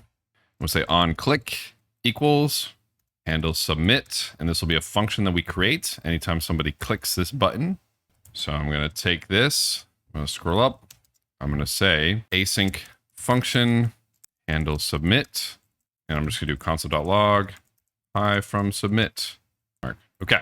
Now we should have a button at the bottom. Oh, submit or send tokens. Let's inspect console send tokens from submit. All right. When I click it, we get from submit. Okay, great. The button styling is pretty terrible, but that's fine. Okay. So now we have our forms. The styling is terrible, but we'll fix that later. We're just worried about the functionality for now. We have our forms. We have our button that doesn't do anything. Let's make this actually do some stuff. Okay. Now here's where I can actually show you this useState stuff kind of working, right? So in our handle submit, what I can do is I can have this console.log out the token address, the recipients, and the amounts. So every time we change one of these inputs, it calls this set recipients function, which essentially updates these variables. So now that I have these console logs in here for handle submit, if I go back to the front end, do a little refresh. If I put in like 0x000 here for recipients, I'll put in like hello here, and amounts I'll put in like 100. If I hit send tokens, it's going to print out the values that are in here. Because every single time we change these input fields, it automatically updates these variables, right? Which is really good, right? Without these state hooks, we would have to like create a function, like function update token. Okay, and then we do like, document.get element by ID, blah, blah, blah, set the token address to that. And, we don't want to have to do that. These state hooks do that, and they do some other nice functionality for us. Okay, cool. So now we're getting the address, the recipients, and the amounts. Now we can finally connect to the blockchain and actually send this transaction. And this is where we can finally use WagMi, and we can finally use our blockchain, use our Anvil blockchain to do a little bit of testing. So let's talk about how this handle submit thing is going to work. When somebody calls send tokens, the first thing that we're going to do is we're going to have to approve the contract to have the tokens. So let's write a little playbook out here. So step 1, approve our tsender contract to send our tokens. Number 2, if approved, and then actually 1A, if already approved, move to step 2. Step 2, call the airdrop function on the tsender contract, and then wait for transaction to be mined, and that's pretty much it. So let's go ahead and get started with this first one. Approve our tsender contract to send tokens, and actually we should flip the order of these. We should check if already approved, move to step 2, otherwise approve the tsender contract. because to move tokens through a contract, you always have to approve the contract first. So that's what we want to do here. So in order to approve the contract or check that we've approved it, we need the contract address and we need the token address. So let's first get the contract address. So we'll say const tsender address. And we can make this a constant in this variable here because we don't really need it to be a state hook, right? We only need this address when somebody's calling the submit function. And once again, we're going to follow a similar pattern to what we did in the HTML section. We want to get this from some constants file. So we're going to go ahead, create a new file, constants.ts. And in here, we're going to get the different addresses of the different contracts. Now, to make your life easier, we can just go to the tsender UI and just copy and paste the constants that we go to here. We can see the tsender and the tsender no check addresses. For this tutorial, we're only going to be focusing on the tsender. We're not going to worry about the no check. But we do see for chain 31337, we have a tsender address here, and that's what we're going to be mainly working with. We also see this comes with an EC20 ABI, and if we scroll down enough, we also have a tsender ABI. So we can just copy this whole file, paste it into our constants.ts, save it, and that looks pretty good. Now we have this mapping here, or this dictionary, or this JSON object, chains to tsender, which has a chain ID, and then a tsender address, and then a tsender no check address. Like I said, we're only going to be working with the tsender for this video. But now that I have this mapping back here, I can do import chains to tsender. And let's actually get the tsender ABI and the ERC20 ABI as well from @/constants like this. And now the tsender address is going to be the chain ID and the, since we're only doing the tsender, or excuse me, tsender address equals chains to tsender, chain ID, and tsender. We do not have the chain ID though. So how do we get the chain ID? And this is important, right? Because if we're on a different chain, each one of these chains is going to have their own tsender address, right? So we're going to want to get the chain ID to figure out what tsender address we're on. So how do we get the chain ID? Well, this is where we can finally work with WagMi. So let's go over to the WagMi documentation to learn a little bit more about WagMi. So if we go to WagMi, we go to React. This tells you all about how to work with WagMi and the WagMi hooks and why you might want to work with WagMi here. The reason we want to work with WagMi is because we have all these hooks that work really well with WagMi. One such hook is going to be use chain ID, which allows us to very quickly and easily get the chain ID as a React hook. The way we got our contract address before in our HTML project was we just had this constants file where we just had export contract address equals, and then we just had a single address here. But because, like I said, we're going to be on different chains, we're going to want to get this chain ID. You can get the chain ID using VM, but it's going to be much easier for us to just use this WagMi hook, import use chain ID for WagMi, and then we can just do const chain ID equals use chain ID. And that's it. So I'm actually going to copy this line from the documentation, pop it up at the top here. And now I can say const chain ID equals use chain ID like this.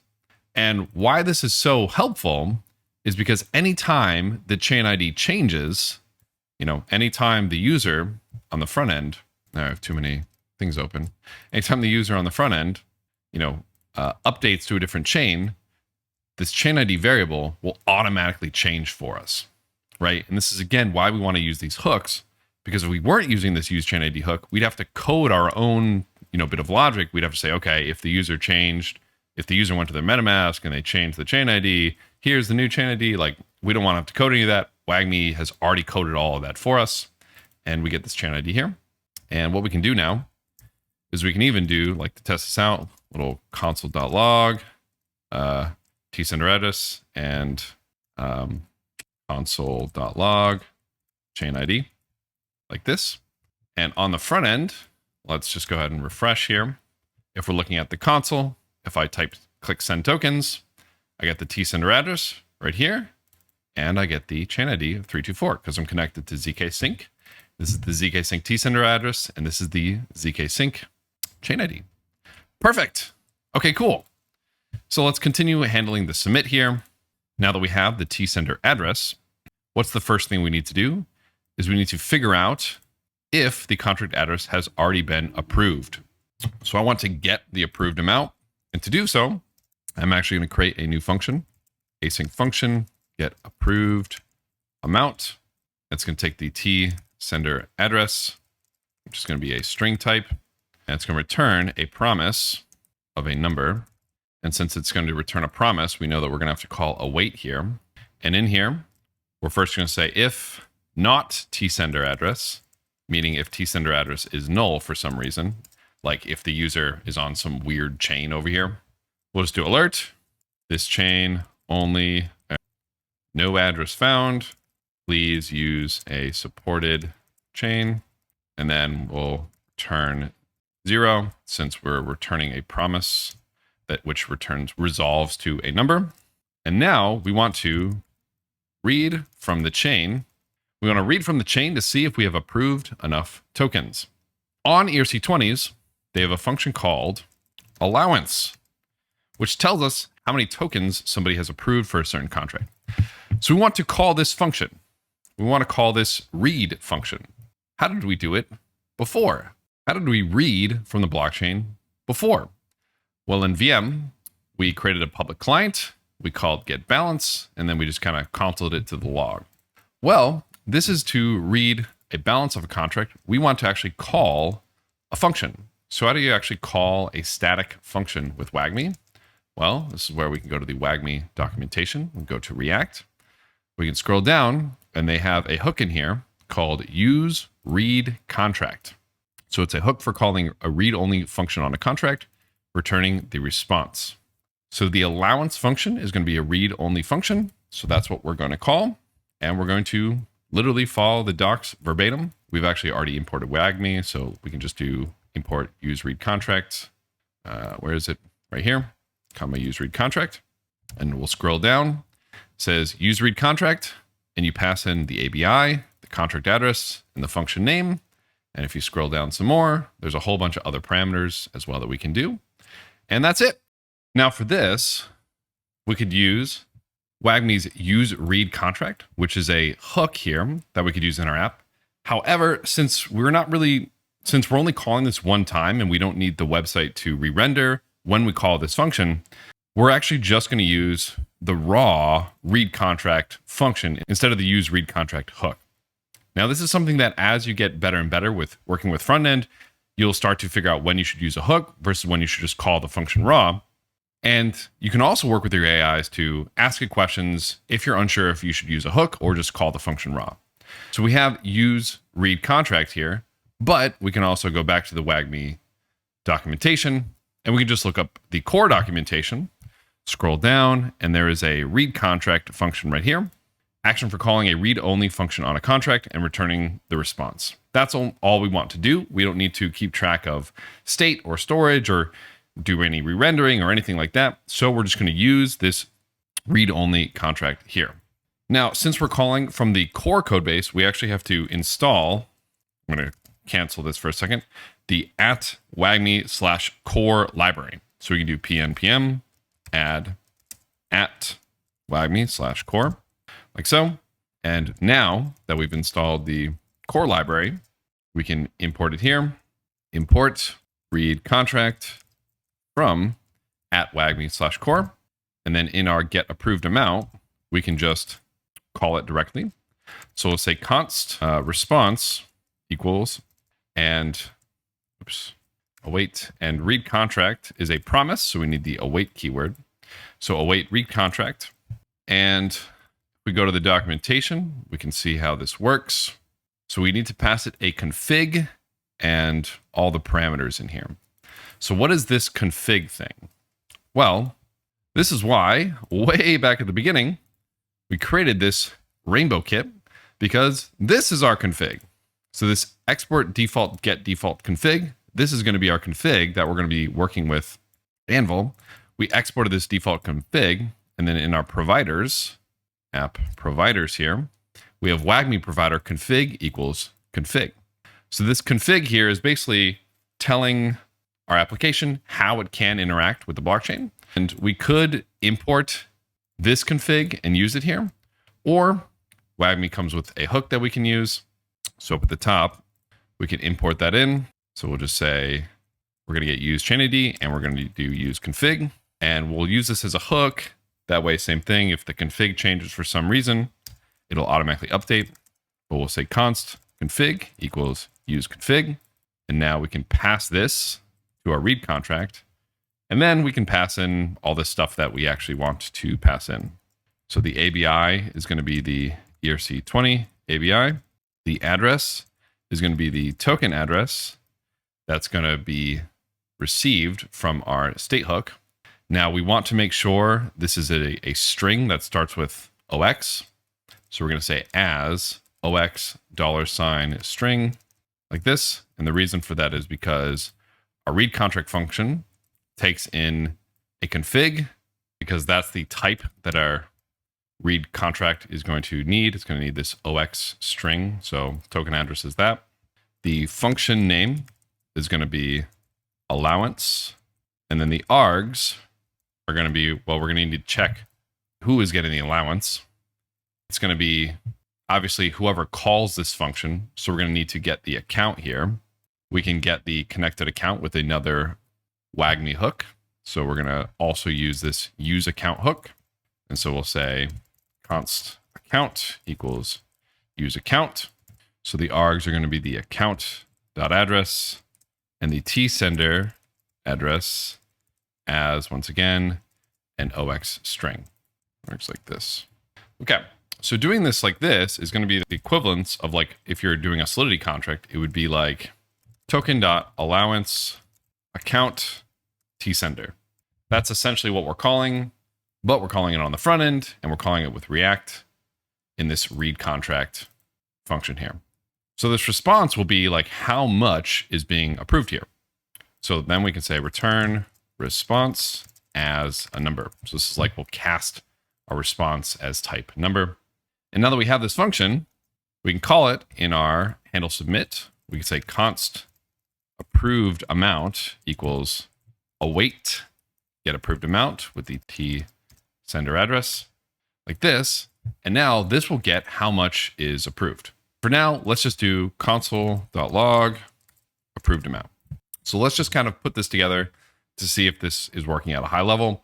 Let's finally spin up our Anvil chain, get this started from the front end, just to make sure that at least this contract interaction is working, right? Because we have our first kind of reading from the blockchain.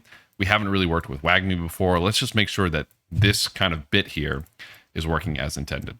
So on our front end, we have our send tokens button, which doesn't do anything. Let's make this button look a little bit more like a button, just so that I know that I'm even clicking it. And to do so, I'm actually going to just prompt my AI. I'm going to say, here's my button using Tailwind. Can you make it look a little nicer? Let's see what DeepSeek gives us. Okay, wow, DeepSeek kind of popped off. But let's just copy this class name here, because this is the actual styling that we want. So let's kind of paste this in. Wow, that is quite the pop off. Let's see what it looks like on our UI. Do a little refresh. Oh, I should probably start the UI. Okay, cool. Now let's do a little refresh. Okay, cool. Yeah, this does look a little bit better. Now our button looks kind of like an actual button. So cool. So right now, calling send tokens, I'm going to get a bunch of errors because, well, nothing is filled in. So let's actually go ahead and let's start up our locally running node. Same as what we did in our last section.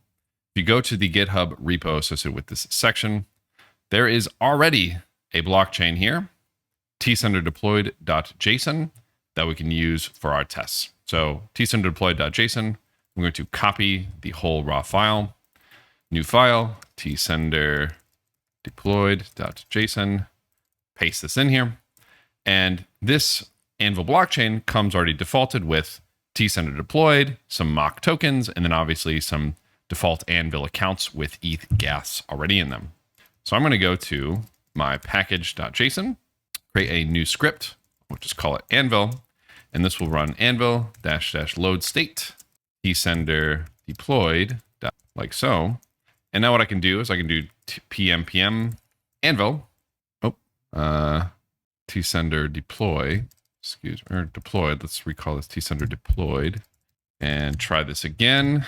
And cool. Now I have an Anvil instance running with all of my tsender stuff already deployed. So now on my front end, I can switch from my account. Let's go to the Anvil account that we imported, that Anvil one, and let's switch to the Anvil chain ourselves. And now we can see we have a whole bunch of ETH in here. Let me just refresh the page, get rid of a lot of those errors. And if we go to the GitHub repo associated with this, tsender UI CU, if we go to the contributing.md, I believe the addresses are in here. Okay, cool.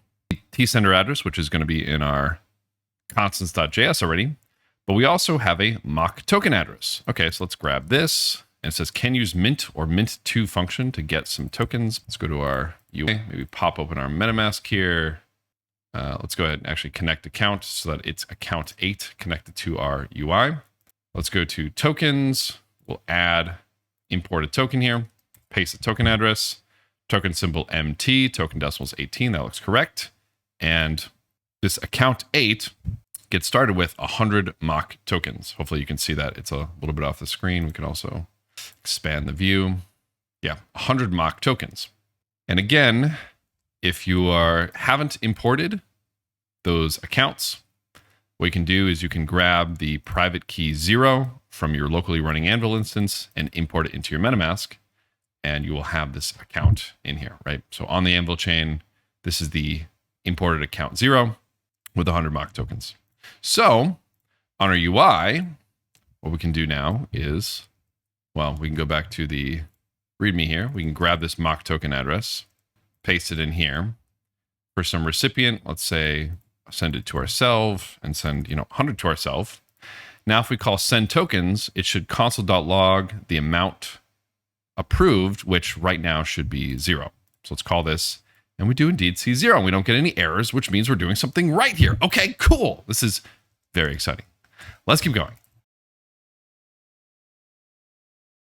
So we have our locally running Anvil node running with tsender, with our mock tokens, with everything.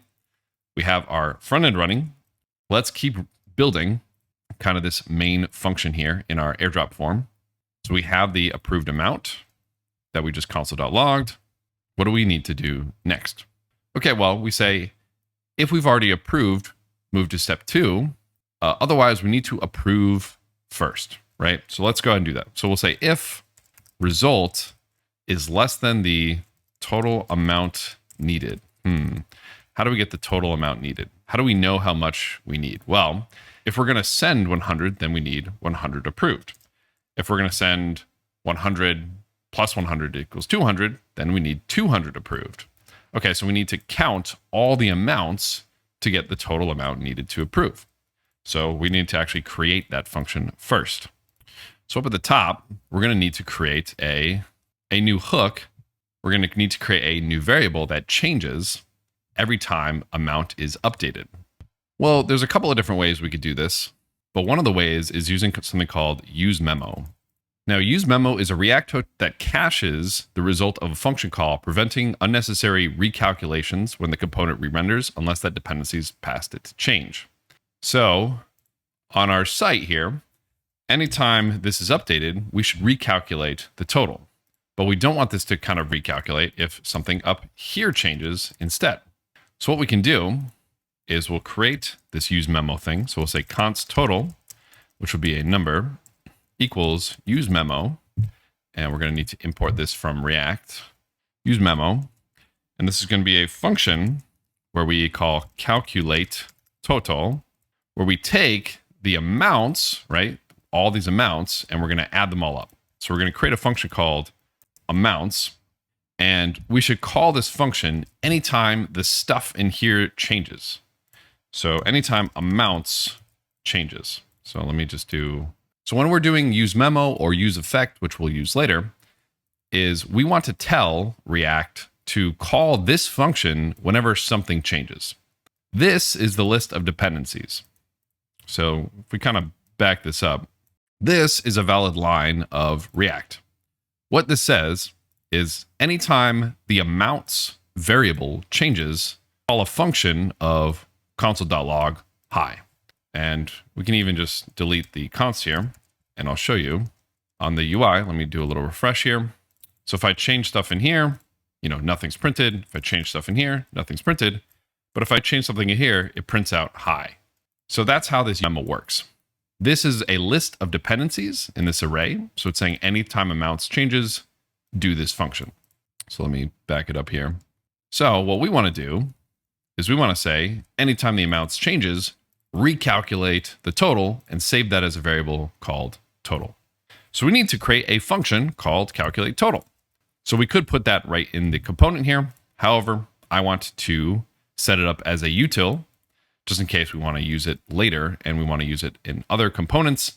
And this allows us to test it much easier if we separate it here, which we will be testing it. We will be writing some unit tests for this. So let's create a little util here, utils. We'll create a new folder called calculate total.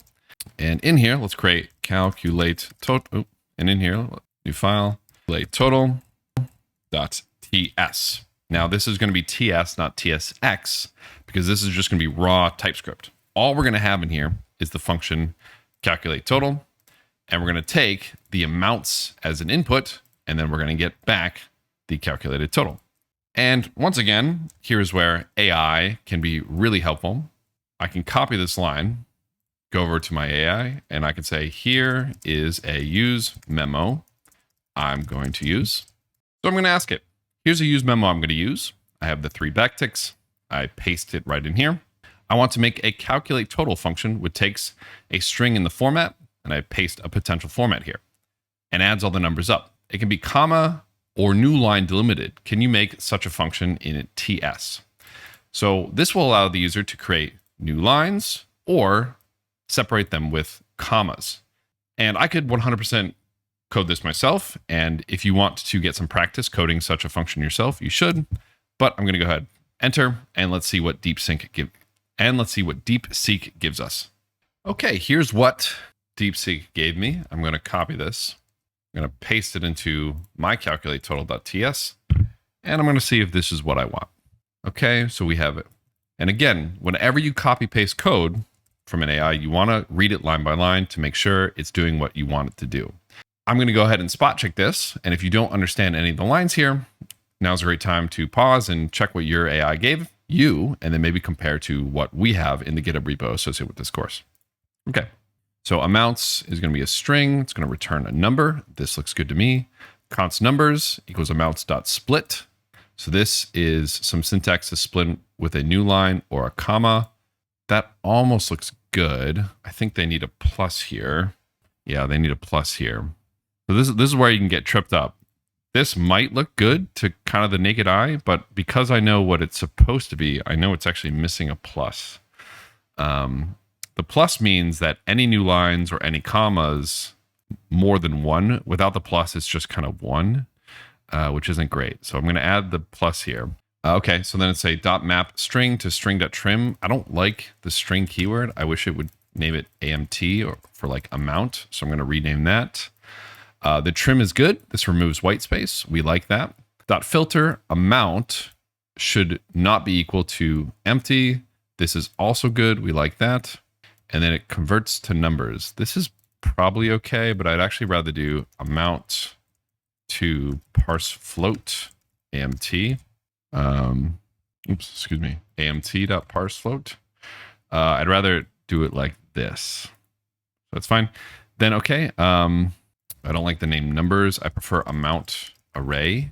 Okay. And now I'm going to do if amount array dot sum is nan, or is not a number, is nan. Then we're just going to say return 0. And now at the bottom, return number or amount array. Oh, it actually did that here. Actually, that actually might be better. You know what? Actually, I do like what it does here. So I'm actually going to get rid of this. Okay, so we're going to filter out all the not numbers. Okay, that's good. And then reduce. sum plus number 0. Okay, cool. So then we're going to just basically, this is the kind of key line that actually does the addition. This is kind of all the text parsing. And now that I've kind of reviewed it, it looks pretty good to me. But I want to make sure this is actually really good. So we're going to write our first unit test on a full stack on our code base here, which is really exciting. So like I said, in the blockchain world, getting things right is really important. It's really bad if you get something wrong. And as we're building and iterating on our websites, we're often going to make changes. So we want to have a test suite. We want to have tests for our code base here. And the reason I set up this kind of weird format of putting this in a folder and then having this calculate total folder and then a calculate total.ts file is so that next to our calculate total.ts, we can have a new file called calculate total.test.ts.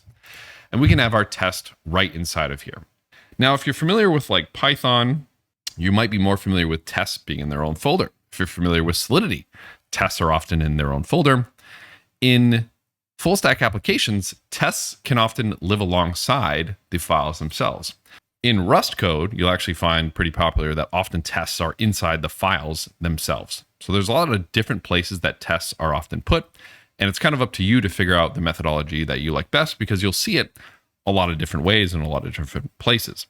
For us, for this course, we're going to be putting our unit tests in files alongside the actual files. And then we'll be putting end-to-end tests in their own folder. And we'll talk about end-to-end tests a little bit later. Now, if you're just trying to win a hackathon and code very quickly, you might skip doing some of the tests. However, in the long run, it's often much, much better to have tests early on, so that when you iterate and when you make changes, you can know that you're not going to break anything. So we're going to actually write some tests here. Now, again, this is where AI is very helpful, where you can ask it to help you write tests. However, once again, if we're going to be using AI to help us write tests, we absolutely want to make sure that the code it gives us is right. Because what is bad is if we use AI to write our functions and then use AI to write our tests, and we don't check what the AI gives us, it's just going to give us garbage, and then we're going to test garbage with garbage, and we're just going to get more garbage. So if you use AI to help write your tests, you absolutely 1000,000,000% need to check what the AI is giving you. So I'm going to ask the AI to write us a test, and then I'm going to spot check it. If you ask your AI to write you a test, be sure to spot check it, or be sure to compare it with how we did it in the GitHub repo associated with this course. I'm going to say, great. Here's what I said to my AI. I said, great. Here's what I'm going with, the 3 backticks, the full function. And then at the bottom, I say, can you write me a test for this now? I'm going to use Vite test. You can use whatever testing methodology you want. However, for our unit tests here, I'm going to use Vite test. And I'm going to say, and have the test be in the same dir. And I'll hit enter. We'll see what it gives us. And once again, we're going to edit it based off of its output. So it gave us a little output. I'm going to copy paste it. And let's see how it did. Paste it in here, zoom out a little bit.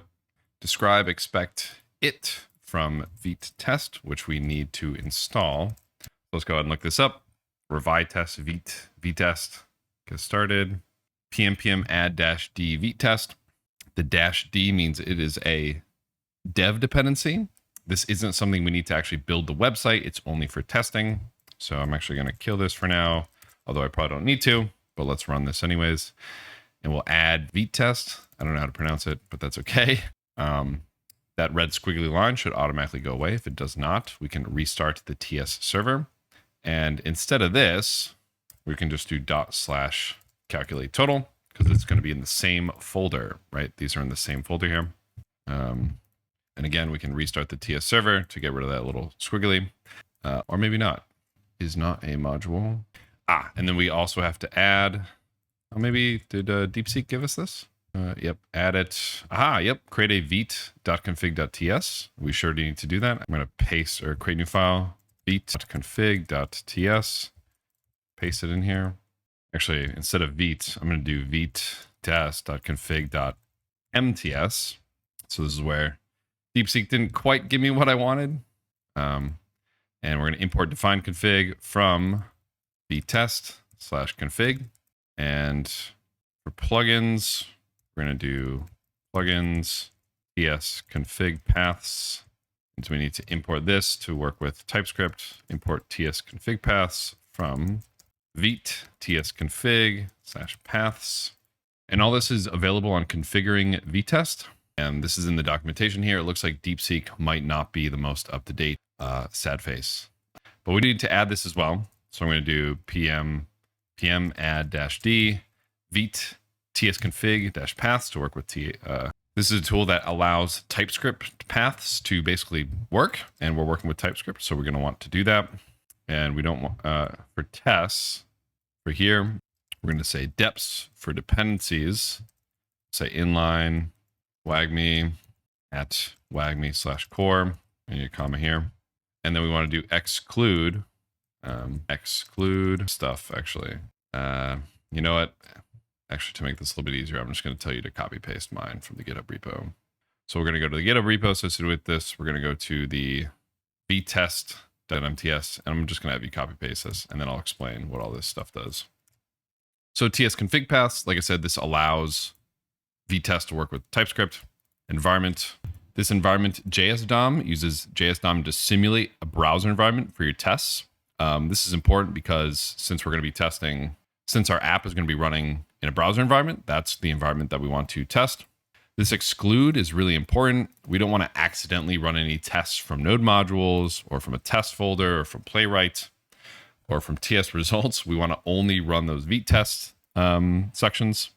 And this dependencies thing tells vtest to inline the WagMi and WagMi core libraries instead of mocking them.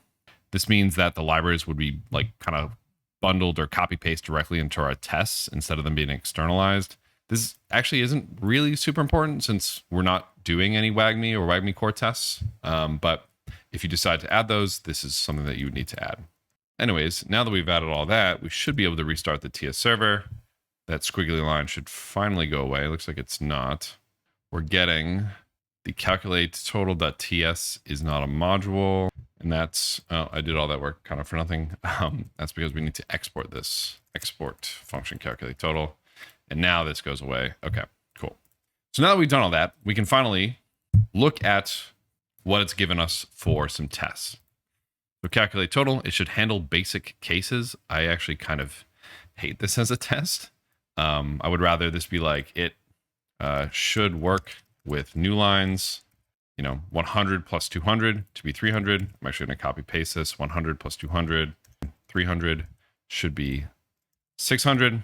It should handle mixed delimiters. I like that. 100, 200, new line 300. That should be 600. Good. 1.5, 2.5, 3.5, 7.5. Good.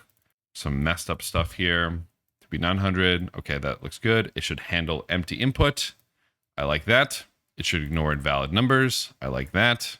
It should handle decimals. I like that. It should handle white space. That's a good test. It should handle complex combinations. That's fine too. Okay, cool.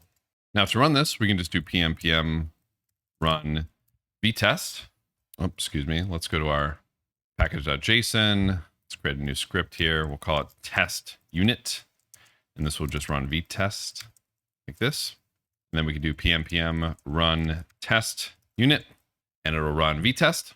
Oh, and cannot find dependency JS DOM. Would you like to install it? Yes. Forgot to install that. Okay, and let's rerun the command to actually run the test. And it failed. Let's figure out why this failed. Calculate total should ignore invalid numbers. Expected 57 to be 45. So should ignore invalid numbers. Failed for us. Let's go to that file. What did it do? Expected 57 to be 45. So this is the line that failed. 12. Oh, so it did 12, new line 45. Oh, that's kind of cool. So it actually correctly added 12 to 45. I actually kind of like that functionality. So if someone does like 12.3 or 12. So if someone did like on our website, oh, I close it. But if someone did 12.3 and 45, it would actually do 57. I actually like that. So I think that that's good functionality. So I'm going to keep that in there. And once I save, it's actually going to automatically rerun. I'll print Q to quit, but I can run that again. And it'll print out all the different tests 1 file is passed, 7 the actual tests pass, and that looks good to me. What's nice about auto-generating tests is even if you disagree with them, like I kind of did, you can very easily edit them based off what the AI gives you to give you kind of what you want. So mine gave me this expectation that 12 plus 45 here would just kind of exclude this one. But because of the way that I created the calculate test, it actually added them up to 57. I actually like that functionality, so I'm going to keep it as such. And cool. So now we have a test for our calculate total function. And this is really important because like I said, we want to make sure our UIs add stuff up correctly, because if it adds something up wrong and we send a transaction with the wrong values, that's obviously very bad. So cool. So now we have a calculate total function. We can finally import it. We've tested it. Import calculate total from @utils/calculate total. And it's mad because that's not where it's located. One other thing that a lot of people do is for their utils, they'll generally create a index.ts file. And in here, what they'll do is you'll just do export calculate total, thank you, from /calculate total. And this way in our airdrop form, instead of doing kind of this giant piece of code here, we can just say import calculate total from /utils, right? So this index.ts will be a file with all of our utils kind of added into it. And then no matter what util we want to use, we just say import calculate total from @utils, like that. Cool. So now we have a calculate total. We can finally figure out how much we need to approve. So we're going to have this total amount that's going to keep changing every time amounts changes, and it's going to keep being updated. And we can actually even see that. Let me restart it up. pm run dev. And we'll refresh the UI. Hopefully I didn't break anything too hard. But for totals, oh, connection refused. Yep, it's because let's also do our pm Anvil. Let's also run our Anvil node. Now let's do a little refresh here. So now what we can do is we could even have our calculate totals. We could even print out kind of the final bit here. So we could do, instead of calling calculate totals, we could say console.log calculate totals like this. And then instead of saving it as total, we'll just do that. Now in our front end, if I say 100, looks like it's adding correctly. If I create a new line, do another 100. Now it's showing 200 correctly. If I add 200, it's printing out 400. And you can see every time I update this, it recalculates and adds them all together, which is what we want. Perfect. So let's undo that. Great. Okay, so now we have our total here. Now we can finally say if the approved amount is less than the total, which is going to be the total needed, then we're going to want to call approve. And this is where, once again, we go back to WagMi. We could either use a React hook to do this, or just call the contract directly. Now, since the result of us calling this approve function, we are going to want to make some UI changes based off the answer here. We're actually going to do something a little bit funky. So if we go to the React docs of the WagMi, there is a use write contract hook, which we're going to be using. So let's go ahead, let's import this from WagMi. Let's do use write contract. And in the documentation, it gives us an example of how to use it, the different parameters. I actually want to scroll down to the return type and see what it returns. It returns a number of things. It returns write contract, which is a function we can directly call. It returns data, which is going to be, when it correctly works, it's going to be the hash returned. It has a write contract async, which gives us a function to asynchronously call the write contract function. And this is what we're going to use as opposed to the just regular write contract function. It also returns an error if there's an error. There is an is error / is idle / is pending to tell us when the transaction is going through. And these are all different things that maybe we want to capture to update the UI based off of this. So for example, when we send our transaction and we're waiting for it to be confirmed on the blockchain, we can have the UI basically say, hey, if the transaction's pending, maybe show like a little spinning animation. Hey, once you get the hash, maybe do this. These are all variables we can capture directly from this use write contract hook. And this is very nice because we don't have to code all that functionality ourselves. So we can get some of those in particular. So we can get that data piece, which we'll just call the hash, because that's essentially what it's going to be returning. This way we can do something on the UI once we send the transaction. And we'll get the write contract async function equals use write contract like this, so that we can call different functions directly with this write contract async function. Now that we have that function, we can actually call the approve function down here. So we'll say const approval hash equals await write contract async. And this is where we put, pretty similar to the read function up here, we'll put all the parameters of what we need to call approve.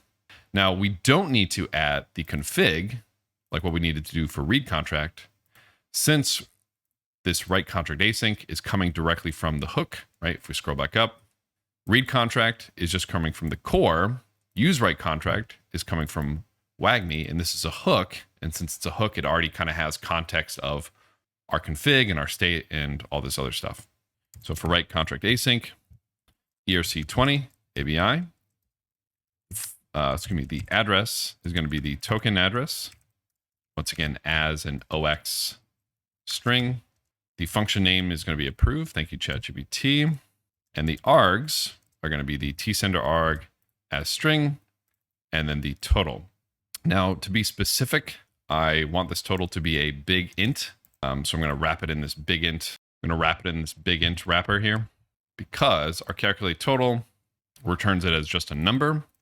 But for a lot of our function calls, it's much easier just to wrap it as a big int so you don't get any weird oddities. So this is how I'm going to do it. So this will give us the hash of the transaction once we send it to the blockchain, but we want to wait for this transaction to get mined, right? So a little confusing. We first send the transaction in our MetaMask, then we want to wait for it to get mined. To do that, once again, we can decide if we want to just wait directly by using a function, or we want to use a hook. For me, I don't want to use a hook. I just kind of want to wait directly. Once again, the more you work with this, kind of the better you'll get at figuring out which one you want to use. So since I want to just call this directly, I'm just going to grab it from the WagMi/core, wait for transaction receipt. So now I'm going to say const approval receipt equals await, wait for transaction receipt. And since I'm calling it directly, I do once again need to pass the config since it's not coming from the hook. And I'm just going to say the hash is the approval hash. So if we go to the docs for this, oh, did I spell that right? Response. If we go to the docs for the wait transaction receipt on WagMi, we can see some basic usage here. You pass it the config, you pass it the hash, and that will wait for that transaction to finish mining. Cool. So once we've done that, if it's approved, we can say console.log, approval confirmed, and then we'll do comma, approval receipt right here. So since this is our first time actually writing a contract, sending a transaction, I actually do want to test this out kind of manually to make sure it's actually working. So let's make sure our website's up. Let's make sure our node is up. That looks good. Let's go to our website and let's try a sample transaction here. So if we go back to here, let's go find the contributing file. Let's go back down. Let's go find the mock token address. Okay, great. It's going to be this address here. Paste that in. Let's say recipients are going to be ourself. Amount, let's say, is just 100. Let's call send tokens. And okay, we get an approval transaction popping up. And my MetaMask actually says, this is a deceptive request. If you approve this request, you might lose your assets. Malicious address found in transaction. Something doesn't look right. So MetaMask comes with this tool called Blockade, which helps block malicious transactions. Since we're actually kind of testing and coding, like we don't care, especially because we're on the Anvil network. So Blockade, this is great, but you're kind of killing us here.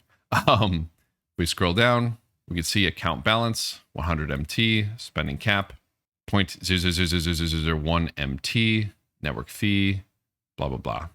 We scroll all the way to the bottom. We can see data. We're calling the approve function on this contract for this amount. And this is actually correct. This is what we want. The confirm is red because, like I said, again, as of recording, the blockade tool is telling us this is a deceptive request. But again, we're on a local blockchain and we're just kind of testing. So this is fine. So I'm going to go ahead and hit confirm. Request is suspicious. That's fine. And in my console.log, I have approval confirmed. And I have all these notes for the confirmed approval. Awesome. Okay, cool. So now I've got it confirmed. Well, once it's actually confirmed, then we want to actually call the function of airdrop ERC20, right? So I'm going to say else. Let's call await write contract async. ABI is going to be the tsender ABI. Address is going to be the tsender address as OX $string. Oops. We're finally going to call drop ERC20. And now the args are going to be first the token address. Then we're going to need these recipients. So I'm going to kind of, and these once again can be new lines, they can be commas, they can be all this stuff. We could ask our AI. I'm going to tell you, it might be a little easier to cheat because your AI might screw this up. So if you go to components, airdrop form.tsx, if you want to scroll down here and just copy these args. Don't worry, I'll explain this in a second. So this is kind of a cheaty way to get these. This is going to split the recipients up into new lines or commas, and it's going to remove all the white space, and it's going to remove all addresses that are blank. And then it's going to do the same thing with the amounts. It's going to split them all up. It's going to take out the new lines. We could have like a function that does this, and we probably would want to make sure that this code actually works, but I'm just going to say, go ahead and use this for now. And those args look pretty good to me. Something else we want to do though, and this is a little bit redundant and we probably could refactor this to make this a little bit better, is above in this conditional, after somebody approves, they should also call this. So now kind of the conditional says, okay, if approved amount is already good, just directly call the airdrop. And if it's not good, first approve and then directly call the airdrop, right? So we have both edge cases covered. There's probably a better way to refactor this code to do that, but I digress. So now that we've done that, let's go ahead, let's test this out on the UI. And this should essentially be the main functionality that we're looking for out of this. So I'm going to go back to the contributing page to get that mock token address again. Let's copy this, go back to the tsender site, paste it in. Recipients are just going to say, you know what, let's choose Anvil 5 because Anvil 5 should not have any tokens. So let's just pick another address that doesn't have any tokens. Let's expand the view. So I have a different Anvil address added in here. I'm going to go ahead, tokens, import tokens, paste this in, next, import. Great, this person has 0. So I'm going to copy this address, paste this in here. Let's send them 100, 1, 2, 3, 4, 5, 6, 7, 8, 9, 10. Or yeah, 100, 1, 2, 3, 4, 5, or let's send them 10, 2, 3, 4, 5, 6, 7, 8, because the MT token has 18 decimals. So we'll send them this many. And let's go ahead and try this. So since I already approved, it should automatically just call the airdrop ERC20 function. Let's call this. And okay, this looks pretty good. Spending cap request. Oh no, it's calling the approval again. It's calling this cake NFT because I named it this, but this is actually the MT token. So let's recall it that. MT token. Okay. Spending cap is going to be 10 on the MT token. The spender is going to be this address here. This does indeed look like the tsender Anvil address. Okay, cool. And basically we're calling approve on the Anvil, on the tsender for this amount. So let's go ahead and confirm. This is the Anvil chain, so I don't care. Yep, confirm, send it. And we see airdrop approval confirmed in our console.log. And then we immediately get prompted with another transaction, which is good. This is what we want. And if we scroll down, it's actually decoding our function to call airdrop ERC20 with the MT token. Parameter number 2 is Anvil number 5. Parameter number 3 is this much, and this is the total amount. So basically we're sending this much token to this address. This is good. Let's confirm. I have acknowledged, let's confirm, and nothing happens because we didn't have anything print out. But if we go to back to our MetaMask here, let's go back to my account 8, which is the Anvil account 0. Let me refresh list. Let's go back to tokens. It now says I have 90 MT. And if I switch over to Anvil 5, now says I have 10 MT. So this worked perfectly. This is so exciting. Our UI actually works. It was able to call airdrop ERC20 with these fields and send a different address this much. Now we could add multiple recipients, we could add multiple amounts, and it should all work the same. If you want to go ahead and test that out, feel free to do so. But just to make sure, let's try this with some more addresses. So let's pick just another address, maybe one that's in your account already. Paste it in. We'll do another 10 here. It'll just make sure that our main address, our account 8, has enough. Okay, it has 90, so 10 plus 10 is 20, so that should be plenty. Remember that these tokens have 18 zeros, so this is the amount in here. That's great. So let's call it with 2 recipients and 2 amounts. Let's call send tokens. Okay, great. The first thing we're getting is an approval request. This is actually what we want. This is good. And again, blockade is telling us this is potentially malicious, but we're on a local network, so we don't care. So it's saying we should be spending 20 on the tsender address. This is correct because we have 10 plus 10 is 20. Okay, awesome. That's good. We're calling approve on that address for this amount. Great. Let's go ahead and confirm this. Cool. And it looks like that went through. We have a little console.log out here. And okay, great. It immediately prompts us to call the airdrop ERC20 now that that's done. Item 1, item 2. And this time we have 2 addresses that we're sending. We're sending to Anvil 5 and account number 1, each for 10 tokens, obviously with 18 zeros each, for a total of 20. This looks correct as well. Let's confirm. And if I pull up my MetaMask, it looks like that actually went through. We can make sure it did. Let's go to Anvil 5. Oh, actually, let's just open MetaMask here. We'll go to Anvil 5. I'm going to refresh my list and wait a little bit for the MetaMask to catch up. This might take a few minutes. Might even just hard refresh the page. Go to tokens again. Aha! 10 was sent here. And let's go to the other address that I used. Oh, looks like I need to add this token. Import tokens. Paste it in. Next, import.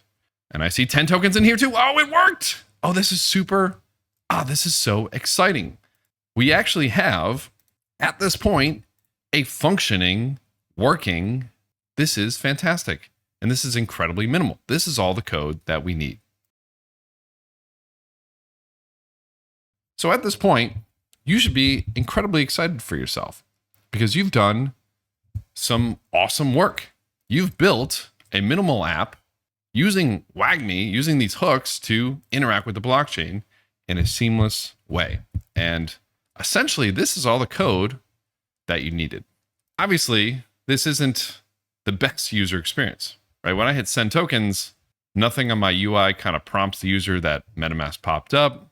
If I cancel, it doesn't really tell me that there's an issue. I don't really know which token I'm working with here.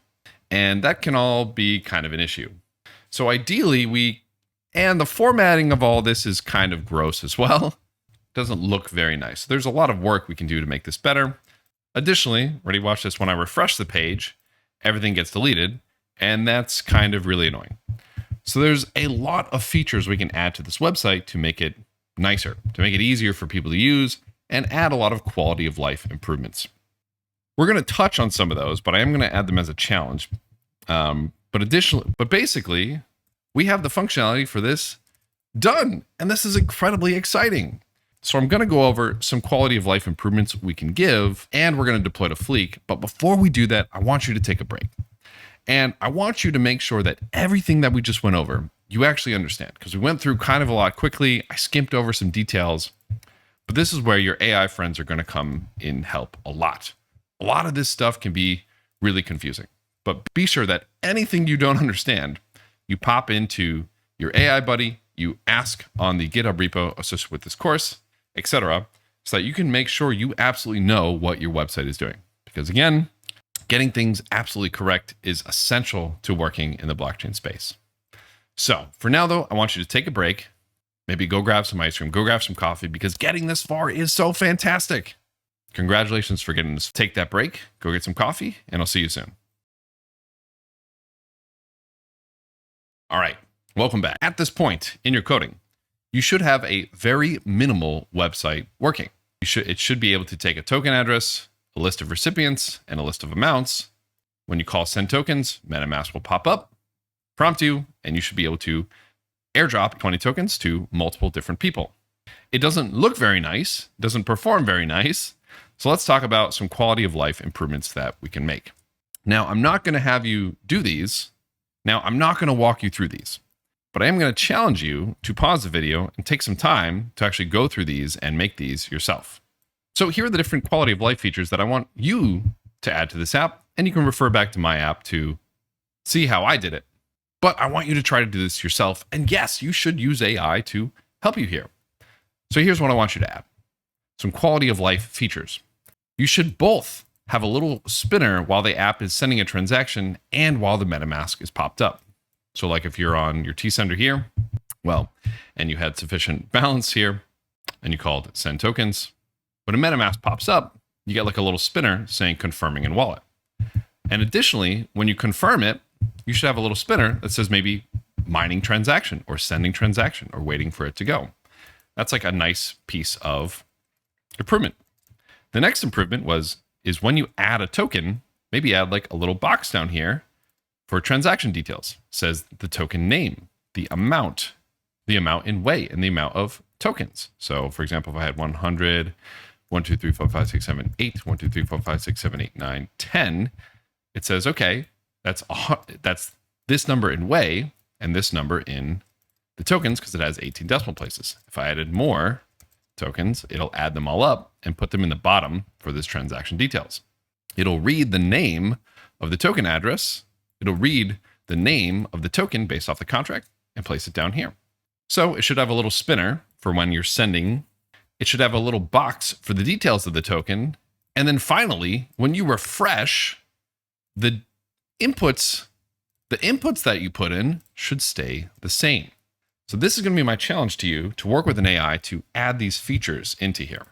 Now, I'll give you a hint. I mean, obviously the final code that you can use is on the GitHub repo associated with this, but I'll give you a hint for all of these. You're going to want to be working with some use effects for a lot of these, saving some things to local storage for the refreshing part.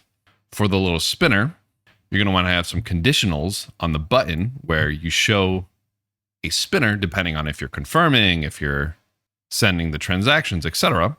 And for the little details box, you're going to want to read some details from the blockchain, like the decimals, the name, and the balance of the account.address. Something important to know is in the repo that I used this hook called use read contracts, which is a hook to make multiple calls in a single call. So you can read more about this in the documentation, but basically instead of calling decimals, name, and balance of in 3 separate API calls, you call all 3 of them in a single API call with use read contracts. And this will make your website more performant, and it's good to know and it's good to use. But those are going to be your hints. I highly recommend you take some time to do these challenges because spending the time to work on this, work with the AI, work through the documentation, and then obviously refer back to my code when you get stuck is going to make you really, really good at understanding every single line of code that's going on here. So I highly recommend you pause the video, take some time to go through this, do these challenges, and come back. Now, these challenges might take a few days. They might take you a few hours. You might work with an AI and get them done in an hour. If it takes you a week, if it takes you a few days, if it takes you an hour, it doesn't matter. Just spend the time to go through these, refer back to my code to get ideas, to get inspiration. And I really want you to go through these because it's doing these challenges that's really going to make you better.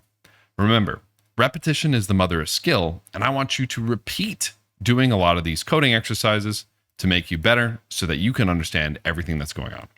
So pause the video, try to get through some of these yourself.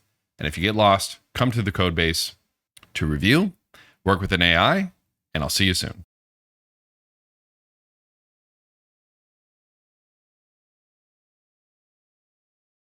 All right, welcome back.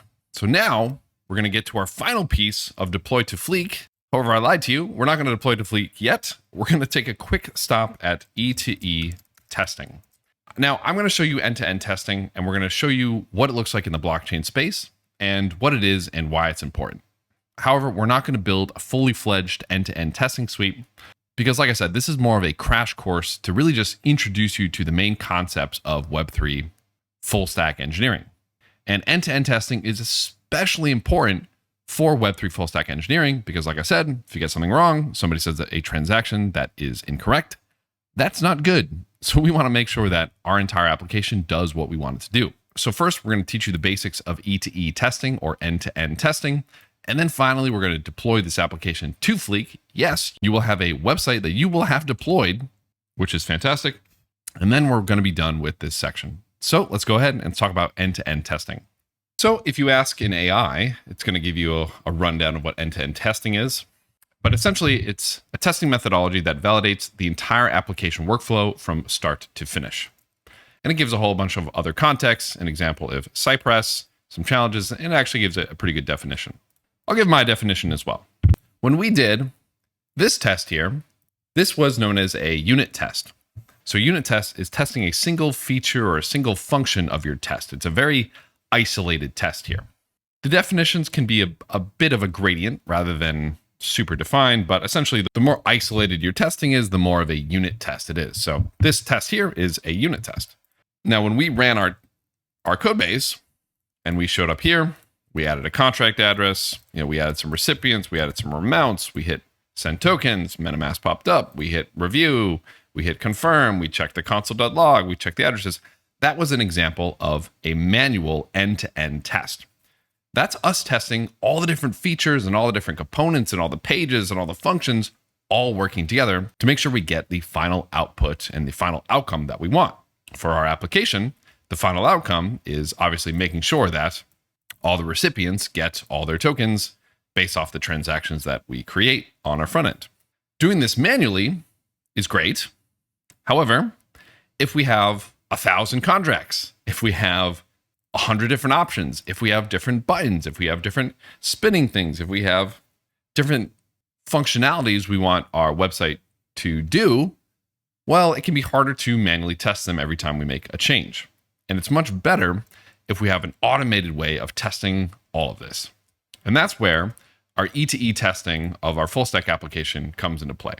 And this is incredibly important for working with Web3, once again, because why? Well, we want to make sure that the transactions that we create are correct. Yes, the user should validate them that they're actually correct, but we want to make sure that our application does what we want it to do, right? There's more egregious examples of why we want this to be correct, such as security reasons. But for the purpose of this course, this crash course, we want to just make sure that the website does what we want it to do. An incredibly basic thing that we could test for is, okay, when we disconnect and when we connect, our website shows what we want it to show. So if I disconnect here, right, let me disconnect, then I refresh the page, maybe what would be better is down here, it says, hey, please connect your wallet or something like that. So let's add one more feature to our website so that we can do a little end-to-end testing here. Let's make sure that when a user is not connected, nothing here shows up, right? So on the tsender website, if I go ahead and I disconnect my MetaMask here, it says, please connect to wallet. So let's add that functionality in. So in our components, let's actually make a new component called home content.tsx. And in here, we're just going to have a component that's literally just going to have the airdrop form only show up if we're connected. So let's go ahead, let's add this. So we'll do export default function home content, and we'll do return div hi from home content. And instead of our page, and then we'll do import airdrop form from @components / airdrop form / components like that. And then we'll just do airdrop form, like this. And now for our page, there's our page. Instead of using the airdrop form, we'll import home content from @components/home content. And we'll do home content here instead. And now if I do a refresh on this page, it's showing the same thing. Okay, that's cool. So now let's just add a feature here where we check if we are actually connected. Now WagMi has a hook called useAccount, which comes with a variable called isConnected. So we'll do import useAccount from WagMi. And in here, we can say const isConnected equals useAccount. And now in here, we'll just have a little conditional. We'll say, if we're not isConnected, question mark, then we'll just say, div, please connect a wallet. We'll semicolon here. This is known as a tertiary operator. And if we are connected, then we'll say div, /div. We'll add the home content in here. And we can get rid of these, get rid of this, and we should put all of this inside of a div after all. So let's do this, and okay, cool. So now we have a little conditional, a little tertiary operator where if we're not connected, we'll say, please connect a wallet. Otherwise, we'll show this. And we can actually make this even easier. We can say, if we are connected, yeah, let's flip these. If we are connected, do this. And if we're not connected, do this. Maybe this is a little easier conceptually to read. So is connected, question mark. This is basically saying, if connected, show this. Otherwise, show this. So now that we have this code, let's go look at our front end. Let's do a little refresh. Attempt to call useAccount from the server, but useAccount is on the client. Oh, that's because I need to add useClient. Here, let's save, refresh. Please connect a wallet. Let's connect, MetaMask, connect. And now it shows the airdrop form. Let's go ahead, let's disconnect, and it says, please connect a wallet. Okay, great. So let's test at least this functionality with end-to-end testing, right? And the reason I'm showing this is because this is a kind of a complicated thing to test, right? In order for us to test this, well, we have to connect our MetaMask, right? And that's kind of a weird thing to test programmatically. It's kind of easy to do manually, right? I just come to the website and I hit connect wallet, but how do we test this programmatically? Well, I'm going to teach you, my friends.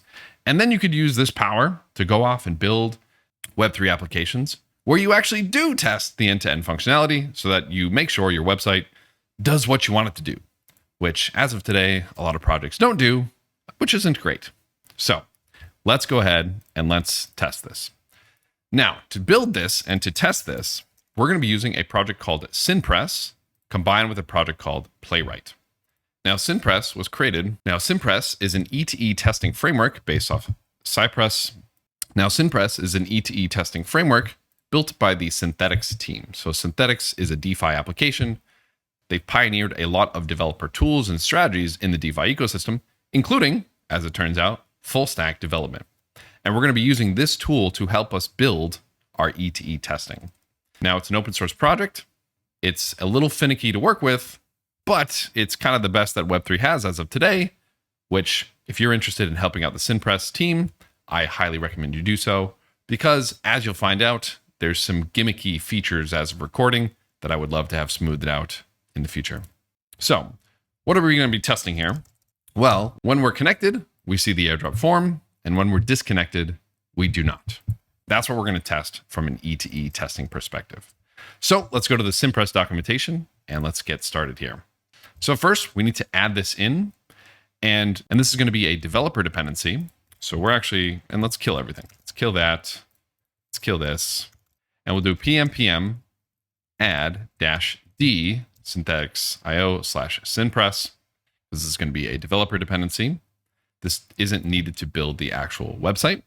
And we're going to be using Playwright because Playwright is a more popular E2E testing framework that a lot of full stack React projects use. So Synpress has plugins for both Playwright and Cypress. Cypress is another popular full stack testing framework, but we're going to be using Playwright because that's what I like better. So to get started with Playwright, we're going to run this initialization command. So this is the npm way to do this. They don't have the pnpm way to do this, but the pnpm way to do this is pnpm. And let's actually get rid of this so we can just focus on this. pm create playwright at latest. And this will install Playwright and set everything up for us. It'll set up a folder, it'll set up configs, it'll set up a lot of things. Where to put end-to-end test? I'm actually going to put mine in test instead of test because that's where SynPress is going to look by default. So we're going to do that. Add GitHub Actions. We're going to say false. Install Playwright browsers. So Playwright runs a locally running browser to actually test, to actually automate the testing here. And you need to install Playwright browsers to get this done. So I'm going to say true. If you used Playwright before, you can probably say false. But if this is the first time working with Playwright, definitely say true. It's going to install different test browsers, such as a test Chromium, a test Firefox, etc. For us, we're going to be testing everything mainly on a Chromium type environment.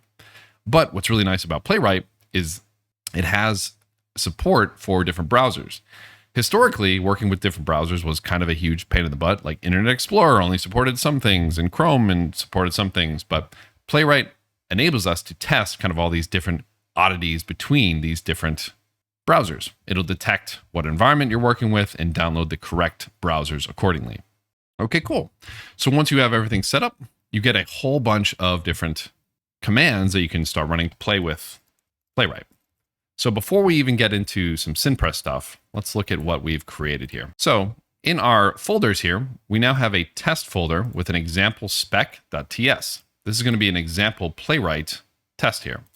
We have some test examples, which show some more examples. For now, I'm going to actually delete the test examples because we're just going to show this example.spec.ts. If we scroll down in here, we also have a playwright.config.ts. So this is the configuration file for the Playwright tool. And now if I run pm exec playwright test, you'll actually see us run the example.spec.ts, and your computer, what will happen is your computer will actually spin up a little Playwright browser. It'll show you the tests that it's running. So in our example.spec.ts, we have a couple of functions in here. This looks really similar to the Vite test, unit tests, except for we have these new keywords like page, go to, expect, etc. Our first test has title is we have our browser go to playwright.dev and we expect the page to have title of Playwright. Our second test is we go to a page, we click get started, and then we expect to see installation to be visible. This is a way to actually literally test working with a browser and making sure we see what we expect to see, which is really powerful. So back in here, I can hit this play button to run these two tests. I'll hit play, and you'll actually see the tests start to run, and you see that they both passed. What's cool is you can even kind of look in, you can click on specific tests and see what renders at each step. So you can see, okay, when the test went to the playwright.dev site, this is what was shown. When it called expect to have title locator root, this is what was shown. You can see different after hooks, different before hooks. But this is a great way to really visualize what's going on in your tests when you actually run them. So this is a really powerful tool for us to write and run tests. We're going to do exactly this for our tsender application using SynPress. So for example, but before we do that, what if we deleted everything? We'll change this to await page.goto/. And in our playwright.config, we'll define what that slash is. In this use section, we're going to define the base URL to use in actions like await page.goto/. So I'm going to uncomment this line because when we run pm run dev, this is the URL that we're going to use. So this is how we can get await page.goto/2.2 this URL. Down here, to make our tests a little bit more efficient, I'm actually just going to only run this on Chromium to make this a little bit faster. And when we start up our tests here, we also want to start up our application. So we're going to do pm run dev and then reuse existing server. I'm just going to set this to true for now. Okay, cool. Now, if I rerun this command here, let's see what happens. Okay, this UI feature shows back up. It's going to load the tests in here, which I've just kind of minimized. So now we have example.spec.ts. All it's doing, remember, all it's doing in our test here is going to page.slash, and we're expecting to have title playwright. That's obviously going to be wrong because we have a different title. But let's hit play to see what happens. So now it's running our tests, and we see when we call await page.goto, we can see in this really tiny little window that it does indeed pull up our website. That's what it sees. That's what the browser sees. That's awesome. Now our test actually failed here. Expect to have title locator root because our title is different. So we go to errors. We see expected pattern playwright receive string tsender. Well, that's actually correct. That's what we want to see. So let's cancel that. Await expect page.to have title tsender. Let's get rid of these and just do this. Or let's just add tsender in here. It's clear. Let's rerun this. So now we can pop open the UI. Let's hit play to see that if this passes, and we now see it does indeed passes. So when it does page.goto/, we see this little tiny little box here. We can even open this up to show what was shown in our Chromium. And we see this is what was shown, and that is correct. And our expect passes, and this is great.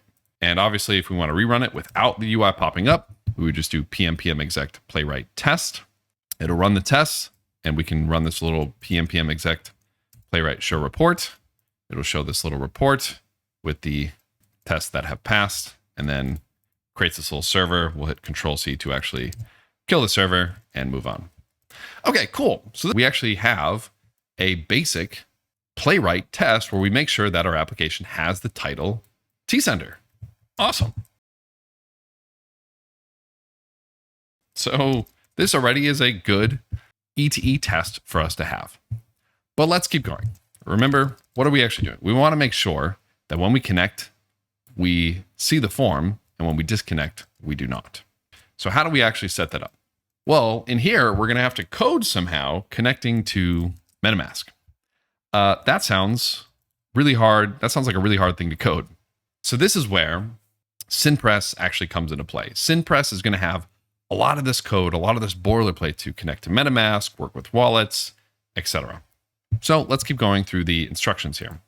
So now that we've installed Playwright, we've installed Synpress, we want to make sure our playwright.config.ts is correct. So let's go to our playwright.config.ts and let's make sure it has everything needed for us to work here. I'm going to hard code some things for now, but when you go to run production, feel free to review my playwright.config.ts for some different updates. For workers, I'm just going to set 1 here. For fully parallel, I'm actually going to put false for now, but if you're using a CI, it's probably a good idea to do so. And that's it. So if you want to just copy paste mine though, you're more than free to do that. So that looks good now. Then create a basic wallet setup file. So the way that Synpress works is it first needs to define a MetaMask, a wallet that we're going to use. And when we run our test, that's going to be the MetaMask that it's actually going to connect for us. So we're going to do this. We're going to create a basic wallet setup file. In our test folder, we're actually going to create a new folder, one called Playwright. And we're going to take our example.spec.ts and put it in there. I'm actually going to rename it to basic.spec.ts. And we're going to create another file or another folder called wallet setup. And in here, we're going to create basic.setup.ts. And this is going to be our basic wallet setup. If you want to have more complicated wallet setups, this wallet setup folder is where you would do so. Now, now we're going to copy what's in the docs, but what we're going to use might be a little bit different than what's in the docs. So this is good. So this is pretty good. Ideally, these are environment variables. It's not great to have them in plain text here, but it's not the end of the world. But this is essentially our wallet setup, which is fine. And when Synpress connects a MetaMask to our app, it's going to connect a MetaMask with this seed phrase and this password. So if we wanted it to default load up with the seed phrase from Anvil, we obviously would use the Anvil seed phrase here, which I think this actually might be the Anvil seed phrase. Test, test, test, test. Oh, so that is the Anvil seed phrase. Okay, perfect. Now, the next thing it's telling us to do is create a test file. So we already have a test file, but we're going to update it with some of this synpress stuff. So in our basic.spec.ts, let's update this to our test that we want to run, right? We want to make sure when we're disconnected, we don't show the form. And when we are connected, we show the form. Let's create a new test. It says, should show the airdrop form when connected, otherwise not.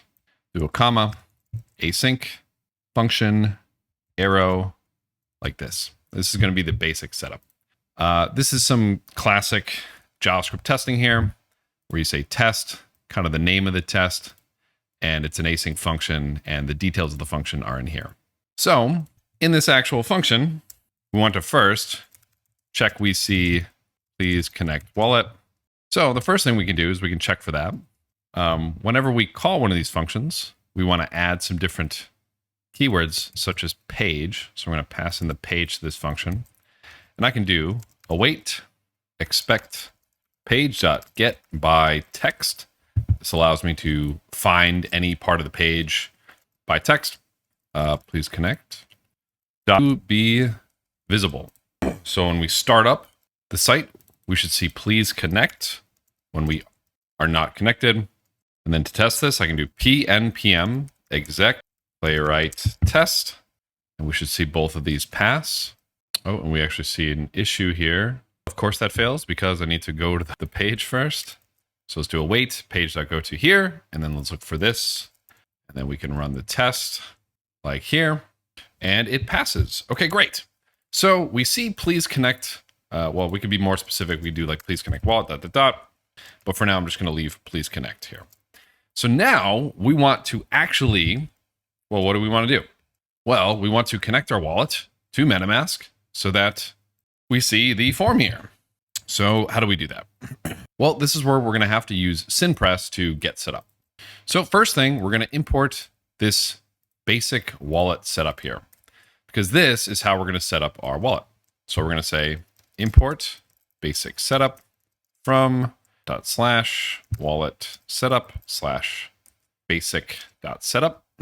We're also going to import test with synpress from @synthetics.io/synpress, like this.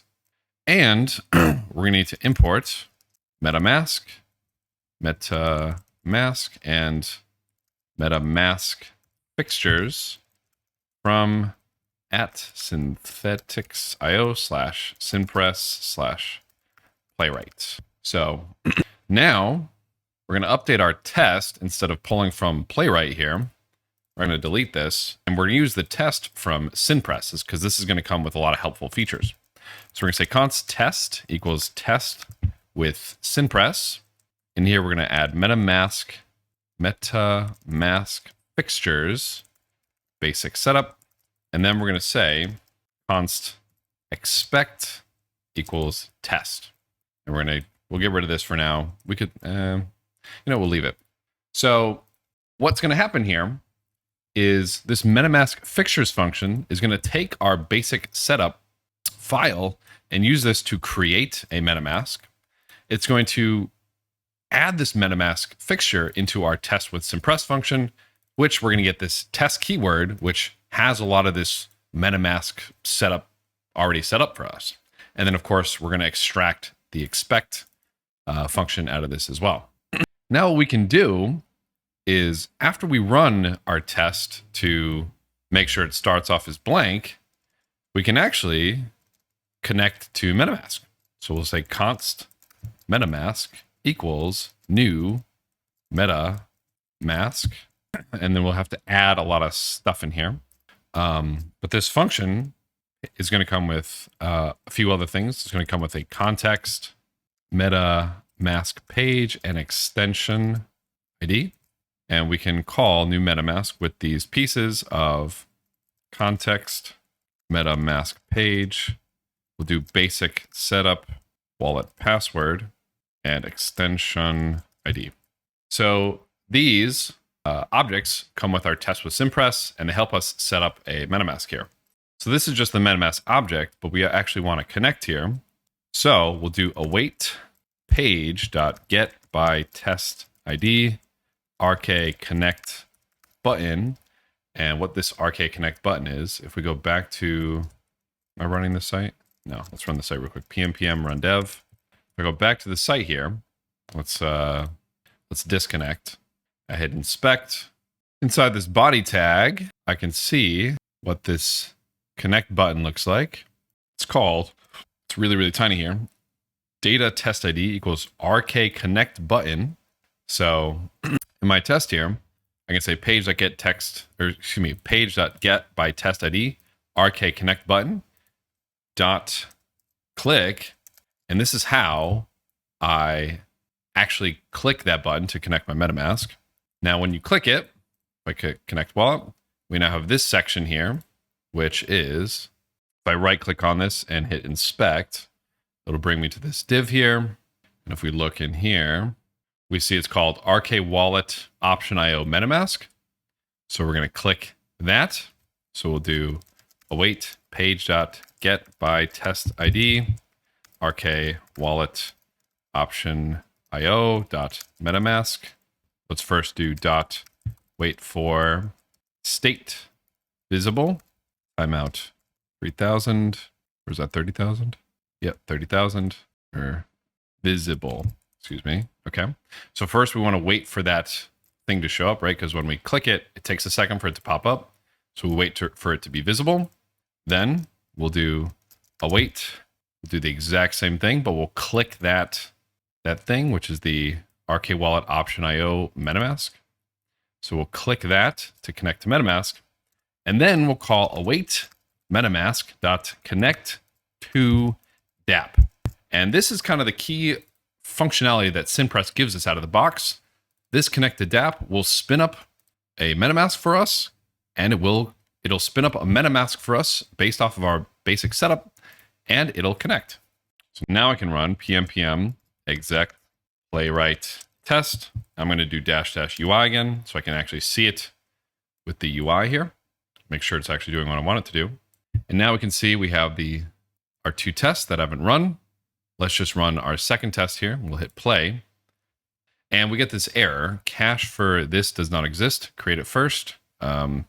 This is one of the gimmicky things with Cympress that I haven't shown you yet. So first we actually need to do pm Cympress to create a cache. And it says building a cache. That's because somehow I added a space in here. Whoops. Let's try that again. CLI is an alpha, so expect breaking changes. Building the cache for wallet setup. And what this is going to do, it's going to download the MetaMask extension, and MetaMask is actually going to pop up. It's going to create a password. It's going to basically create a wallet for us. It's going to save it to a little. Now that error that we ran into, if we actually run our exec again, we're actually going to run into that error again. We're going to get a little, well, as of today, we get this error because I first need to go to my playwright.config, and I need to change this, get rid of that space. Whoops. Let's run the test again. Can't believe I put a space in there. That's so bizarre. Now, run this again. We're still going to get that error. It's going to say, hey, no cache does not exist. Create it first. We just copy this cache name here, and we go up to our cache, and we just rename this to what it expects for our test. So that's a little bit of the gimmick for the application right now. I expect in the future that to be a much simpler, smoother process. But now we can run this one more time, and we'll get the UI to pop up, and we'll get all of our tests to be in here. What we can do now is we can run this, and we will see it running. We'll see it even pop up. We'll see the password get put in, and we'll see it connect our wallet, and it's kind of going crazy because everything's being automated. But oh my goodness, all this crazy stuff happened, and we can see kind of the flow of all the windows being open. So first, it went to the extension, popped open MetaMask here. Let's pull this down here. It went to the main page. It expected the text to be visible, which it did see. It pressed the connect button. The module popped open, and I know this is super, super small because there's so much text here. It went to the MetaMask module. Then it loaded up after a whole bunch of calls. It loaded up the MetaMask extension, put in the password, and connected to MetaMask through the app. And then finally, all the way down at the bottom, that was it because I forgot to check to see that we're actually connected here. Whoops. So now what we can do, let's go ahead and kill the UI here. Now we can do await page.get by role. Let's look for just any text box, comma, with name, OX, exec. We could say true. Why not? What are our placeholders? Let's go back to our airdrop form. Airdrop form. Let's look for placeholder OX. Okay, cool. So we'll just look for it in a text box. Look for OX in there. Dot wait for state visible timeout 30,000. So we're basically expecting to see one text box with this in there. We could check for all of our other placeholders as well, but let's at least just do this one. And we'll run this. We'll get our UI to get spun up, and I'm going to hit play, and windows are going to pop open all over the place for me, and they should for you too. Yep, they're going crazy. You can't even see some of them, but it's automatically connecting, automatically setting up MetaMask for us, which is super exciting. Automatically clicking buttons and automatically checking to see if it sees what we expect it to see. 30,000 is probably too long. Oh, and it actually failed here. So you didn't quite finish opening. We need to finish adding a network in here. So let's actually do that too. So we'll do connect to DApp. We'll do const custom network equals. This will be name Anvil. RPC URL is going to be http://127.0.0.18545. Chain ID 31337. Symbol will be ETH. And then await metamask.add network custom network. And now let's try this again. This time in our terminal, we'll first do pm Anvil. Spin up an Anvil chain. Now let's do our test here, and it should work this time. Let's run our airdrop test, and we're going to see windows fly open all over the place, connected to MetaMask, adding MetaMask. We're also going to add a new network. We're going to connect, add a network, change to the Anvil chain, and then we're going to finally check to see that we have that section added. God, I'm an idiot. And I'm an idiot because this isn't the name of it. It's not OX. Sorry. We're going to do, what are we looking for? My mistake. We're looking for token address, recipients, amounts, any of these to be visible. So let's look for token address. Sorry about that. Instead of this, apologies, we'll do await, expect. That's what we're looking for. Page.get by text. Token address to be visible. That's what we're expecting, not the weird placeholder thing. So we don't have to add this custom network, but in the future, if we want to do cool stuff with Anvil, we would obviously need to add Anvil. So let's run this one more time with our Anvil node running, and let's see what we get. We'll play here on the UI, and everything's running, connected to Anvil.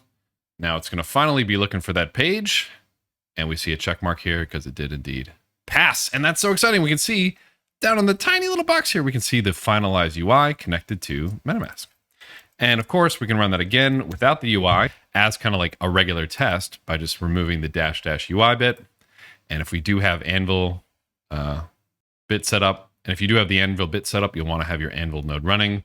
You'll still have kind of MetaMask pop up and go a little bit crazy, like what we're saying here. And now we do indeed see 2 passed. So this is kind of an introductory to this thing called Playwright and SynPress, but it is a really cool way for us to work with MetaMask and do more complicated things like connecting to MetaMask. And then we can go even farther, like sending transactions, doing approvals, and making sure, we send the right information and we see different spinners and, the correct stuff show up for the user when certain inputs are set up. So when we're making more advanced full stack applications, we want to be testing end to end. And this is how we can do it. Use something like SynPress, something like Playwright, which downloads the MetaMask extension. It sets up a cache for us, etc. All of that is incredibly helpful. Now we can, of course, in our .gitignore, we probably want to add cache synpress. So we'll add synpress dot cache synpress. This way we don't accidentally push up our synpress cache to our GitHub repos. But this is exciting. So we learned how to do some E2E testing. When we connect, we see the form. We just tested that. And when we disconnect, we don't, right? That was in our basic.spec here. First we see please connect. Then we connect with all this code. And then we see the token address. And we could add more details like recipients, amounts, blah, blah, blah. Exciting. All right, great. So we did E2E testing here. And now the final thing, possibly one of the most important things, is we want to deploy this. So once we're happy with our website, which especially for hackathons, you really want to deploy your demos so that judges can actually interact with it and play with it, you're going to want to deploy it. Now there's lots of ways to deploy full stack applications, and I'm just going to show you one of many. We're going to be working with Fleek, Fleek.xyz. Now, the reason I like Fleek so much is that Fleek can create static sites for you. It has a ton of Web3 plugins, and it has something called Fleek functions, which enable us to do even cooler things than what we're going to show you here. So we're going to use Fleek to deploy our site, and we're actually going to make one more change to our code base so that we can deploy it as a static site. Because as of right now, we're actually not quite a static site. So a static site is going to be a site that can be 100% on the browser, on the user's end. Whereas a dynamic site will be a site that has a server that does some rendering or does some compute, etc. For a lot of Web3 applications, we want them to be 100% static, 100% on the client side, because that's the Web3 way, right? Open source, nothing running on a closed source server, have the user do everything. And that can be really nice for us as developers and infrastructure creators, because if it's a static site, well, we don't really need to run a server that does anything other than just, give people the HTML and JS. Once again, work with your AI buddies to learn more. But basically deploying your site statically is something that a lot of applications want to do and are really good and are incredibly minimal. However, in our next section, we will show you some really nice add-ons where you have a server which adds some really nice quality of life features, but obviously now you have to run a server. Now you have some additional infrastructure costs for running a website. But like I said, for what we're doing here, 100% static, very low infrastructure costs, and we're going to use Fleek to actually do all the deployment. So in order for us to first get started working with, we need to sign up or log in. You can use a wallet or an email. I'm going to log in with an email. Once you've signed up or logged in, we want to go over to the dashboard. And this is going to be our dashboard for our first project. You can also hit create project to do whatever you want to do here. And we're going to go to the hosting site, and we're going to be adding a new site in here. Before we actually deploy to Fleek, we want to make sure that our code can even compile to being a static site. So what we want to do is we want to go to our next.config.ts, and we want to set output to be export. This means that when we build our application, it'll build it as a static site. Additionally, we can add some other options. I'm going to add dist-dir is going to be out. So that's the name of the place it'll compile to. And then we'll do images unoptimized to be true, because optimized images only work on the server and we don't want any server running stuff. We'll add a base path of blank asset prefix dot slash, and then finally trailing slash to be true, because this is something that Fleek is going to be looking for. Export default next config or module.exports equals next config, either way. And then we want to run pm next build. And if this successfully builds as a static site, then we know that Fleek will be able to build it as a static site as well. So we'll run this and we'll wait a little bit. And great, finalizing page optimization, pre-rendered as static content. That is exactly what we're looking for. Okay, cool. So now we can come to Fleek and we can go add new, deploy my site. And to deploy your site, you're gonna have to connect and deploy to a code location. As of recording, they only show GitHub. So we're gonna have to connect this to GitHub. And I am so happy that Fleek forces you to connect to GitHub, because you should be pushing your code up to GitHub anyways. Why? Because version control is incredibly important, and because GitHub is going to be your portfolio. We're going to be showing off your projects and how badass of a developer that you actually are. And for deploying your sites, you're going to need to have a GitHub as well. So if you don't have a GitHub, now's the time to create a GitHub and deploy your site to it. Now, if you've never used GitHub before, AIs are phenomenal at working with Git and GitHub, and I highly recommend you learn how to upload your site from your Git. So we can go to github.com. I'm already signed in, but for me, I'm going to hit new. I'm going to call it tstsender UI cu. We're going to make this public, create repository, and now I have this new repo here, and I'm going to push my code up. Git add remote origin, paste this link in here. Oh, first in my code base, I'm going to do git init, initialize a repository, and you'll see a whole bunch of green stuff show up in here. Then we can run git status, and we can see which files that we would push up. We want to just run through these and make sure that these are the files we want to push to GitHub. Remember, this is what we're going to be pushing publicly. If you've never worked with GitHub before, be sure to ask your AI lots of questions. Yes, I want to add this. Yes, I want to add this. Yes, yes, yes, yes, yes, yes, yes, yes, yes, yes, yes.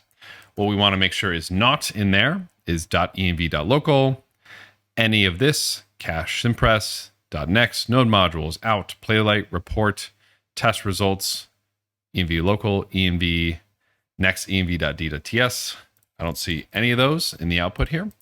So great. So what I'll do is I'll do git add period, git status. Now I'll see a ton of green files. These are going to be all of the files that I'm going to push up to GitHub that I'm going to push publicly. They look good to me. So I'll do git commit -m, my first commit, enter. Then I'll do git remote add origin, and I'll copy the link of the repo that I just created, paste it here. Then I'll do git push origin, setup stream origin main. And if you're not signed in, you might have to sign in. You download the GitHub CLI to do this. You could work with Git directly to do this. There's lots of different ways to do this. I'm going to cheat a little bit. I cheated a little bit and I pushed it up off stream. But now if we go here, I can see all of my code up on GitHub, which is incredibly exciting. Cool. And if this is your first time pushing up to GitHub, I know I didn't show you step by step here, but you should be pumped about yourself. And you should copy paste this and post it on Twitter that you posted to GitHub for your first time. You're actually becoming a developer. You're actually becoming an engineer. But actually, you know what? Never mind. Don't celebrate yet. Let's deploy the site and then you can celebrate. So we're going to select GitHub as our option here, and resources on your account. All it does is view our email, and Fleek is asking to get access to our GitHub. All it's going to do is be able to read our email address. So we're going to go ahead and authorize that. Authentication complete. Okay, great. So now it's going to ask us to install the Fleek app on GitHub. We're going to add it to our GitHub, and we want to be a little bit more secure. We're going to say only select repositories, and we're going to get that tsender UI Cyfrin Updraft, install and authorize, authentication complete. This is going to add some GitHub actions to our GitHub. Now it's going to say, do you want to deploy this site? We're going to say, yeah, we want to deploy this site. It's auto detecting. It's a Next.js site. And this is where we can add, the key features here. So yes, we want to be on the main branch. Yes, we want to look in the out directory. And then let's look at the build command. We can copy paste it in our repo to make sure that it is the correct command that it's running here. pm install and pm build. pm install and pm run build. Those look correct to me. I'm able to create a static site locally. So, okay, those look right. Let's show advanced options just in case. Base directory looks fine. And we do need some environment variables actually. So let's grab our environment variable from our .env.local and the project ID here, paste it in. We'll hit add. We'll add it in here. And then we'll go ahead and deploy the site. And that's it, I hope. Now we can go to our site and we can see that our deployment is indeed building. So it's actually building a website for us to view and for us to hang out with. If you go to the repository you created and you're fast enough here, you might see a little yellow orange dot here where it's saying Fleek is building our site, which is very exciting. We can go to the deployments tab and we can kind of check on how this is doing by looking at the logs here. So it successfully cloned the repo. It did a little check run. Now it's building the logs. And now it's actually building this site. So it's running that pm next or pm run build here. Then it'll upload to IPFS, check the availability of the domain, and then release it. And we will have a website deployed automatically for us through Fleek. And it'll be uploaded to IPFS. Now, IPFS is a phenomenal hosting platform for 100% static sites. It's not going to be something I go over too deeply here, but I highly recommend you check out IPFS and you learn about IPFS because it is a very powerful tool for deploying static sites with decentralized front ends. Now, if you run into an error here, and quite often you'll see something like this directory does not exist, like what you see here. This is kind of the default error that Fleek will give you on the UI. And this basically just means that something happened in the build step that failed and it was unable to deploy. So I found a lot more success with, instead of using UI, you use the command line for Fleek instead. So let's go ahead and let's use the command line. So actually on my dashboard, we have npm install -g at Fleek platform/CLI. I'm actually going to copy this and run this on my terminal. And this will install the Fleek CLI. This will allow us to actually deploy our sites directly from our code terminals. And this is, in my opinion, a lot better because we can actually test exactly what is going to be compiled and deployed, etc.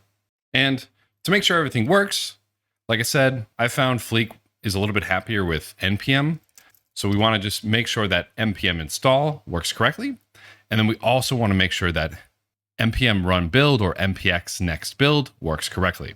Something important to note is in our tsconfig.json, we want to make sure that everything in the test folder, so we can do something like this, everything in the test folder is actually ignored. This way, when we do a build of our next project, it'll not add anything in the test folder, which is what we want. So it looks like our npm install worked. Then we can do npm run build or npx next build. And if this creates a static site successfully, then we should be able to use the CLI to also deploy a static site. All right, great. We see static here. So this means we should be able to deploy our static site with Fleek. So now we can use the Fleek CLI to deploy our site. The first thing that we're going to do is we're going to need to log in. So the Fleek CLI is really easy to log in. We just do Fleek login. We get to click this link or copy paste this link, and we can go ahead and confirm, and we can visit the dashboard, or we can go back to our CLI. It says success. You are now logged into the Fleek platform. Now we can run Fleek sites init. It says warning, to proceed, please select the project. And I already have a first project created. So that's what I'm going to be using here, the first project. We found existing sites. Would you like to link to one of them? I'm going to say no. We're going to create a brand new site. I'm going to call this tsender2. You can call it whatever you want. tsender2 has been successfully created. Please specify the directory containing the site files to be uploaded. So we want to upload the out directory because this is the compiled code. This is the static site built code. So we could do /out like that. Would you like to include an optional build command? I'm going to say yes. npm run build is great. I'm going to use the JSON. I've found the most success with the JSON, and then we'll do clear. And if we open that fleek.config.json, we see we're given a random slug for a URL, the dist directory, which is our out folder, and then the build command. Now that we have that, we can just do Fleek sites deploy, and it'll build our application locally and then deploy it. And this is why I like doing this from the CLI instead of the UI, is because we get to build it locally and we get to see exactly what's happened a lot easier.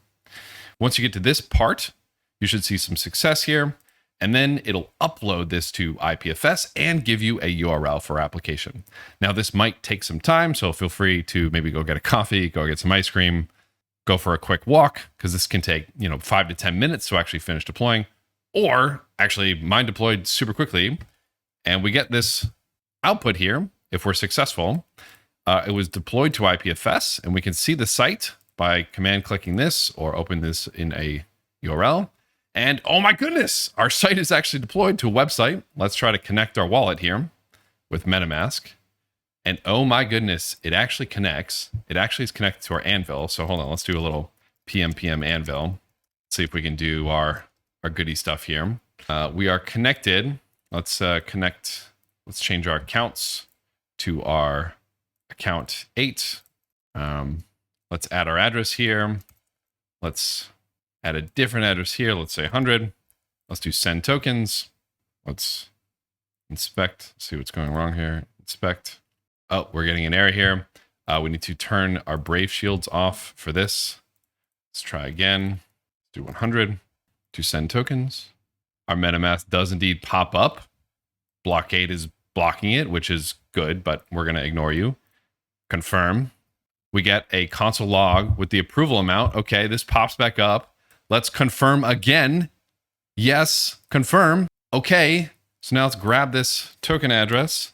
Let's pop it into our new account. Tokens, import tokens, paste this here. Oh, and we can see we were given the tokens on this contract address. It's like 0.00001 because we only sent 100 and it has 18 decimals, but awesome. We actually deployed our website using Fleek, using the CLI. And now we have a 100% static site deployed using Fleek, and it was deployed instantly all through our command line, which was much easier to use. And this is a static site deployed to IPFS as well. And if we go back to our Fleek UI and we do a little refresh now, for our sites, there should now be a tsender 2. Yep, we see that here. We can see a little preview here. We can see that it is deployed and it is ready. We can see it is deployed to IPFS and everything about this site. So Fleek has made it really easy to automatically deploy our site, IPFS, and URL automatically. Now, if you want to go one step further, you can also attach a domain, like for example, tsender.com, obviously, and not kind of this wonky, hissing petabyte square, blah, blah, blah. It is at this much nicer domain. And like I said, this has a lot of the quality of life improvements. So it's much more responsive. It's nicer to read than our kind of gross site here. But this is super exciting. You have deployed a website with Web3, with blockchain functionality. You should be incredibly proud of yourself. And if you want to go so far to make an even cooler website than the T, please do so. Then send me a link, because if your website is cooler than my website, well, I want to use it. Because like I said, the tsender site is one of the sites that is actually used to do CodeHawks payouts. Well, I should say more specifically, the tsender code base is what's used to do CodeHawks payouts. And sometimes the tsender UI is used, sometimes it is not. But in any case, this is incredibly exciting because guess what? You just did the final step in our section 2 here. You have deployed to Fleek. This is fantastic. Right. This is so exciting. You should be so proud of yourself. So if you haven't been following along with me, guess what? Your next challenge is to do exactly what we just did. Deploy your own site to Fleek. Now, you don't even have to deploy the tsender codebase that we just set. Just deploy something to Fleek. You can use the CLI, you can use the website, whatever you want. This is going to deploy to IPFS, give you a URL. Once you do that, you should come back here and click this link. This is a tweet generator link. It'll automatically create some text for you. I just deployed a Next.js site using Fleek that can connect to ZKsync. Thanks, Patrick Alpha C and Cyfrin Updraft. And hit post. Let us know that you've done this, because this is incredibly exciting and you should be super proud of yourself. Whew. So please. Now, like I said, doing these challenges is incredibly important, and getting your first website up is going to be incredibly helpful for your confidence and for your portfolio. So definitely be sure to deploy this to Fleek. Definitely be sure to tweet this out at us. The Fleek team and the ZKsync team, they love seeing developers thrive in this ecosystem. They love seeing developers thrive and build really cool things. And maybe you'll find some friends along the way. So be sure to celebrate the wins. Be sure to actually deploy this site and then tweet it out. So pause the video, make sure you get this done, and I'll see you soon. Okay, welcome back. Hopefully you deployed your site, because that is what's going to give you the skills here. Repetition is the mother of skill, and we want to make you incredibly skillful. So we need to repeat this. We need to have you deploy a lot of sites so you get really comfortable deploying these sites and working with these sites. Hopefully you actually did the challenges above here as well, where you added in your own quality of life features. And hopefully now you have a successful website up, deployed to IPFS, and you are incredibly proud of yourself. And we are incredibly happy with you. So in this section, we learned a lot. There was a lot of stuff that we went over in a very short amount of time. And I had you use AI a lot to substitute some of the learnings in here, because there's a lot of full stack learnings that we kind of skimped over here so that we could focus purely on the Web3 aspects. So let's go over all the things that we learned here in a quick review, and then we'll finally go to the final section. So first of all, we learned how to build a more production-ready code base using Next.js. Why did we use Next.js? Why did we use React? Well, it allows us to build more modular websites that have both JavaScript and HTML combined, or in our case, TypeScript. We first got started with our Rainbow Kit, which allowed us to build a really, really pretty connect button on our website. It allowed us to very easily switch between supported networks and automatically have our wallets update to those nicer networks. We learned we could create little customizable components like what we saw here. We made a header component and a airdrop form component. We created this giant component, this airdrop form, which used a ton of React hooks and used a lot of these WagMi functionalities, such as read contract, wait for transaction receipt, use chain ID, use config, use account, use write contract, for us to actually interact with these blockchain applications. We created a little flow here for us to both approve our contract using write contract async, using the await keyword, and then contract async as well to actually call the airdrop ERC20. We used AI to help us make a nice little input field so that we didn't have to make it. And we learned that, especially for kind of these dull things like creating a little input field, AI can really accelerate our development journey here. We learned that we can create different utils and we can create tests for them right alongside the main files. And if we want to actually test them, we can run pm run test unit like this, and we can test our functionality to make sure it does what we want it to do. Not only did we learn how to write some unit tests for our code base, but then we also learned how to run end-to-end tests with Playwright and Synpress. For us to write a Synpress end-to-end test, we could do pm run test, or pm exec Playwright test. And since we're using Synpress, this automatically had us install a MetaMask instance into our test environment so we could test what it's like to connect to MetaMask, work with MetaMask, etc. We didn't go super deep into working with Synpress, but if you want to go deeper throughout the documentation to learn more, you can absolutely do so. One of the coolest things about Playwright is that, and I actually just ran it and I ran into an error because I didn't have Anvil running. But if you want to go deeper onto working with Playwright, working with Synpress, I highly recommend you do so because, like we said, you really want to make sure that your code actually works when you're building these full stack applications. So we created a basic Next.js React application. We used the Rainbow Kit to make our connect button much prettier and much smarter and much more functional. We implemented our airdrop ERC20 contract using WagMi React hooks. We did some end-to-end testing. And then finally, we used the Fleek CLI to deploy our application to an IPFS instance and have a website right here. We could have also used the UI, but we ran into some issues here. So if you want to go back and try to figure out how to get the UI to work, great, go for it. But like we said, when we build locally with the CLI, we can see directly what's going on to make sure that everything works perfectly and we get our site up. Whew. So this was an absolutely jam-packed section and kind of a huge jump from the HTML TypeScript section to this React Next.js section. There is a lot to learn here. And AIs are really helpful at getting a lot of the basics. Like I said, AI was actually able to generate a lot of the code that we wrote here for us, which was great. We want to use AI. We want AI to be our companion, but we cannot trust it 100%. So the Cyfrin team, the team that I work on, we get auditors, we get smart contract developers who send us AI generated code pretty often. And it's kind of a nightmare for us because the amount of bugs that we find in this AI generated smart contract code is a lot.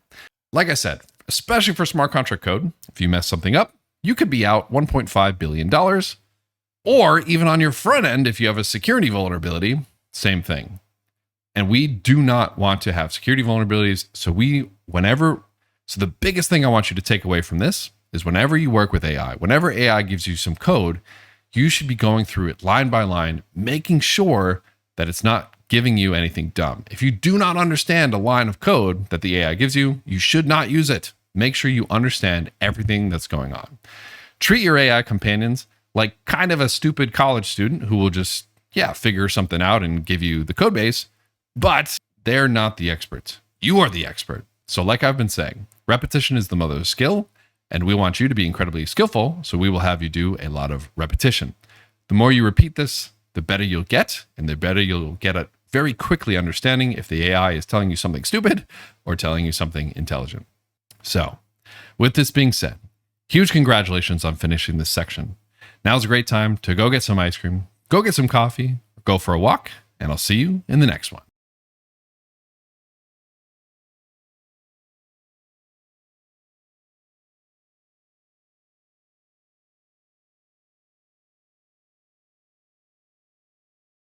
All right, welcome to the final section of our full stack AI-powered vibe coding journey here. The code we're going to be working with, as always, is going to be in the GitHub repo associated with this course. We can scroll down, we see some nice little images of the site, and we can view all the code in this repo here. Now, unlike a lot of the last projects that we did where we started them from scratch, this code base actually has 2 branches. Well, it might have more branches by the time you watch it, but in particular, it has a starting code branch and a main branch. The main branch is going to be the finalized, completed version of the code, and the starting branch is going to be where you are going to be starting building the application. AI can do a great job building a lot of boilerplate and defaults. So what you're often going to be faced with is making improvements to existing code bases. And this is where your knowledge of different architecture and solutions is going to make your life a lot better. So for this project, we're actually going to start with some code already built, and we're going to have you implement a couple of features. Unlike our last project where we built a completely static site, for this one, we're going to be building a more dynamic site. We're going to have a server, we're going to have API calls we're going to need to make, and we're going to add a lot of different features. The 2 features in particular that I'm excited to teach you about are going to be the indexing feature and then also the compliance engine. But before we get into all that, let's go ahead and let's take a look at what the final project is going to look like. So we're going to be making a very minimal NFT marketplace. Now, originally I was going to turn this into an AI NFT marketplace, but maybe I'll have that as a challenge for you to implement for this code base. As you can see, it's pretty minimal. As you can see here, we have a little header at the top with a similar set of buttons as we had in our last project. We are once again connected to the Anvil chain here. And what we can see is we can see a list of NFTs here listed with contract addresses, token IDs, and prices for the NFTs. If you click on one of the NFTs and you are the seller, it'll tell you you're the seller. But if we connect with a different account, it'll bring us to the page to actually purchase the NFT from the marketplace. We can also list an NFT by passing in an NFT contract, token ID, and a price. We also have this cake NFT section, which allows us to bake a cake NFT, which is a minimized pseudo-random NFT where the cake's colors are pseudo-random. And what we can do on this page is we can view what the different cakes look like. So if we put in token ID 0, we see this here. We put in token ID 1, we put in token ID 2, token ID 3. They're slightly different cakes. Now, most of the functionality of so this is what our final project is going to look like. Then once we've created a cake or some other NFT, we can list it, paste in the contract address, the token ID, and add a price of USDC, preview listing. We would first approve it to be listed. I'll go ahead and confirm. And once it's confirmed, we can actually list the NFT for sale and we'll get a success. Your NFT has been successfully listed on the marketplace. We can go back to the home page and now we can see token ID number 5 has been successfully listed and is available on the homepage of the NFT marketplace to be purchased.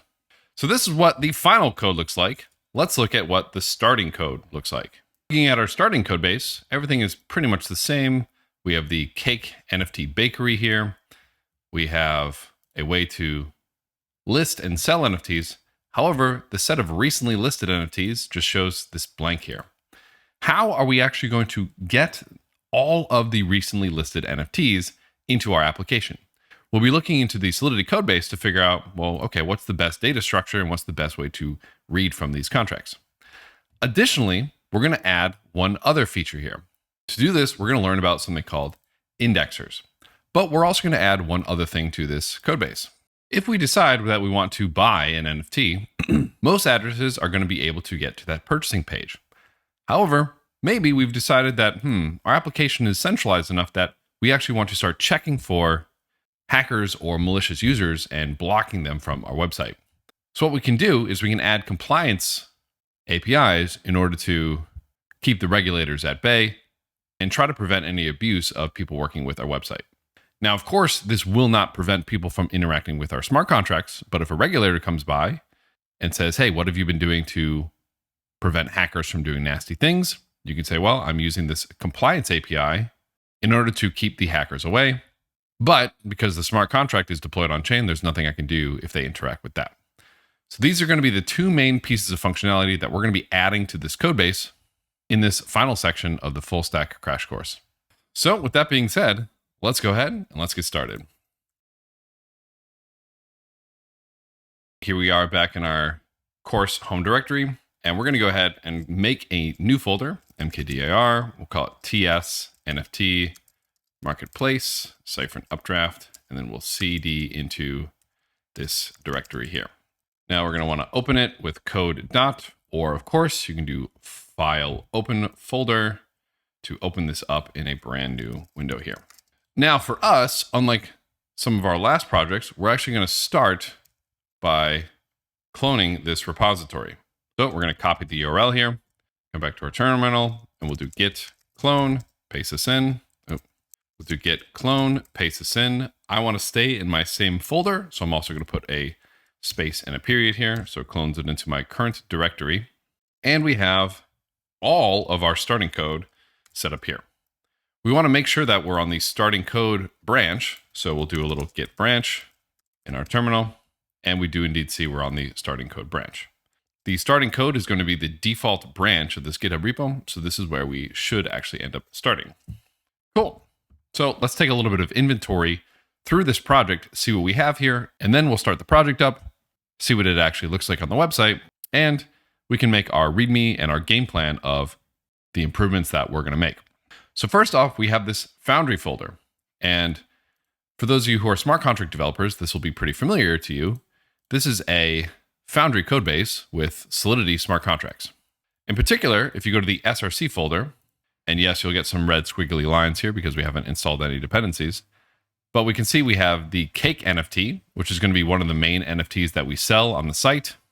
We have a mock USDC because the token that we're going to be using to purchase NFTs in the marketplace is going to be USDC or some type of ERC20. We have a mood NFT, which if you've taken the Solidity curriculum in Cyfrin Updraft, this will look pretty familiar to you. It's a NFT that allows you to flip the mood. And then finally, we have the NFT marketplace codebase, which is going to be the codebase for the actual marketplace. If you peruse some of the functions in here, you'll see a lot of the main functionality that we're going to be building or that is already built on the website. There is a list item function, which will allow you to list an NFT on the marketplace. Cancel listing, which will remove an item from the marketplace. You have buy item, which of course will purchase the item from the marketplace. Update listing, which updates the price. And then withdraw proceeds, which will allow people who are selling NFTs to actually withdraw the money that they've gotten from selling the NFTs. And then we have some getters down here. It's important to actually go through this because what's going to become very clear to us, looking at these getter functions, we can already start to see a little bit of a problem here. If we want to get all of the currently active listings, how would we do that with these getter functions? Well, we could call getListing for every single token ID and check to see if it's active or not. How would we check to see if a token ID is active or not? Well, there's no function for us to call. So that's a little odd. There's no isActive function. We could call getListing for every single token ID and see if the sListing returns a listing that is currently active. So a listing has a price and it has a seller. So if the seller is not the 0 address, we could do that. But that might be a ton of API calls. Is there anything else we could call? Not really. Ooh, yikes. Okay, so we wouldn't, if we had tens of thousands of different NFTs, we'd have to make a ton of API calls. So that's not something that's going to be realistic. So we'll come back to this and figure out how to solve that problem a little bit later. Obviously, we have some tests, some foundry.toml, and this is just all the code base that is used to create the smart contracts for the site. Then we have a public folder, which just has some images for our website. And we have the SRC folder, which looks pretty familiar to what we did in our last project. We have a rainbow kit config for working with a wallet. We have a constants file, which has a number of addresses for the different NFTs in our project. We have utils for formatting some pricing information. We have some different components like a cake NFT, a header, the list form box, NFT box, recently listed, an input field similar to last project. And then we have our app folder, which has a lot more Next.js setup in here. So we're going to be working with a Next.js and React project again. Then we have a lot of configuration files. And importantly, we have a marketplace-anvil.json, which is going to be the JSON file that we can load into our Anvil instance, which is going to have everything already created for us. It's going to have the NFT marketplace smart contract deployed, the cake NFT deployed, the mock USDC token deployed, and the like. So for us to get started, at least looking at what the site looks like now, let's go ahead and run pm install, and let's look at our package.json to see what scripts it comes with. Okay, it comes with an Anvil script here that we're going to be using, and then obviously a dev script as well. Okay, so once we've installed everything, let's do pm run dev, and let's also create a new terminal and run pm anvil in here to start up an Anvil node using the marketplace-anvil.json. Now that we have both of those running, let's pop open this localhost up, and it looks like we have an error, no project ID found. That makes a lot of sense because what else do we need? Well, we need a .env file or .env.local with some environment variables. I believe the site has it. We need a next public wallet connect project ID. We can skip this for now. We can skip this for now, and we can skip this for now, but we at least need this. So I'm going to paste this in here, and I'm actually just going to borrow the same one that we did from the last project. TST senders UI Cyfrin Updraft. Do cat .local. Great. This is what we're going to use for here without that piece. Let's restart this. Now that we have that, go back to the front end, refresh. And okay, we can see it actually running here. Great. I'm going to go ahead and connect to my Anvil 1 account that I've added to my MetaMask here. All right, cool. In my MetaMask now, if you go to the token section, if we go to our constants.ts, we can see the different addresses of some of the different tokens. Let's grab this USDC address and add it to our tokens. So I'm going to do import tokens, paste this in here. It says it's USDC, and it says the Anvil 0 address starts with 200 USDC. Let's expand the view here. So we have 200 USDC. And again, this is the OXF39 account. You can see that in your PM Anvil instance that's running. If you scroll up to where it started, this is going to be account 0 with private key of 0. So that one's going to start with 200 of those. We can look at the cake NFT, and in our MetaMask, go to NFTs. We'll select import NFT. We'll paste it in. We'll add token ID 0. We'll select import. NFT was successfully added.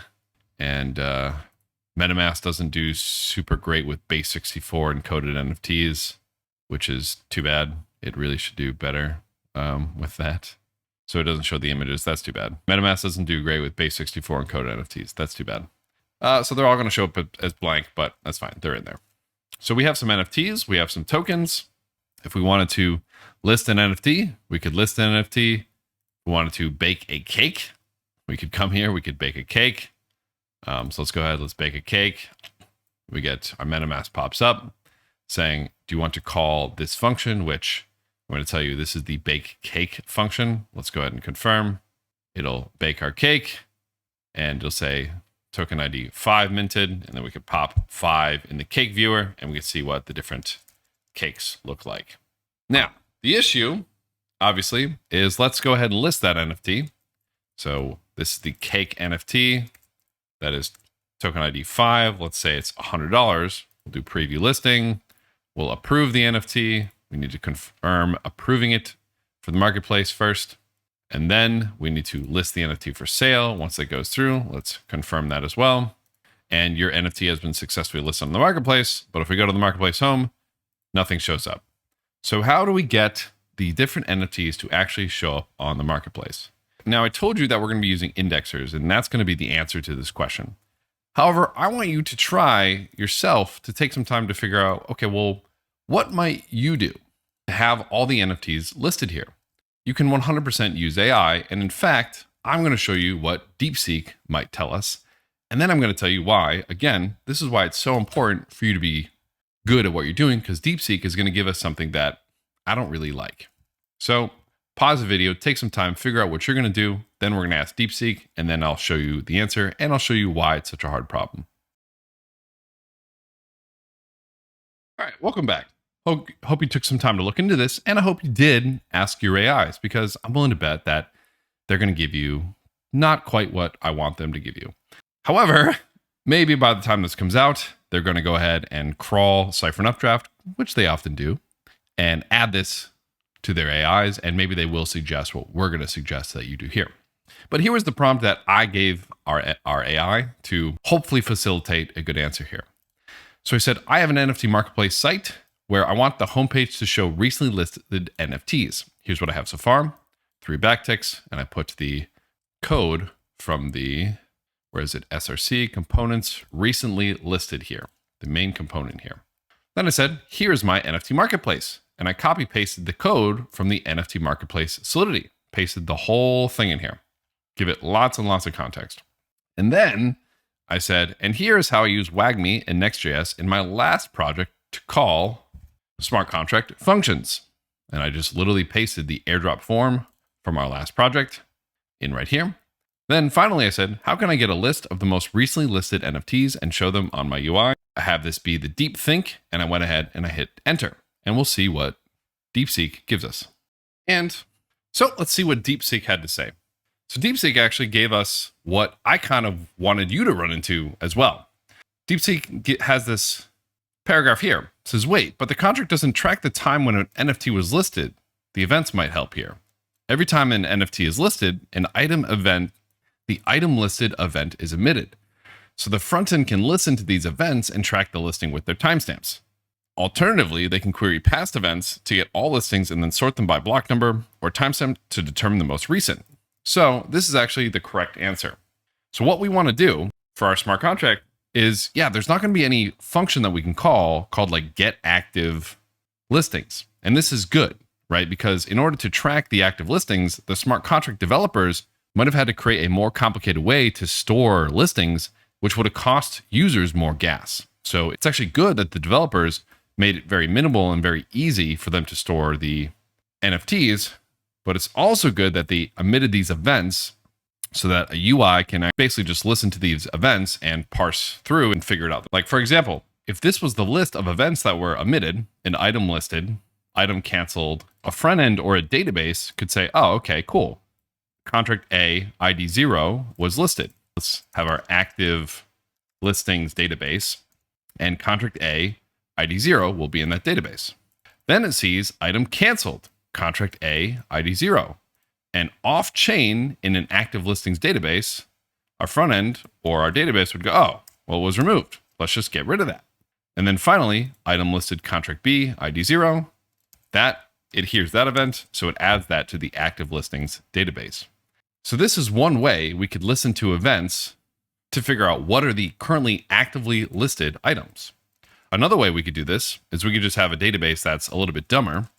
It has an item listed database, which would just have contract A, ID 0, and contract B, ID 0. And then it also could have an item canceled database, which would just have contract A, ID 0. NFT listings, it would just look at item listed database and then subtract all the ones in the item canceled, and then obviously all the ones in the item bought as well. And that would be the other way to get them all off the blockchain. So indexing in the blockchain world is the process of listening to these events and then storing them in some type of data structure like a database in order to be easily queried later.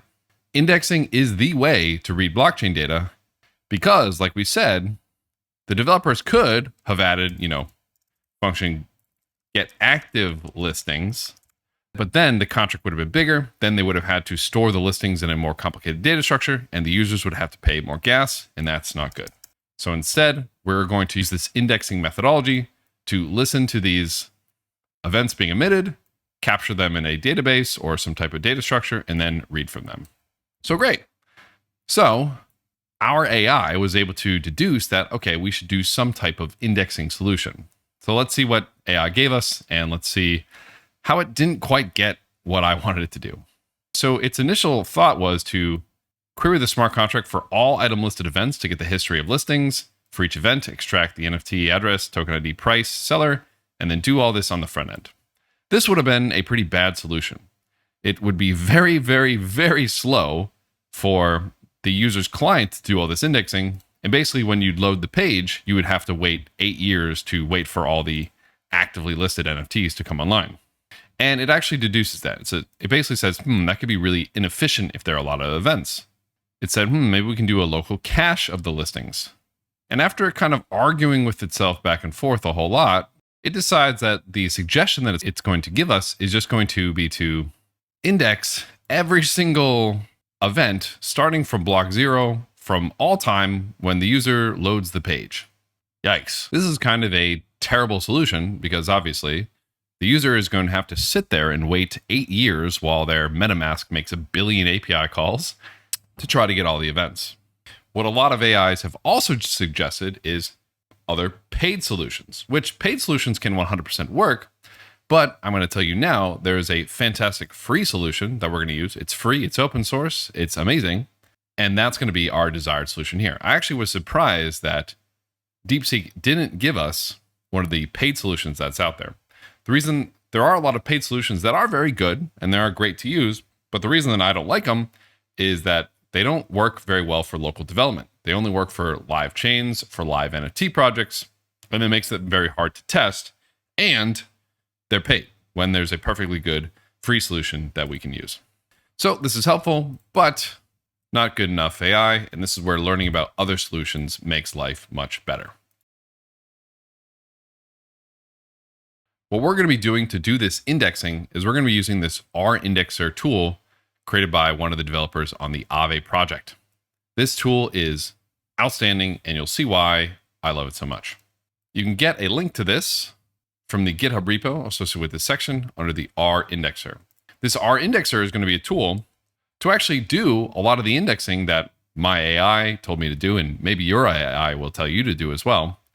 But it's going to do it off-chain in its own server that we can make API calls to the user in order for them to get, and we can have the users make API calls from their clients in order to query the data in a much easier, much faster manner. So let's get started working with RIndexer, and then we'll update our component on the front end in order to view these NFTs. So we can go to the rindexer.xyz, and we first want to download the RIndexer. Downloading things can be one of the hardest things that we do, so if this takes you some time to download, no worries. Once it's downloaded, we can check it out with rindexer-help and see that we do have the RIndexer command created. It comes with a number of commands: new, start, add, codegen, delete, phantom, and help. We're not going to dive into all of the features in here, but it has some really, really cool functionality, especially with the codegen functionality, where if you want to add your own Rust code to your indexer, you absolutely can. But let's go ahead and follow along with the docs to get started here. Great. Now, the next thing that you're going to need to actually work with RIndexer is going to be Docker. So if you don't have Docker installed, now is a great time to do so. Docker, like I said, is one of these other tools that can be kind of challenging to install. So if you haven't installed Docker before, please pause the video, take some time to install Docker. We're not going to focus a lot on how to use Docker here, but it is a tool that is a requirement for us here. Once you have it installed, you can check that it's actually running with Docker PS, and you'll see something like this. If you get like, oh, Docker was not found, then you know that you actually haven't installed it correctly. So, or you could do Docker dash, or you could do Docker dash version, see what version of Docker you've installed. Once you have those installed, we can actually go through the CLI to create a new indexing setup. So to get started with it here, we're going to do R indexer new. And this is going to tell you to either use no code or Rust. We're going to be focusing on no code, but if you want to go crazy mode and you want to actually customize your indexing and write some custom code, you can obviously do the Rust here. So we're going to do R indexer new, no code, and it's going to prompt us to help set up our R indexer project. The project name is going to be Marketplace Indexer. This is going to be the name of the folder that the indexing code is going to live. Project description, I'm just going to hit enter. Repository, I'm just going to hit enter. What storages to enable? So the way that this R indexer works is that it's going to listen to these events emitted on chain, and it's going to store them, like I said, in some type of database. You can use, as of today, you can use Postgres, CSV, or both, or none. I'm going to choose both for now, so that if you're unfamiliar with Postgres or databases, we can at least see the data come in a CSV file. For a production server, you're going to want to use something like Postgres here, but I'm going to just use both for now. And Postgres Docker supports out of the box, I'm going to say yes. If you're super amazing at Postgres and databases, working with them, feel free to say no here. My recommendation is for following along with the curriculum. You do use the Postgres Docker implementation because that's going to make following this tutorial a lot easier. So we're going to select yes, and it's going to start everything up with a template for us to get into.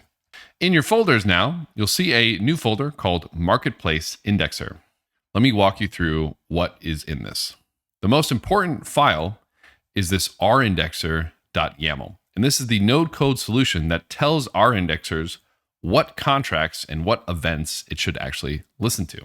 Then we have a Docker Compose. This is a file that helps spin up our Postgres database, which again is going to store and keep track of all the indexed events that our contracts emit. We have a .gitignore, which obviously is a .gitignore.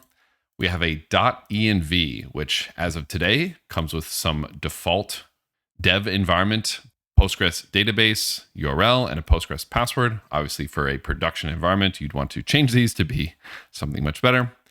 We have a set of ABIs, which these are once again going to be the ABIs of the contracts that we're interacting with, which are going to be able to tell our indexer what events there are, what functions there are, etc. And that's it. So for us, we can actually very easily update this rindexer.yaml to start listening to and listening for events on our NFT marketplace. Remember, if we go to the Foundry codebase, SRC, NFT marketplace, what are the events that we're listening for? We're looking for item listed, item canceled, and item bought. And we want our indexer to give us a database that we can query so we can derive from these events what are the currently active NFTs so that we can show it on our marketplace. So how do we update our indexer.yaml to do so? Well, the beauty of this is that it is no code, and all we have to do is update this YAML file, and it should work great. So let's first get started updating the networks. For us, we're just going to get started working with the Anvil chain on 31337, and the RPC is obviously going to be http://127.0.0.18545. Again, if we just run Anvil, this is this URL that gets posted to us here. Okay. Storages, Postgres enabled true, CSV enabled true, and the path generated CSV. So in our marketplace indexer, we're going to get a generated CSV folder, which is going to have all the CSV stuff. Again, for probably a production environment, you're probably not going to want this. But for this tutorial, we are going to have these printed out here because a lot of people might not be familiar with Postgres databases. Native transfers, we're going to turn this off. This is for looking at events that just send ETH. And now down here, we have the list of contracts that we actually want to listen to and listen to the events. So for us, we don't want to listen to Rocket Pool ETH. We want to listen to our NFT marketplace. So let me copy the name of this, our NFT marketplace. Details, the network is going to be Anvil, and the address is going to be what? Well, we gave you the address in the constants file. So let's go back to the constants.ts. It looks like the NFT marketplace address is here. So let's copy that. We'll paste that here. Now the start block and the end block is going to be where do we want to start listening from? Where do we want to start listening to events?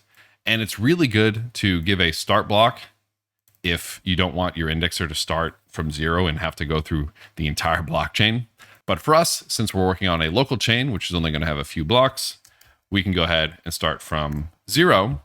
And we don't have to put an end block because we actually want our indexer to keep listening to events and keep updating accordingly. If you're just looking to maybe populate a database, maybe get some starting events, you can 100% add an end block. But for us, we want this to continue listening. So we're just going to have start block 0 here. Now for ABIs, we are only listening to NFT marketplace events. So we want to get the ABI for the NFT marketplace. We can find that in our Foundry codebase. So if you have Foundry installed, we can cd into Foundry. We can do forge build, which will install all the dependencies, and then we'll build the smart contracts to an out directory, which will have the ABIs. If you do not have Foundry installed, now is a great time to install Foundry, because I don't know how you made it this far in the curriculum without having Foundry, because we've been using Anvil the whole time. I mean, I'm like impressed that you made it this far. I don't know. And one more thing, the way that I built this code base is you actually have to do forge build -- because stack too deep is a thing. I have a whole rant on stack too deep, but we'll save that for another day because this is about full stack. This is not about compilers. The summary of that conversation is, have you heard of Viper? The summary of that rant is, have you met Viper? Anyways, now that it's compiled, in our out folder, we're going to have a list of all these contracts in here. And one of them is going to be this NFT marketplace. And if we click on the NFT marketplace, and I'll do Command-Shift-P or just open your command palette, we can format it to make it look a little bit nicer. And we can look for this ABI section. And in my VS Code, I get this little drop down that I can click. And so then I can just go from here to here, copy it, go back to my ABIs, new file, NFT marketplace, ABI.json. I think it's .json. Yep. And then just paste that whole thing in here. Now I have the whole ABI for the NFT marketplace. So now we'll call this NFT marketplace.abi.json. And what are the events that we're looking for? Well, if we go back, and then we don't have to save that. Well, if we go back to the NFT marketplace, we're looking for item listed, item canceled, and item bought. So we'll say item listed, item canceled, and then a new line here for item bought. Boom. And that's what we're looking for. So now that we have this set up here, our .env looks good, our Docker Compose looks good, we can actually get started running our indexer on our locally running chain to index all these events starting from block 0. Now, before we actually run this, let me show you the deploy script for the NFT marketplace. So if we go to Foundry again, go to script, we go to setup anvil.s.sol, this has all the code that was run in our initial Anvil implementation. So we can see if we read here, we deployed an NFT marketplace. We deployed a cake NFT, a mood NFT, and we called mint and list cake. So what did this do? Well, it baked a cake and then it approved the cake from the marketplace and then it listed the item. So just because of this, we know that when we run our indexer, we should see at least one list item event be emitted. So let's keep going. We deployed a USDC contract as well. Here's where we deploy the marketplace. Here's where we get a cake. Here's where we get a mood. And then it looks like we do 4 more mint and list function calls, meaning we should have at least 5 total tokens listed on our marketplace. We have just mint cake, which doesn't actually list anything. Then we have some mood NFT minting, and then we have some USDC minting. But essentially, we should see is 5 items listed. Now, to test our indexer is actually working, after we see the indexer list these items, we should try to buy one and see if the indexer actually catches that buy request as well. So that's what we're going to be looking for here.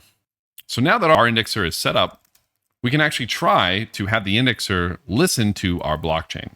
So of course, let's make sure to be in our home directory here. Let's do pm Anvil to start up our Anvil chain with all of that code already built.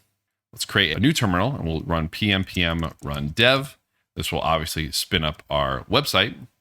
And then another new terminal where we can run our indexer start, and then it'll tell us we can do the indexer, GraphQL, all, or help. We're going to get to GraphQL, but for now we're just going to run the indexer. So in order for us to run this indexer, we first need to cd to the marketplace indexer folder, because this is the one that has the rindexer.yaml and the Docker compose. So now we can run rindexer start indexer, and I'm going to select don't allow for this. And the first time you run this, you're probably going to get this error connected to database, error connecting to server. This is because it's starting up your Docker compose and it doesn't have that Docker image installed yet. So you're probably going to get this error the first time that you run this. And that's okay. Yeah, the full error that you might get might look like this. Docker started up the container, failed, no such file or directory. Hey, failed, blah, blah, blah, blah, blah. This is because as of today, this is a bug. I'm sure they'll fix this at some point. If you're watching this and this just magically works for you, great. But as of recording, what this is doing is setting up a Docker container. And even if it errors here, it should have done that. And we can just run it again and it should actually work now. And whoa, it did work now. Well, there you go. So let's read the logs here and let's see what it tells us. So starting indexer no code. This is all to set up the Postgres database. It registered the marketplace. It registered the events. And then it started reading from the blockchain starting from block 0. So for NFT marketplace, it says no events found between the blocks 0 and 66. This number will probably be different when you run it. This is correct. It says no events found between blocks 9 and 66 for item listed. That's interesting. But it says 4 events found between blocks 0 and 66 for network Anvil. So it found 4 different item listeds for here. I thought we said 5. Maybe it is 4. Maybe I counted wrong.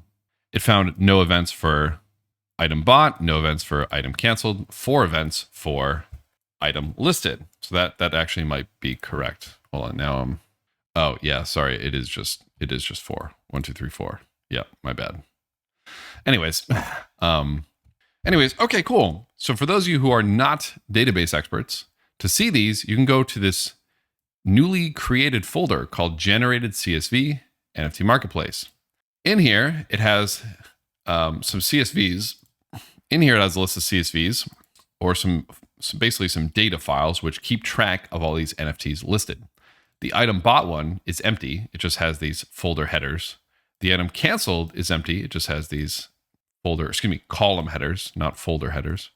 And for item listed, it has 1, 2, 3, 4 events it tracked. So it has the contract address, the seller, the NFT address, the block number, the price, and a whole bunch of other information associated with that event. This is fantastic. It's keeping track of all of our events being emitted, making it much easier to query. Now, all of these events are being put into a Postgres database as well. Now, the Postgres database is actually running inside of a Docker volume.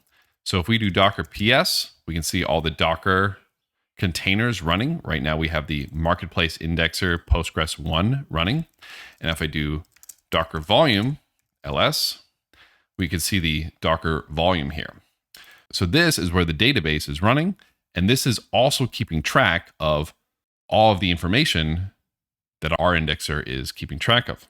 So hypothetically, because this is running right now, if we were to buy an NFT, it should track that. It should calculate it here, and then it should add that to our Postgres database, and it should add it to our CSV here.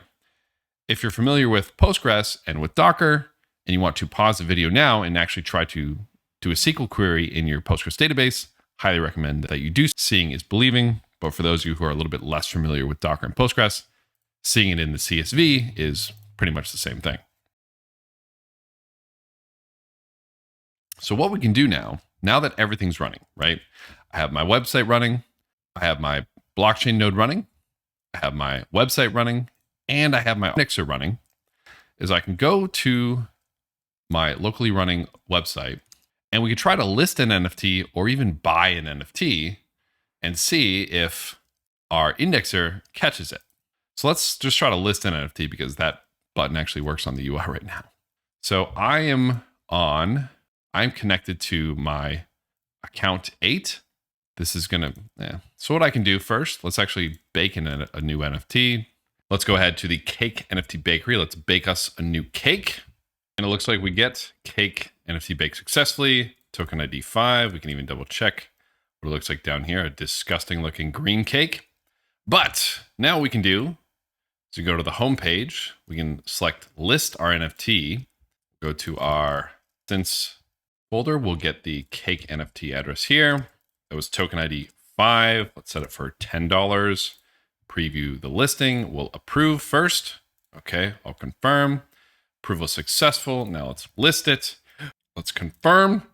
Your NFT has been successfully listed. Let's go back to our logs here. Let's go to the R indexer. Oh, and we're getting this not in a safe reorg block range yet. 67 is greater than range 14. Our indexer, and we're getting there, not in safe reorg block range yet. 67 is greater than range 41. This is because I've restarted my Anvil server a few times, but I have not restarted the database. So the database actually keeps track of the most recent block that it listened to events for. So if I wanted to do this correctly, what I should have done was remove my Docker volume and then rerun the instance. But this might be something that you run into, so I want to show you it here. Essentially, yeah, our indexer keeps track of the latest block that it listened to. And I ran my indexer for a little bit and it listened to 67 blocks. So we have to mine at least 67 blocks and then we'll see what's up here. Okay, now it's in the correct range. So I'm actually just going to re-mint and list because restarted the indexer because I didn't refresh the indexer database, but whatever, it's fine. We'll just bake a new cake. Token ID 6. Okay, cool. Let's list it. Constants.ts, cake NFTs here. Token ID is 6. 10. Yes, let's approve. Confirm. List for sale. Yes, confirm. And it looks like it's been listed. Now let's go back and we do indeed see in our indexer logs here, indexed one new event. And if we go to our marketplace indexer CSV, we have a new item listed event right here. 1, 2, 3, 4, 5. 1, 2, 3, 4, 5. We have a new item listed event here. 5 instead of 4. This is fantastic. Now, let me show you something. So if I kill my indexer now, what you'll see in this, now I'm going to kill the indexer because again, one of the issues that you're going to run into is that every time you restart your any indexed events are still going to be in your database and are still going to be in the CSV file, but won't be on your chain. So if you want to be more thorough, every time you stop your chain, maybe you delete your generated CSV folder, and then you can do a docker ps. Let's kill this. So docker kill this Docker image. Now we do docker ps. It's no longer running. Do docker volumes ls. or it's going to be docker volume ls. And we can do docker volume remove this. It says it's in use. So we want to do a docker ps-a. And we can see that this is actually still running. And then we can do a docker stop, paste that there. Okay, now we can do the docker volume remove. Still can't remove it, huh? Okay, so docker remove. Let's do this. Okay, cool. Now docker volume ls. Now we can remove that volume. And we remove the volume, and that essentially deletes the Postgres database.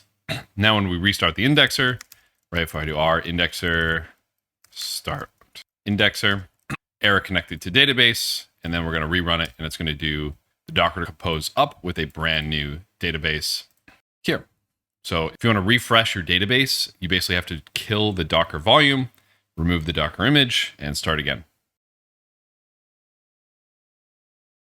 Okay, cool. So now we have a way to actually have a database that has these events indexed so that we can read them from a database.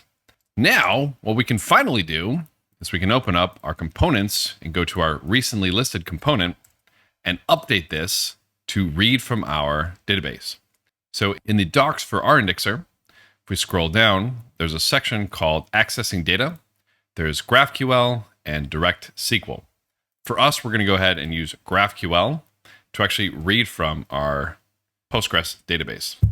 Now, when your indexer is running, if you do our indexer start indexer, it'll start this indexing database.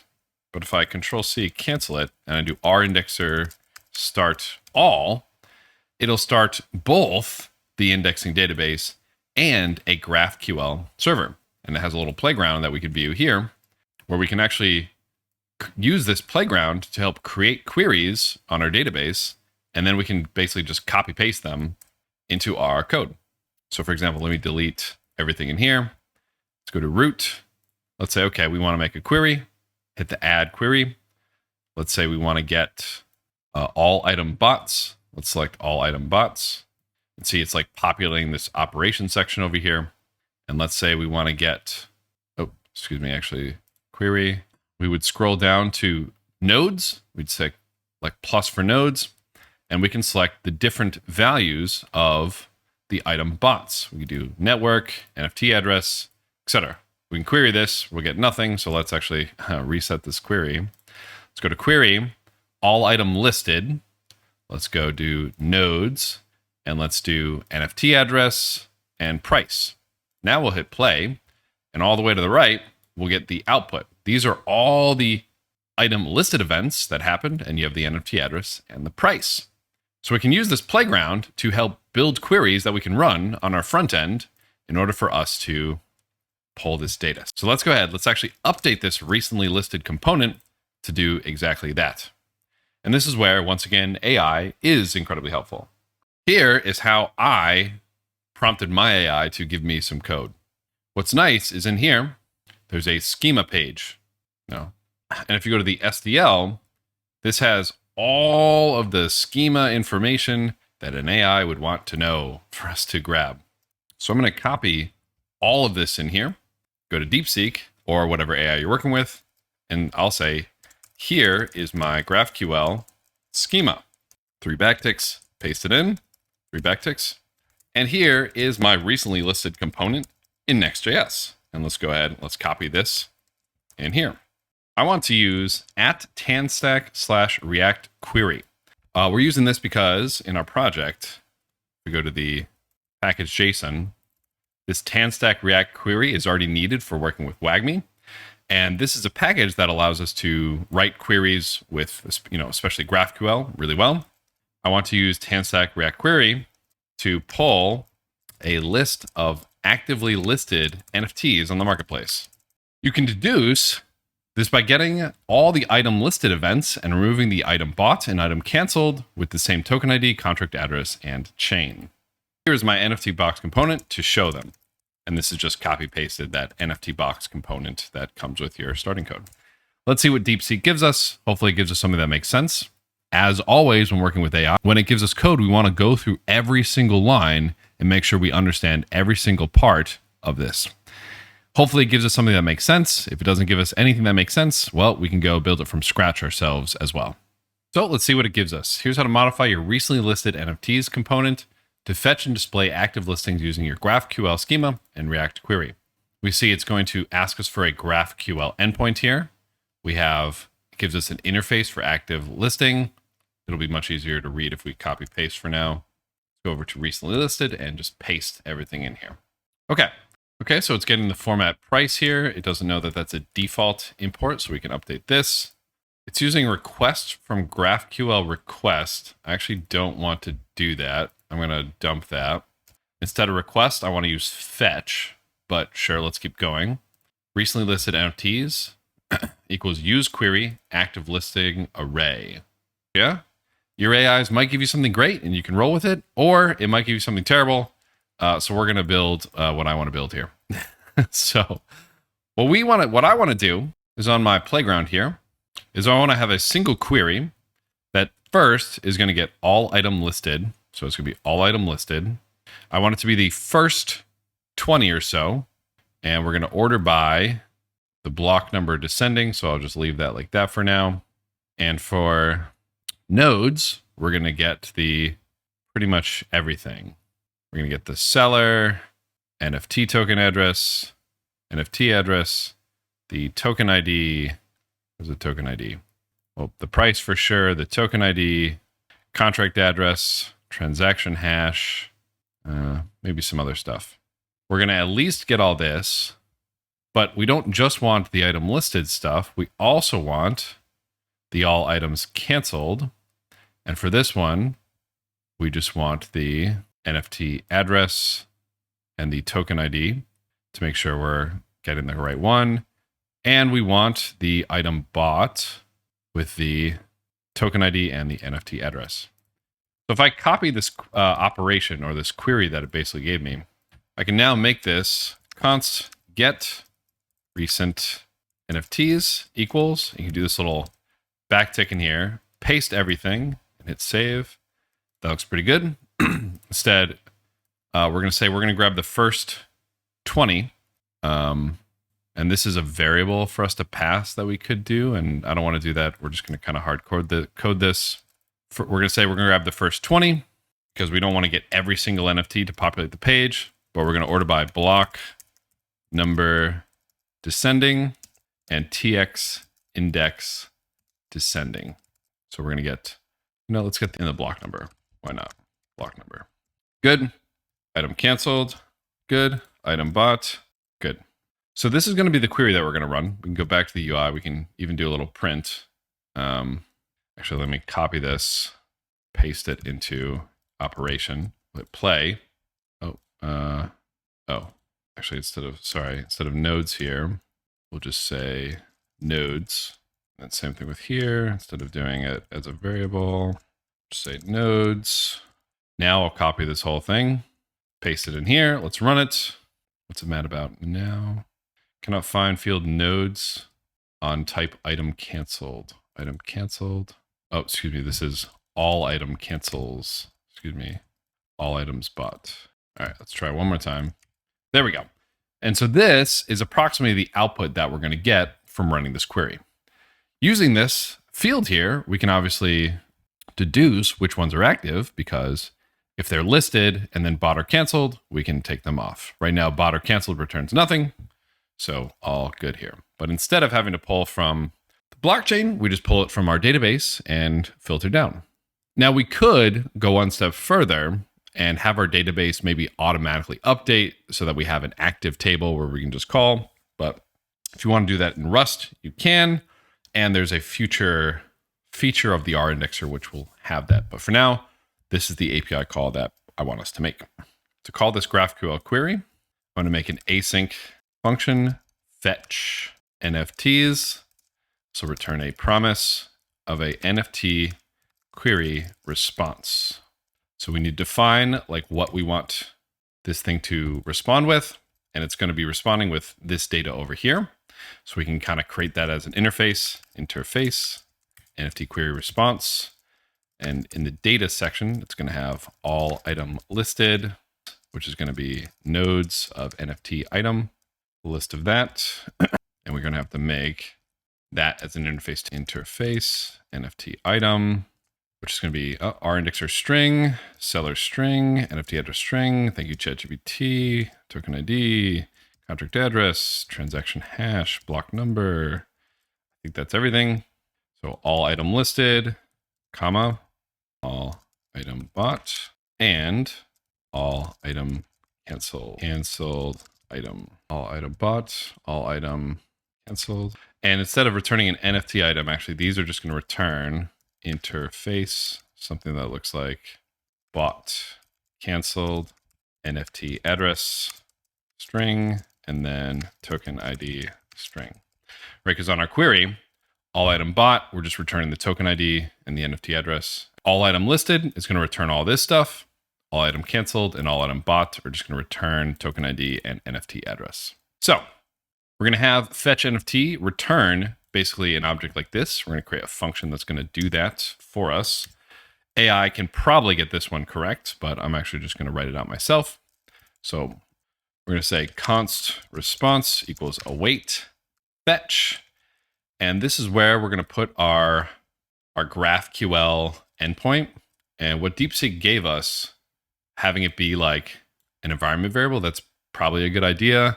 For now, I'm going to kind of cheat and just do /API/GraphQL. Because when we start, and this is defining an endpoint that we're going to use for our GraphQL server. In our next.config.ts, I've kind of cheated. I've already set this up. I've said, okay, anytime you see a call to API/GraphQL, send it to this location or use the GraphQL API URL. This way you could make this a production build if you change this to an actual server. Then we'll define the parameters of this request. We'll say this is a post method. Thank you, ChatGPT, content type application/JSON, body equals JSON.stringify, query get recent NFTs. Just like that. That looks good. And then we'll just say return response.json like this. Okay.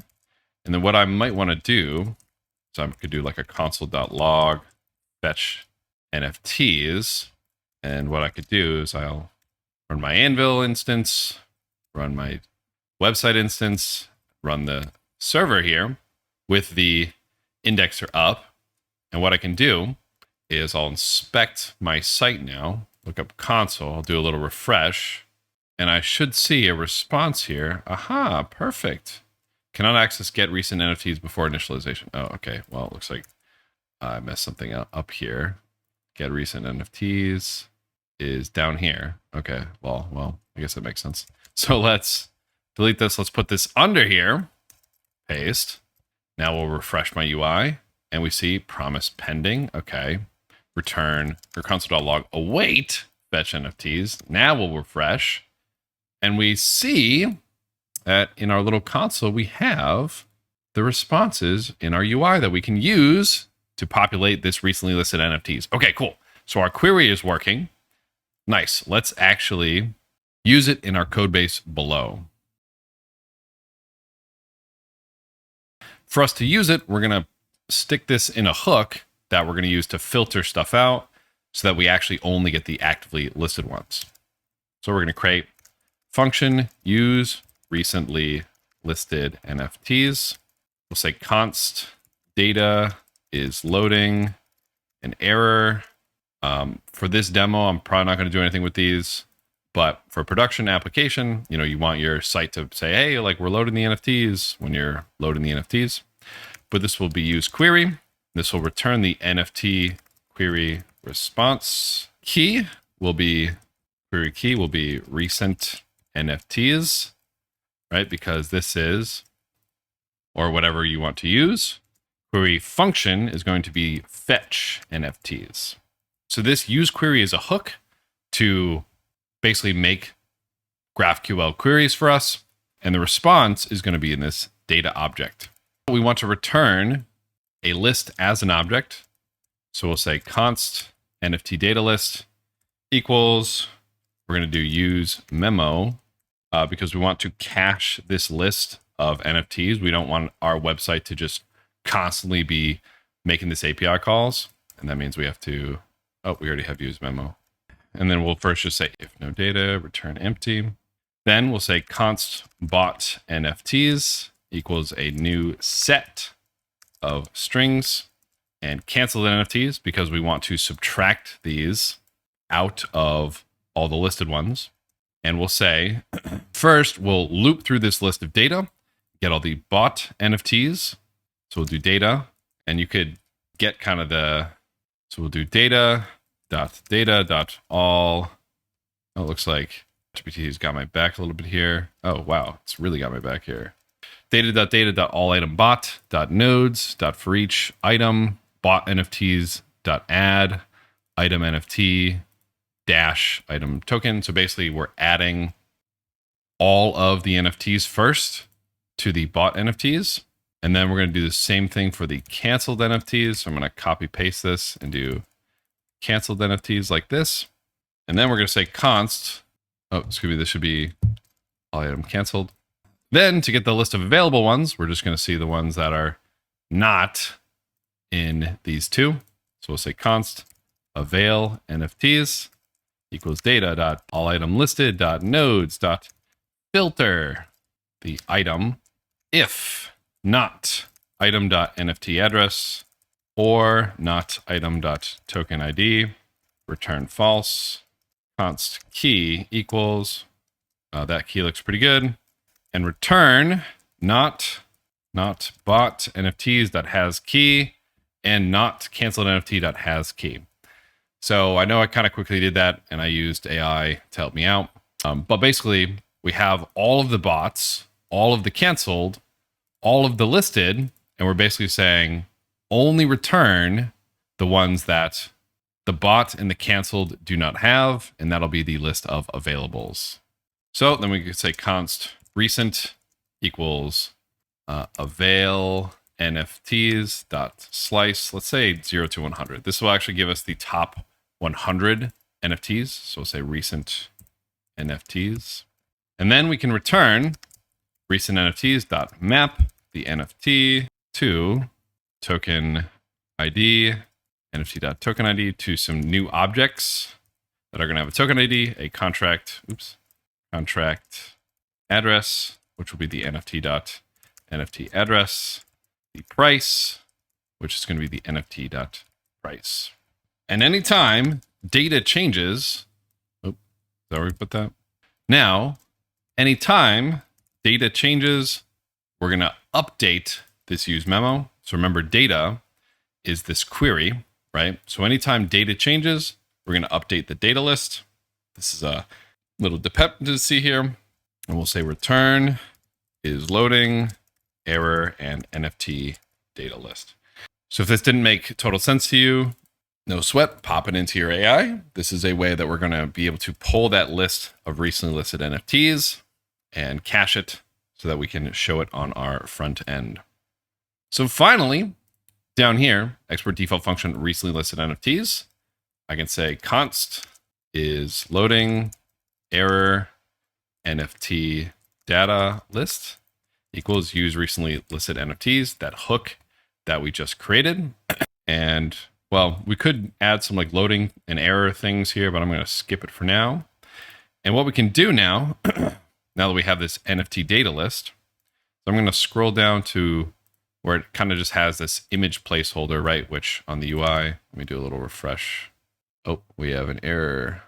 NFT item. Looks like this is an issue. So instead of where that placeholder image was, let's go ahead and delete that. And let's loop through that list of NFTs that we got. So we'll do a little JavaScript here. Say NFT, we'll do NFT data list dot map each NFT to an NFT box where the key, oh, it looks like it's giving me most of the code here. Key is going to be the NFT contract address dash NFT token ID. The token ID is NFT.token ID, contract address, and price. And if we look at the NFT box, this is just a way for us to render different images of the NFT. All the code has already been written for us, which is really nice. So let's save that and let's go to our front end here. So our Anvil node is running. Our front end is running. Our indexer is running. So a little refresh on the front end. Oh, yep. No, that is definitely an issue.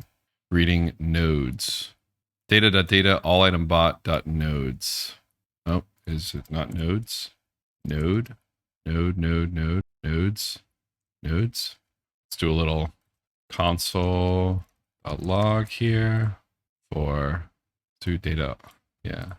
For this, see what we see. We get undefined. So our query might not be working. A little console.log all bot. Data.data all item bot. And I see on the front end, it's actually all item bots. I did a whole bunch of weird spelling. So data.data all item bots.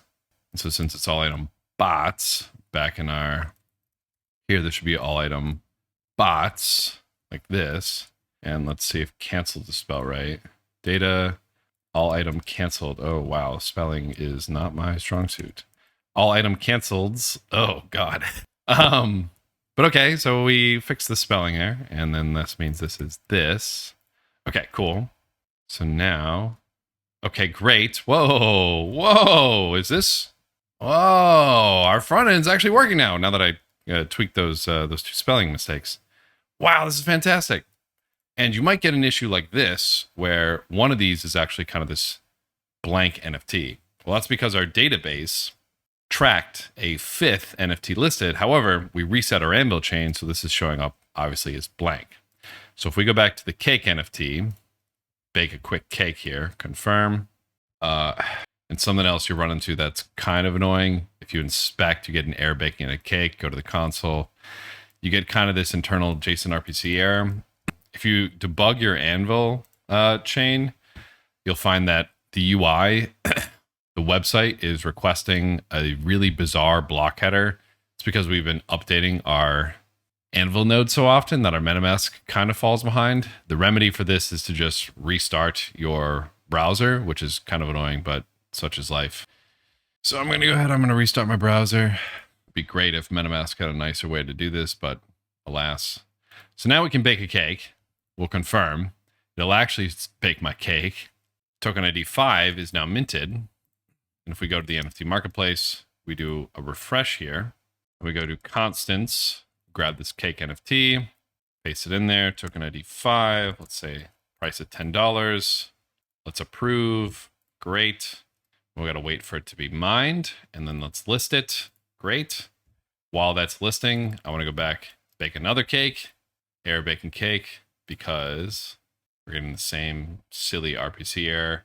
Yeah, I wish MetaMask had a better way to just automatically fix this, but oh well. You just restart your browser. Bake another cake. Let's list this one as well. List your NFT. This is token ID 6. Price of 10. Approve. Yes. Wait for it to be mined. List. Yes. And if we go back to our indexer, I should have restarted my database here because now this is all screwed up. So this is actually one of the annoying things. You need to reset your database, reset your Anvil chain, reset your browser, reset your front end whenever you're wanting to test all these. Because you can run into issues like what I'm currently running into. But in any case, after some time, you can see all the NFTs on your UI. So I actually am going to do exactly that. I'm going to kill my indexer. I'm going to do docker compose down to kill the container, to kill both Docker instances here. Do docker volume remove, marketplace indexer Postgres data, remove that. Now I'm going to restart my indexer here. I have to run it twice. I'm going to pull back over, refresh my UI. Now we have a couple of NFTs for sale. I'm going to switch to a different account here from account 8 to a different Anvil. Update. I'm going to buy one of these tokens. Oh, and on a recently listed, we need to update this. We need all of these NFTs to have a little link here where the href equals the buy NFT page with the NFT.contract address / nft.token ID, and a backslash link down here. Oh, and that. Oh, and fix the parentheses. Okay, great. So that when we click on it, it'll actually go to the buy page. So let's refresh now. Oh, running into an issue. Oh, we need the key prop for this as well. Key equals, let's use the same key as down here. Nice. Okay. So now when I click one of these, it'll bring me to the buy page. And now we see there's 4 NFTs here. I'm going to buy one. Let's approve payment. And now we'll go ahead and buy the actual NFT with this other address. And we can flip over to our indexer here, where it should listen for this transaction. Oh, it looks like it reverted for some reason. Sorry, I just realized that my Anvil 5 doesn't have any tokens. So let's switch to Anvil 10, which should have some tokens. Let's try this again. Let's have Anvil 10 actually buy this. We'll approve, and now we'll go ahead and buy. It says congratulations. If we flip back to our indexer, we can see it did indeed catch the item bought event. So now, if we've done everything right, we flip back to our homepage, we only see 3 NFTs. And we do indeed. Let's do it one more time. We'll approve payment. Yes. And as you can see, this is where writing some Playwright tests might actually be really helpful, because it's going to be really annoying for you to keep testing this yourself.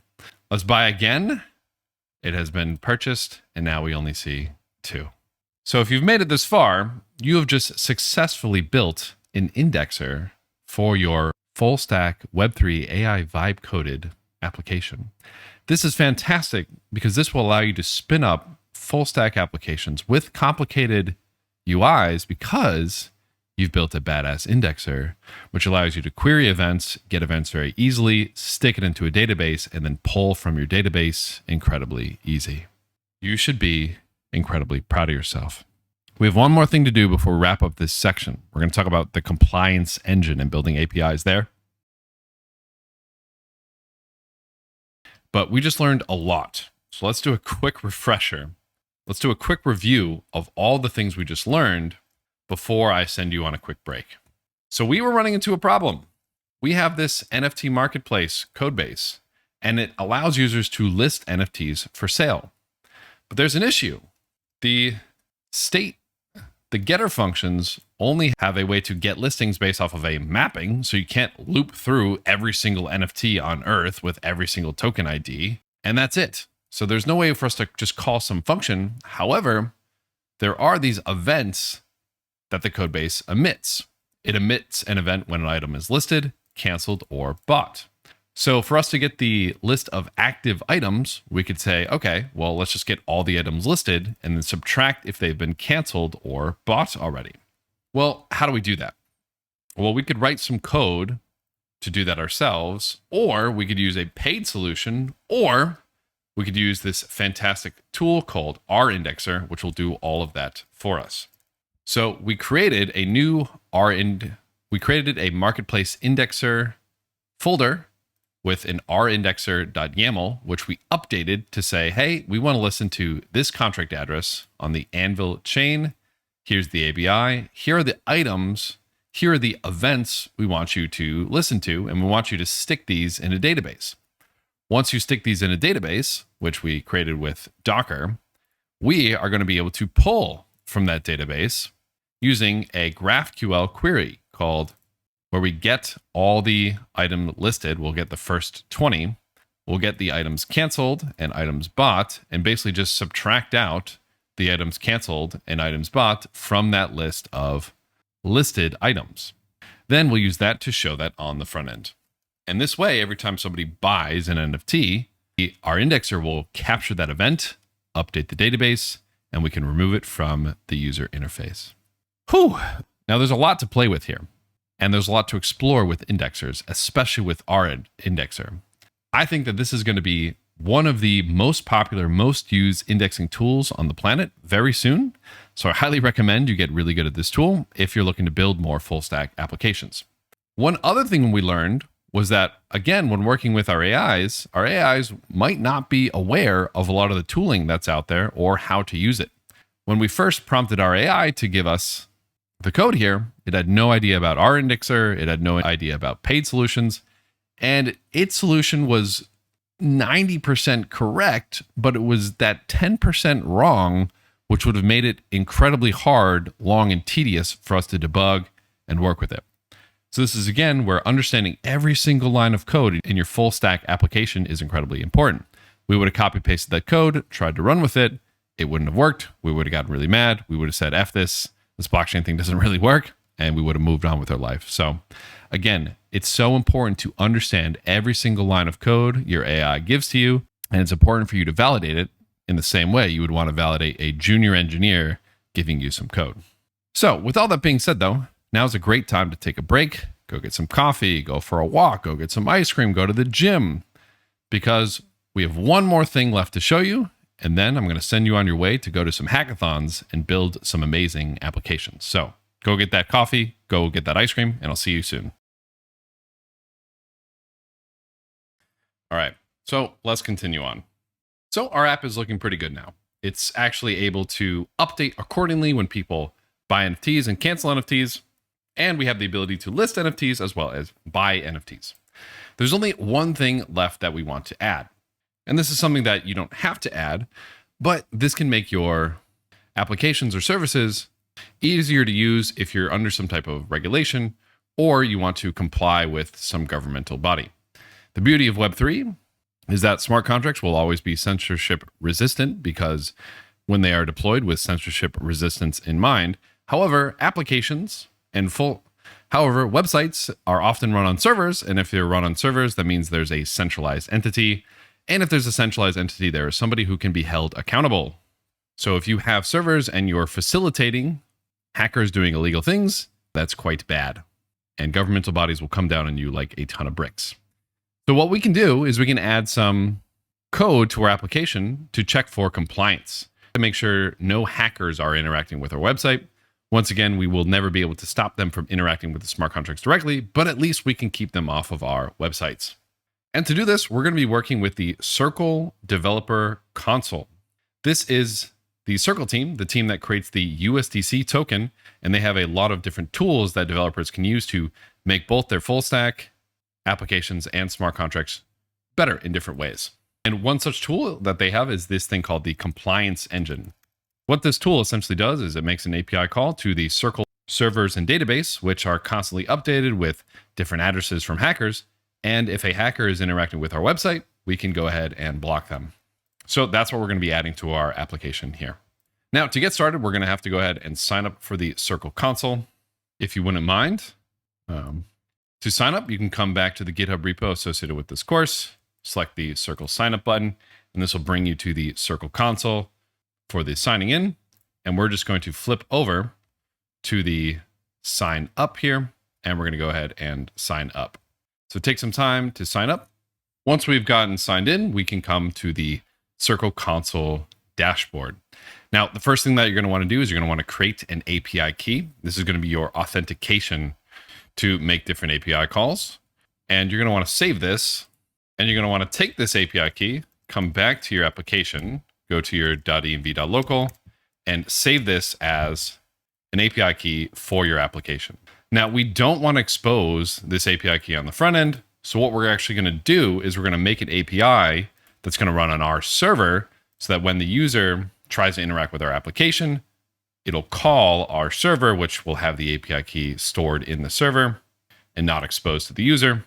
And we will check the compliance engine. Now, once you have this key, we can go back to the dashboard. We can go to compliance engine and go to the API docs, which this is not the API docs. So let's go down to check out our quick start guide. That's not it either. Okay, we're going to go to here they are, the API docs. I put a link to the API docs, I've added a link to the Circle API docs to the GitHub repo associated with the full stack curriculum so that it's easier to get to. So to see how the compliance engine works, we can scroll down on the left side to the compliance engine, and we can go to the Circle API docs here. I'll scroll down to compliance engine, and this will give us a little rundown of how this actually works. So if you go to settings, and we zoom out a little bit here, The way that this works is anytime you call the Circle API with an address, it'll first check some default restrictive rules. It'll check the Circle's sanctions block list, your block list, and frozen addresses. It'll check your allow list, which might override the Circle's list. Some configurable rules based off of risk of maybe they've been identified as being on the sanctions list or terrorists or other governmental risk levels, and then some alert only rules as well. But essentially, in order for us to test this, we should add an address to the block list so that we can see what happens when we get block and see what happens when we get an accept. So for me, I'm going to pick my Anvil 5 address, but you can pick whatever address you want. I'm going to add it to the block list. Block reason, I'm going to say unsupported, and I'm just going to say testing in here. And we're going to go ahead and block this. Now, whenever we call this API and we say, hey, is this address a hacker? The API, the Circle compliance engine, is going to say, yep, that's a hacker. You cannot allow them to interact with your website. So now we have an address here. Let's go ahead and actually test it out. So if we go to the API reference, which again, there's a link to this in the repo, we can go change from node down to curl. There should be a curl in here. Let's look for curl right here. And let's copy this to our code base. I'm going to make a new file just called curl.sh.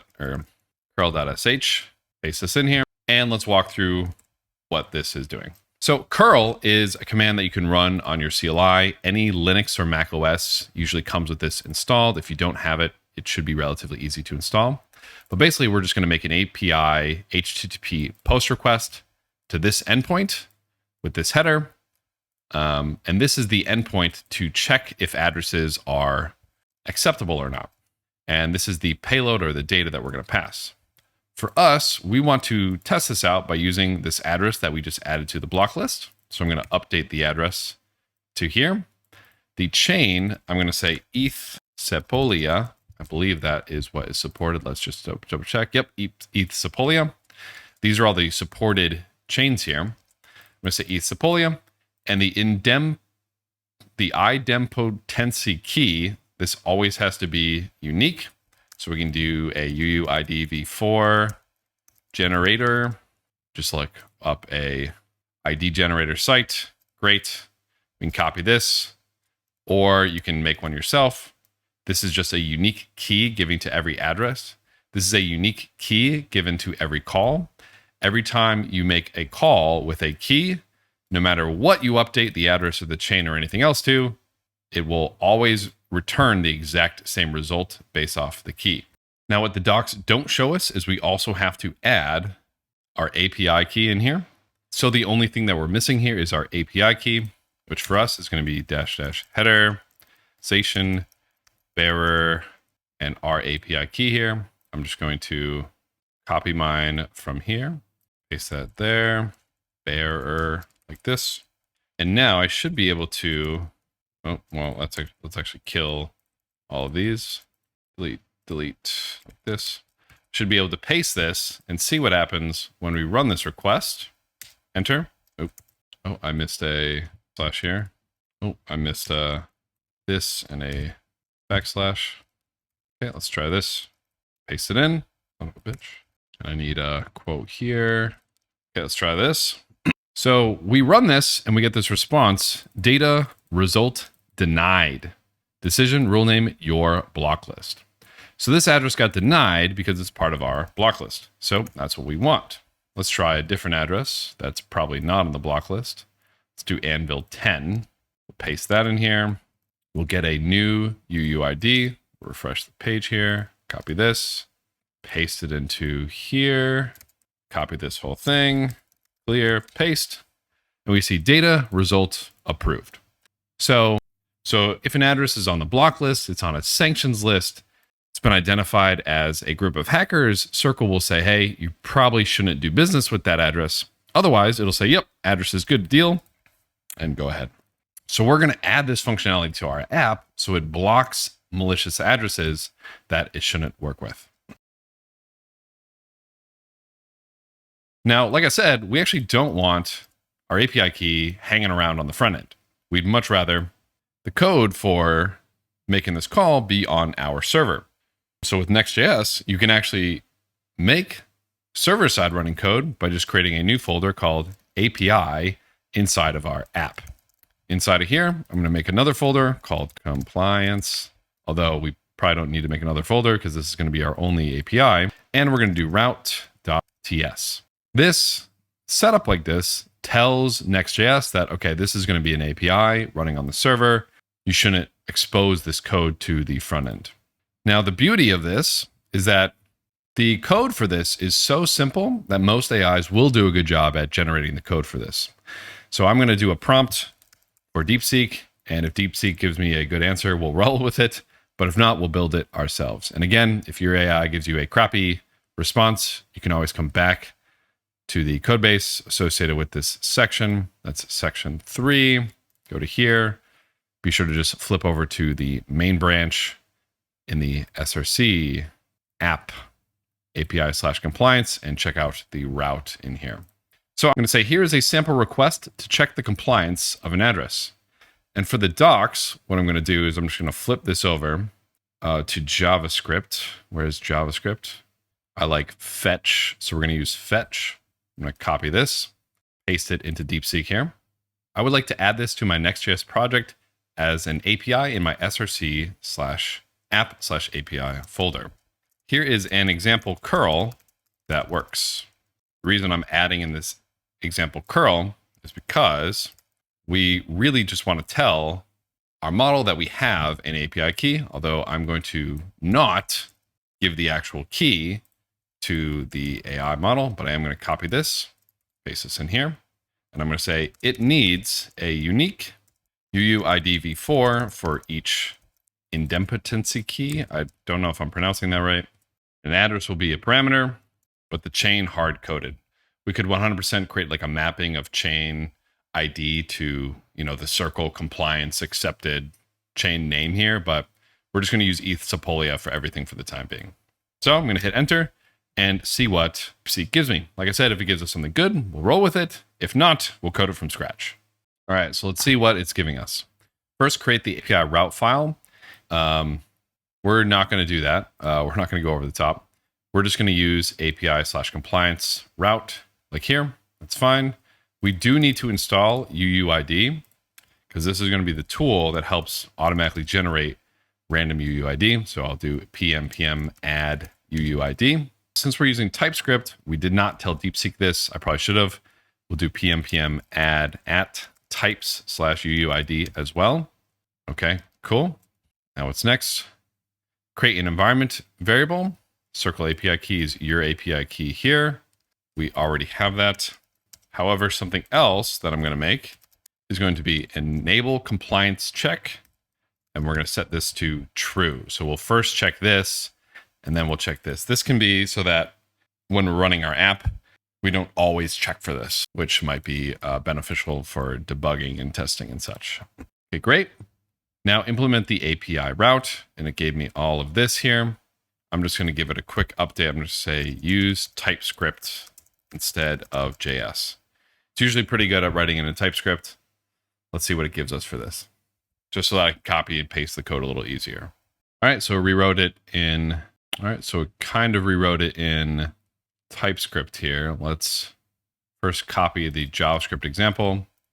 This looks, save. Oh, cool. It gave us a whole TypeScript version. Let's go ahead and copy paste this. Let's see how this looks. Once again, you always want to be reading through whatever it gives you. Okay, so it's doing this next response and next request stuff. I guess that's fine. Let's check out the export async function post, because this is really what we're looking for.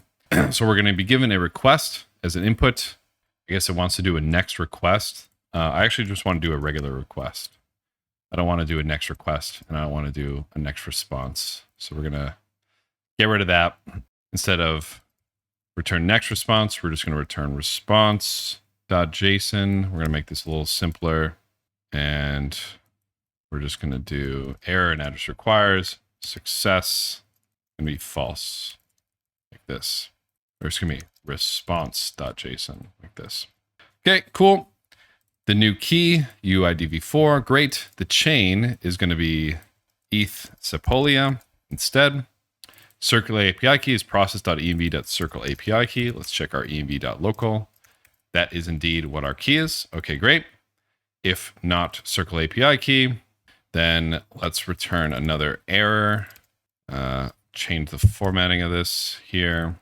And then we'll do success false like this. Okay. Let's also check. We'll do const compliance enabled equals process v dot enable compliance check equals true. And we'll say if not compliance enabled, then we'll go ahead. We'll do a little console.log. Compliance check is disabled. Return response. That's JSON. Say success will be true.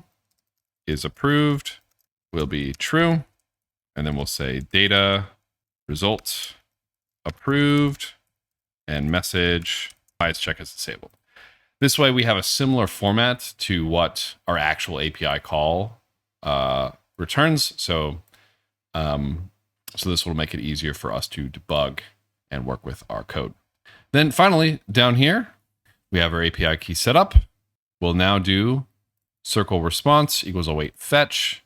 We could probably hard code this as a constant variable, but this is fine. That looks good. That looks good. That looks good.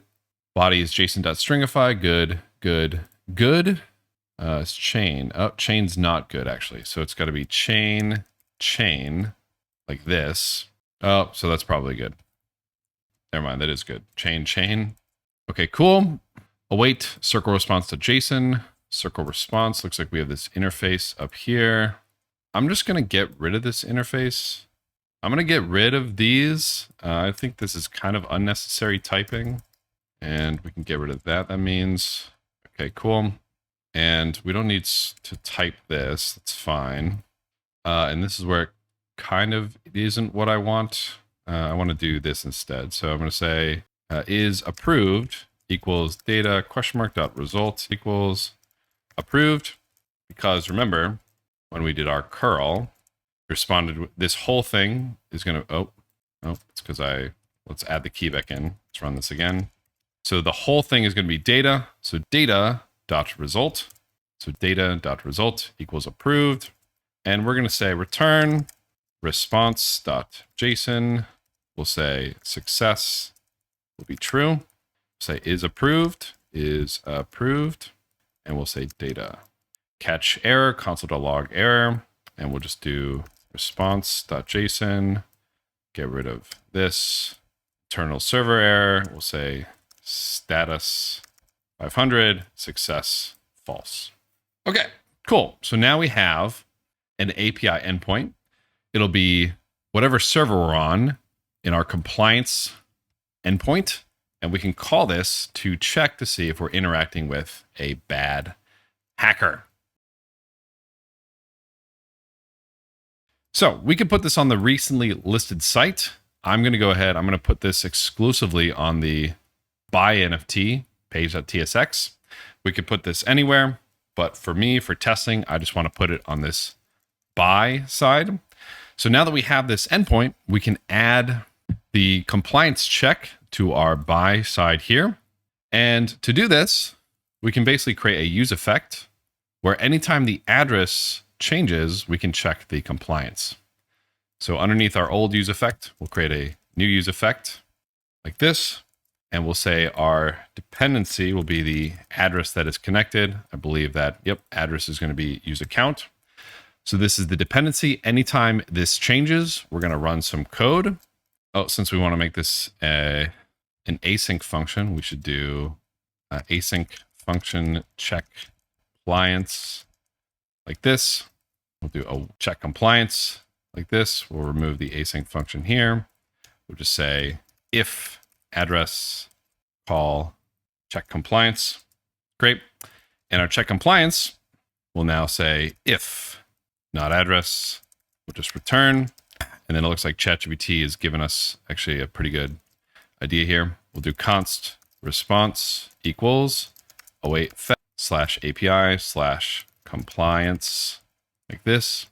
Will be method will be post. This is us calling our own server.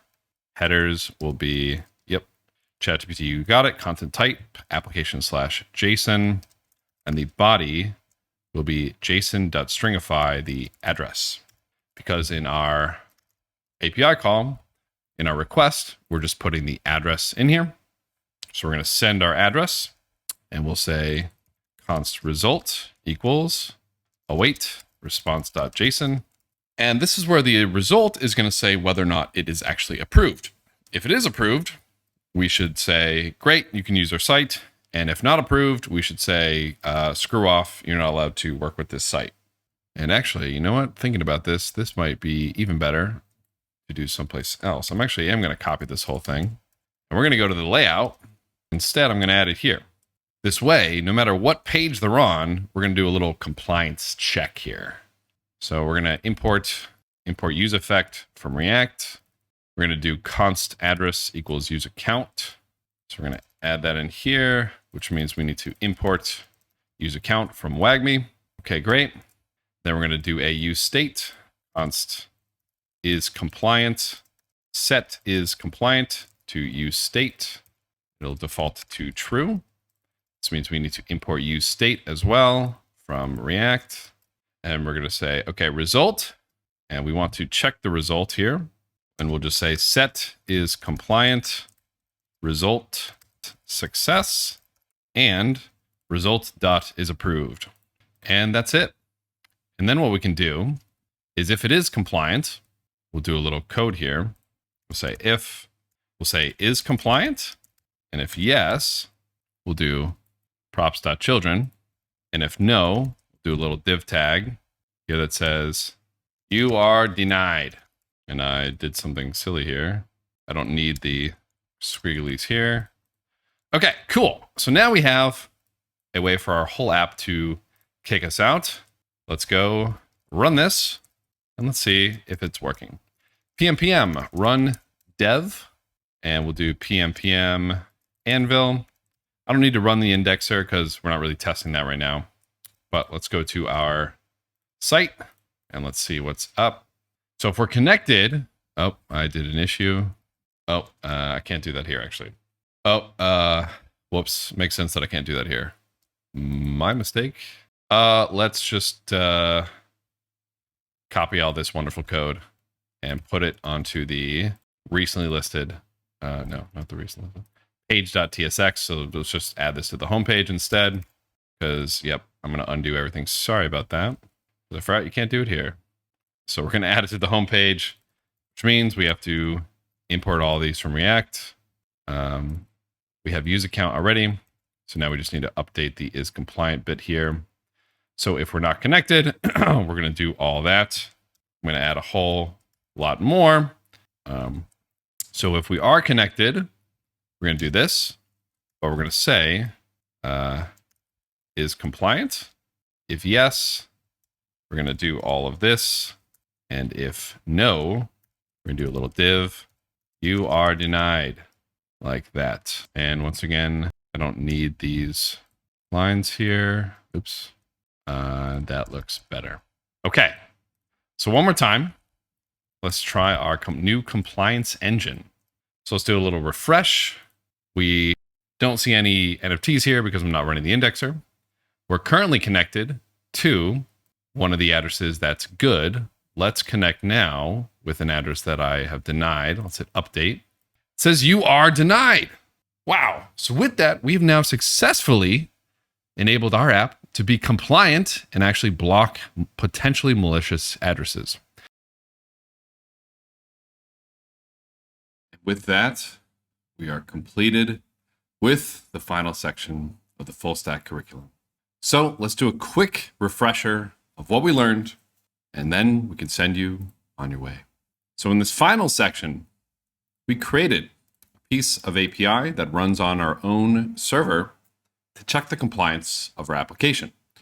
We worked with the Circle developer console and the Circle API to get this set up. We had to go to the Circle console, create a new API key, and then we worked with the Circle compliance engine to actually make the API calls. We created our own block list where we added an address just to test out the functionality, but we know that the Circle team also keeps up to date a list of sanctioned addresses and addresses that are not good to interact with. And with that, you're actually done with the full stack Web3 AI coding curriculum of Cyfrin Updraft. The final challenge that I'll have you do for this course is going to be to deploy this site to Fleek and add your own features to this application. Now, I really want you to take some time and do these because this site is different. This is not a static site. We have a server for our compliance API calls. We have an indexer. We're working with an indexer. We have the GraphQL server as well. This is not a static site. We are actually making API calls to our servers and services. So the deploying process is going to be a little bit different here, but I want you to find time to actually do this yourself. So this is the challenge for you. If you run into issues, be sure to jump into the GitHub discussions. Obviously, be sure to use your AI companions as well. But with that, big congratulations. Now, one of the most important things that I want to tell you all here is, now that you've completed this curriculum, you should 100% be going to a hackathon after this. This will help create a set of time for you where you have to create a project in a short amount of time, which will force you to iterate and develop some really cool things. But with that being said, big congratulations on finishing the full stack curriculum. Now is a great time to go get some coffee, go to the gym, go get some ice cream, because you've done incredibly well to get this far.